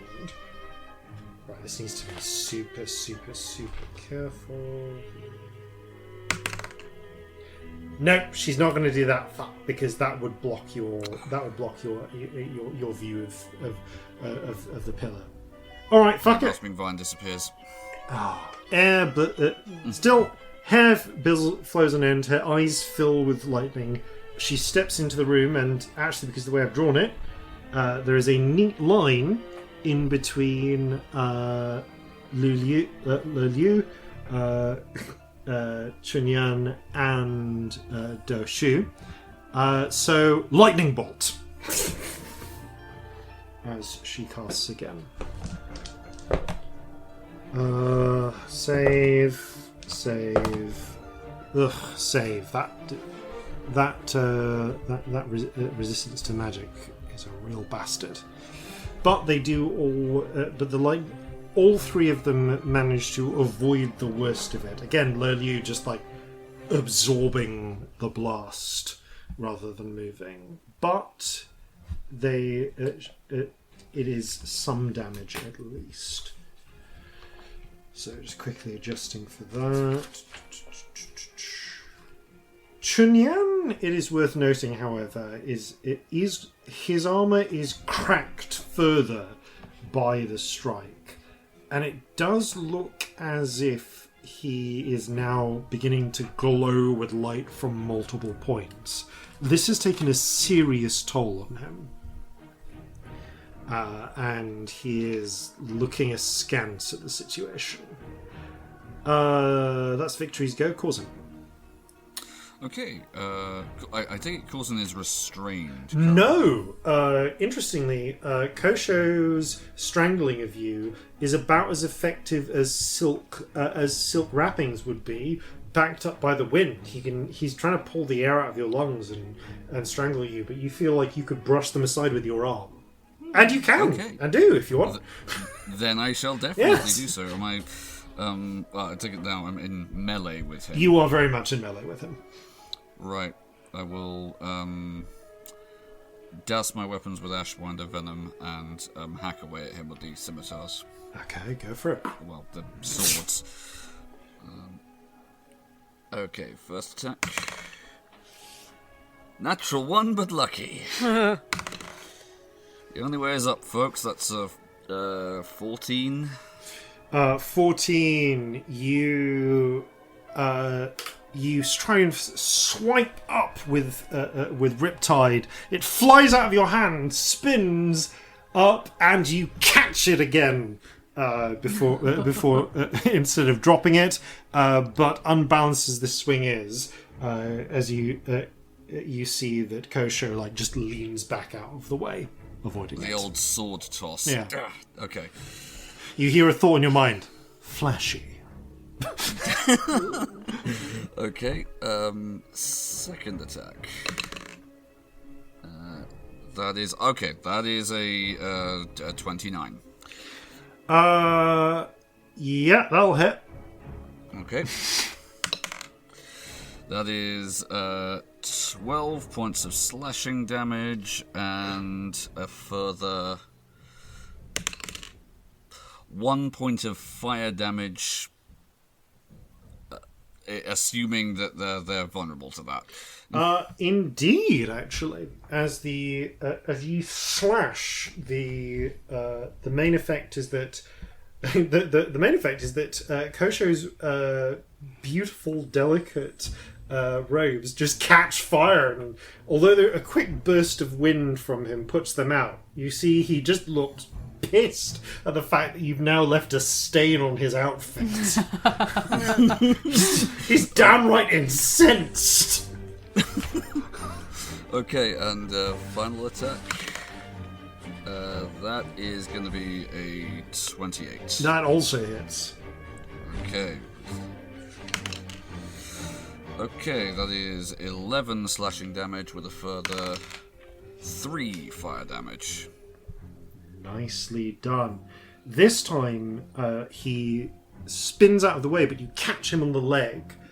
And interestingly, again, it leaves only a small cut, but air begins flooding out of him, like it's being kept under great pressure in some sort of hollow bag. I ain't dancing the silk fandango today, windbag. There is a thin smile from Kosho as he prepares for a return attack. Okay. I'm lying, by the way. I'm totally resistant to fire. I'd forgotten about my waistcoat. Okay. Good to know. That is good to know. I'm assuming that was radiant, so... Yeah, it's radiant, yeah, so it doesn't... Yeah, this is all their special just attacks. realised that I'd accidentally lied because I was looking for the stats of the waistcoat and I found out that it has a fire resistance. No, very good to know. Okay, that brings us to Chunyang, who... Okay. Chunyang, seeing what is going on, is going to... calls out to Da Shu. Da Shu, I require your aid. Again, interestingly, the voice like half lands itself in your mind in a way that you can kind of understand what is being said. And he crouches and then leaps over the cluster of Rinku, Darshu, Celestia, and Scamp, landing in front of Victory, ignoring the passing Hydra. And is going to just slash at her with the with his black iron blade. So 2 attacks against Victory. 1 hit. What's Victory's AC? Damn, both of these hit. As a reaction, though. She's going to use Storm's Fury on the first attack. So, as the blade cuts in, Victory opens her mouth and a blast of lightning comes out, dealing a flat 14 points of damage to Chunyan, who kind of just like takes it in the faceplate. Stunned for a moment, and more of that golden light bursting through. He's clearly not happy about that. Though he is not pushed away, so he doesn't manage to make his deal the damage for the full attack. As the sword cleaves in, then Victory is going to take 16 points of damage from the slash, followed by an additional stupid amount, 18, 28, 32 points of radiant. Whoa. Yep, so that brings the total damage to 48 damage dealt. Victory. Yeah, mine was 64. Yeah, like, the slash no goes joke. across her chest and then begins to burn with the same golden light. Her scream continues, but this time without the lightning. She's looking pretty seriously injured from that. Okay. That brings us to Celestia. I'm assuming that I can't get like anyone helpful in a 60-foot cone without my friends being in the way, can I? Technically, in a 60-foot cone, if you angled it, you could get, annoyingly because they're either side of you. I can move. Oh, if you move, Victory is annoyingly placed, but you could get Lo Liu and Da Shu within a 60-foot cone. Technically, because of where he is, if you were real careful, you could just get Lo Liu, Da Shu, and Kosho through the door and just miss Scamp. So I could do 3. You could do 3. You will get an attack. You will get an attack of opportunity from Dashu. I'll die if you that move is there. me. That's the problem. Oh, maybe not worth it right now. No, I'm gonna bring the guitar back up and smack it down on the floor and different cracks appear. I'm gonna Okay, do a well, destructive wave. all of your enemies are just about within 30 feet, Yes, actually. I will do that. Because I really can't take an attack of opportunity. Again, necrotic, but I'll start with thunder.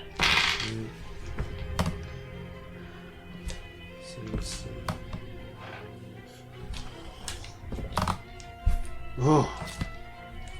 They've all been rolling real well. Yeah, 15 thunder, so not great. Okay.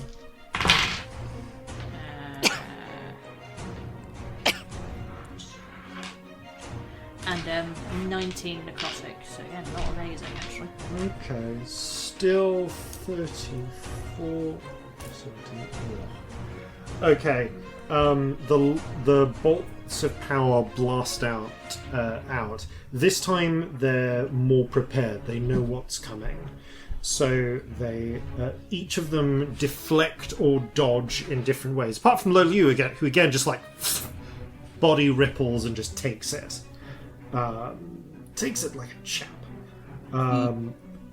However, you can tell that this is wearing them down, especially Chunyan, who's really kind of coming apart at the seams. You know that moment, like when Sauron's had his finger cut off and he's like starting to come up, like about to explode. Yeah. He's like hovering on the verge of that. It's not a good time for Chunyan right now. I should work out whether it's worth bothering healing myself. Because I think I'll be down in one shot either way, if anything hits. Yeah, I'm actually... Oh, I don't know. What do you... I've got 6 hit points, but what am I going to bring it up to? Like 12? What's the point? It's always the thing, isn't it? Fuck it, I'm going to leave it. Who's near me? By way of friends. Scamp is right next to you. Do you still have inspiration or did you use it? No, I used it. Oh, cracking. I just go, thank you! You get a slap for like a Celestia thanking you for healing. There's a little flash of rainbow and somehow it's inspiring. That's pretty inspiring to me. Maybe it's inspiring that they're stood up when they're this injured. Yeah. Oh, I would like to get up with my movement. You do. I just realised I have to specify that. Yes. I get up. You stand up, no longer making yourself vulnerable. Yeah. Okay. This being the case, top of the round, Loliu is going to slightly reposition herself so that she is in range of Celestia and Scamp, and this time flashes her arm, one arm at each of your faces. Is this a spell? No, this is an attack. Okay. I can't do anything about that. What's your AC, Celestia? 16. At least I think so. Yes. Okay, well the good news is, you managed to duck out of the way of Loliu's attack. That's exciting. Again. The bad news is you watch as Scamp does not. And Scamp, you get an armful of arm. Her arm just smashes into your face, into your mouth and nose, turning to water, and you feel a cold, dark sensation trying to force its way into your lungs. So you take some damage. Does the water breathing make any difference?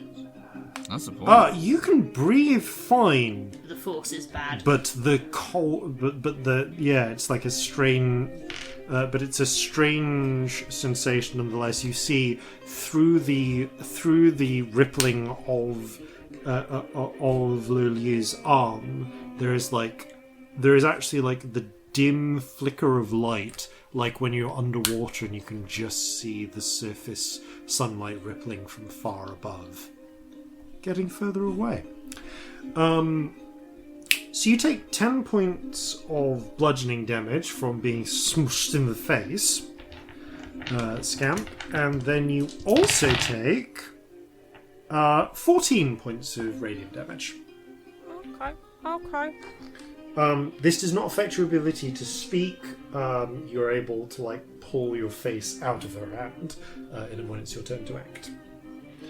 Darshu sort of seems to flick for a moment between actions, and then is going to step away from Celestia and Scamp, potentially provoking attack of opportunity if you want to take Yes, them. please.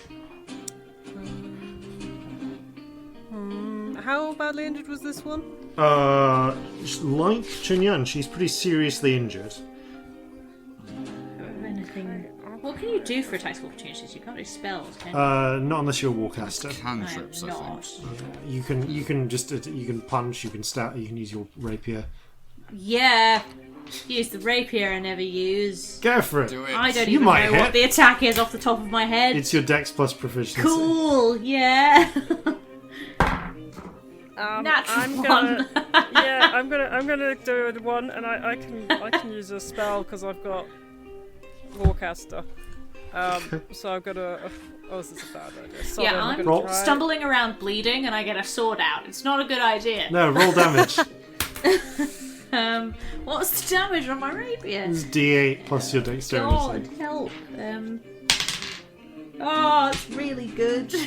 It's an 11. Celestia accidentally stabs you in the leg for 11 points of damage, Scamp. Oh, good. Thank you. That Fuck, really sorry. helps. Going to. Oh, it has to be. I'll get disadvantage if I do anything with range because they're right in front of me, aren't I? Damn it, there's I nothing think I rolled powerful that I max guess. damage on that. Fuck this. Oh, I'm so sorry. Your luck is not with you this fight. No. I guess I'm doing a shocking grasp because anything else will be at disadvantage. Go for it. And let's not risk a 1. That's a 28 to hit. That does hit. Roll damage. Where's my D8s gone? They're all hiding. There they are. Oh, it's decent. 16. 16.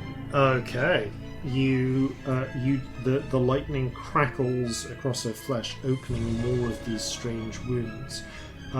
She doesn't have a reaction now. And is not looking good. She scowls back at you as she goes, but pulls her arm from your grasp, and instead places both hands on Chunyan. The same dappled sunlight comes from her and seems to infuse his body, and you watch as the cracks in his armour begin to seal up. Bugger. Yeah, counter spell might have been more useful there, but never mind. You hear, though there is you are close enough to hear an exchange as Dashu says, "Go. Get help. We will hold them off. You are too injured as it is." Which makes it Scamp's go. Okay. I really don't want to be How here when far they get away help. from the what's it is the beacon is my Hydra friend? Now 20 feet away. Cool. It's gonna get to the thing and pick it up and start bringing it towards it. Clumsily wraps like four of its heads around and starts bringing it closer. Can it use a dash to come closer? I mean, I guess it's not using any other action, so yeah, I'll say it is able to bring it just about to you and Celestia. Cool. How far away are my friends? So you are currently like 15 feet from Victory. He's backed up against the wall.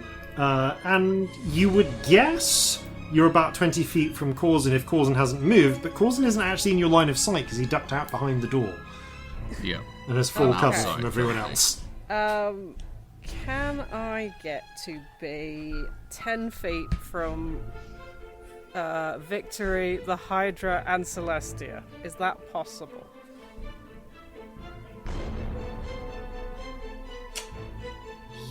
Yes, but you will provoke an attack of opportunity from Lolian.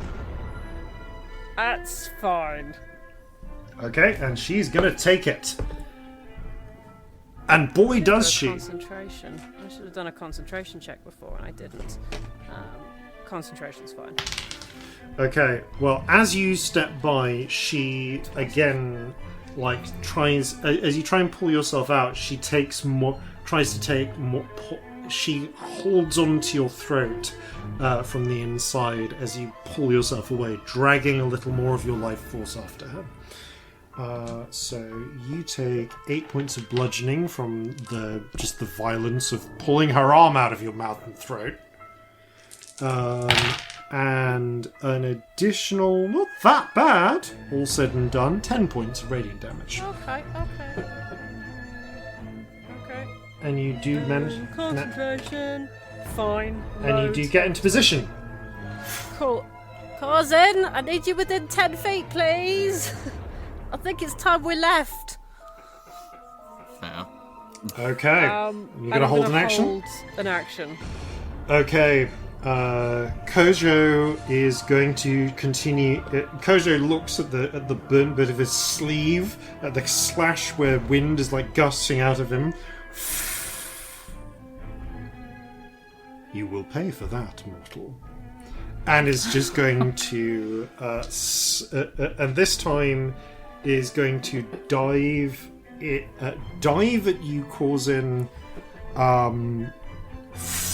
arms in front of him in a way that reminds you of that time you went Super Corzin. All right. It does not go the way he expects. You see him like his form twist and shift. You get a sense that you have this sudden preternatural sense that if you stayed put, he is absolutely going to like disappear just into your nose or something and try and rip you apart from the inside. So you don't do that. You dive to the side and you watch as this whirlwind of force smacks into the wall and abruptly becomes human-shaped, staggering. Natural one and a natural 2 from him. Wow. Like, Just reminding myself here, he is 10 feet tall, right? Yep. He's a size category. He's 2 size categories larger than me. Yep. Right. This may become relevant shortly. But yes, Kojo has now moved to the other side of you, and by virtue of having just like completely flubbed his attack. Hooray! Hey, big guy, I'm over here. Victory, he kind of looks like panicky, looks at you, Scamp, and says, we likely to be staying in the building? I mean, as long as it's not a sanctum, then no. She holds her hands out, her hair stands on ends, and you feel a sort of rhythmic coming from her, building in crescendo, as rumblings like thunder starts all around her. You sense she's holding on to quite a powerful spell. Soon as you do, then. Okay, Chunyan. Sorry, no, not Chunyan. Corzin. Okay. Corzin is going to,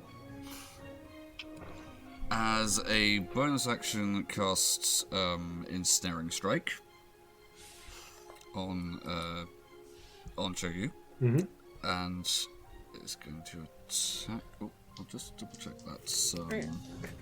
How far away are you? Can you get to us? Can you get to within 10 feet? You 'Cause definitely it'd be really can get nice to within leave. 10 feet of Yeah, that's the thing. I'm trying to get it to the point where he can't hit me back for running, but yeah. Yeah, that's fine. Yeah. Cool. Okay, that is a 15 to hit him. That. Ooh. No. And you're out of sight of Scamp, so. No, you try to hit Kosho, and he, with, again, that preternatural sort of grace, evades the blow. Regular attack then. That's a 24. Hits. Okay, so that's 12 slashing damage, 3 fire damage, and assuming the secondary one would hit again, he needs to make wrong one. He needs to make a strength save, DC 16. Ooh. Which I think he fails. Okay, He is restrained and takes a further 2 bludgeoning damage. As the strike hits, the octopus's tentacles reach out, and you see he's held in place, struggling like wind-like against the bindings. This is not the last of what you and I shall have. I rather think it is. And I peg it towards the to the rest of the group because he's restrained now. He can't attack me. As you get into space, Scamp, what do you do? Well, I've got to tell Victory to do the thing because I don't want to move us. Okay, yeah. Victory starts releasing at the exact same moment you cast. So I'm gonna grab the clothes and focus on the clothes we stole off the washing line before. Yeah. Because I don't want to just send us somewhere random. Yeah. And I'm gonna test teleport. Okay. Oh, is it first time? That's exciting. With a pulse, there are these fractions. It's 8 creatures, and technically right now Yeah, the that's Hydra 8 is a creatures. creature. Yeah. So the Hydra is coming with, including the thing it's Excellent. holding. Okay. We're not leaving behind Steve the chicken or anything. Oh, I can't remember. I did count, and I was like, "Is that right?" I've lost track. But the Hydra's coming. Right, fine. Okay. Yep. Marjorie's Hydra and not the a totem. creature. Marjorie, yes. I think we've said before Marjorie manages to evade classing, sort of. No. Oh dear, someone's staying behind. If anyone gets left behind, it's going to be the chicken. Yeah. Oh, Okay. Stephen! As you gather together, you do a quick calculation. The moment you realise, oh no. And with, Oh no! I said I was an expert at maths, and and you feel inspired, like some part of you's been inspired by the strange folding of space that you witnessed, the act that got you into this strange place between places to begin with, and you feel like you feel like you can apply that in the same way you do to the teleport circles. You can be there and here. And as you grip the piece of clothing, the world seems to tear around you. There is a flash of darkness as suddenly black cracks appear all around you in a manner not unlike the folding of the house. Away of the house. And then, and as you do so, you see the Victory raises a foot and stomps it on the ground, discharging something with a crack of echoing thunder. The black void encapsulates you for a moment, and then crumbles apart as you find yourself on the terraces overlooking the city by a now empty washing line. You look, you can see fires have broken out in several places across the city of Golden Law, and with a distant because you travelled faster than sound did for a moment, you see a section of the city begin to collapse as an earthquake rumbles through it. Winds swirl around it, and bolts of lightning and crackles of lightning appear in the air. Fuck! Well, that's impressive. Oh, what the fuck just happened? Look around. There you're all here, and mercifully not the Deva. Corzin, Scamp, Celestia, Victory, Jeffrey, Marjorie, Stormy, Hydra, and an empty cage. No! Steve, no! Oh, like I've been a looking around flash to make sure over my bits are still of there. Steve just doing this like epic battle. As the building starts coming down around him.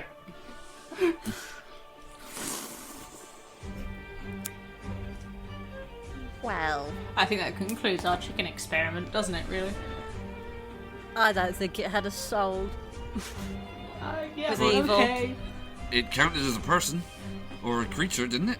Well, Oh no! Why would you say? Why would you make this harder for me, Corzin? The minute of magic ends, and the giant animated Hydra slumps to the ground. no, fuck. Do you think that's a loud enough noise for Mole, or shall I add another one? And see got an idea. I No, think that'll probably do it, darling. because that looked fun. I think I could do one of those too. Really fun. Certainly the best thing for us right now. Can So we we'd be can going. we go? I think that's wise. You Yeah, grab let's the totem, and animals in tow, you begin a dead run back through the city. But I will say, actually, sorry, So not through the dodgy city, but run back from towards Celestia on back 6 through hit the points. terraces. I will say, roll. I'd like each of you to roll a luck check, though, please. Okay. Ooh, Natural 1, but lucky. 3. 11. 10. Okay. Not good. Not collectively Corzin, good. you take 4 points of damage as you are running, as you run and turn and cut yourself on something, and look to the side, and you see embedded bereft of the animating force in the side of the Hydra does appear to be whatever that strange black iron blade was that Chunyan had been carrying. The heck is this? Grab it! Grab it! Grab it! Grab, Grab it! grab, grab, grab, Have grab. it. You Yep, grab see it now. and start running. This thing is going to be huge compared to me, right? Oh yeah, it's like Massive. you're wearing it's like you've got an anime sword. Oh, the bag, you've got put it in the like bag. your proper cloud buster Yeah. swords. Like compared to you, yeah, it's just a bit of a yeah. big sword for everyone else. You run I to the really want bag. to take the Hydra, and we definitely have no way of taking the Hydra. Sadly, the Hydra will not Unfortunate. fit. Can we take a head? We'd have to spend time Yes, cutting it off. yes, we can. Can we take a head? Use the new sword. Use Yes. the new sword. Take a You head. take Yeah, the sword. I'm sorry, we can get money for a You stuffed chomp Hydra it head, down. right? Do I With count as proficient with this? yes, I should do. It takes both hands, but chomping it down with honestly worrying ease, you decapitate one of the Hydra heads, Ooh, I like this. and that will go into a bag with you. It is definitely a two-handed weapon for Corzin. Excellent.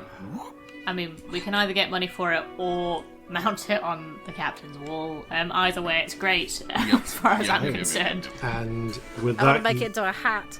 bagging together, Mortifying. bagging together your loot and fleeing the city of Golden Law, you race back through the through the terraces, through the jungle, pursued by I'm going to hand wave this because you're pursued by more shambling vegetation, but they are slow.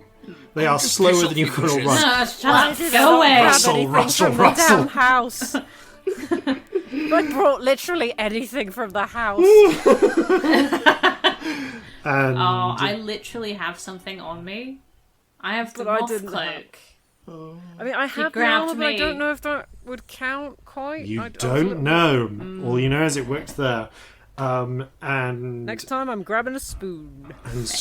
and you begin scrabbling your way back through the maze-like roots of the hedge garden, and then back and onwards. But what mysteries and dangers you encounter from there are a tale for next time. Thank you all very much for listening. Thank you all very much for playing, and farewell from all of us here at Flintlocks and Fireballs, Fair Seas and Natural 20s. I'm always down for a good time in a city where fun's a crime. Been 50 years, it's time to take a long overdue jailbreak. So gather your muskets, gather your spears, we'll plunder the shores of Calcinea. No kraken, storm or spell we fear, so come and sail with us, my dear.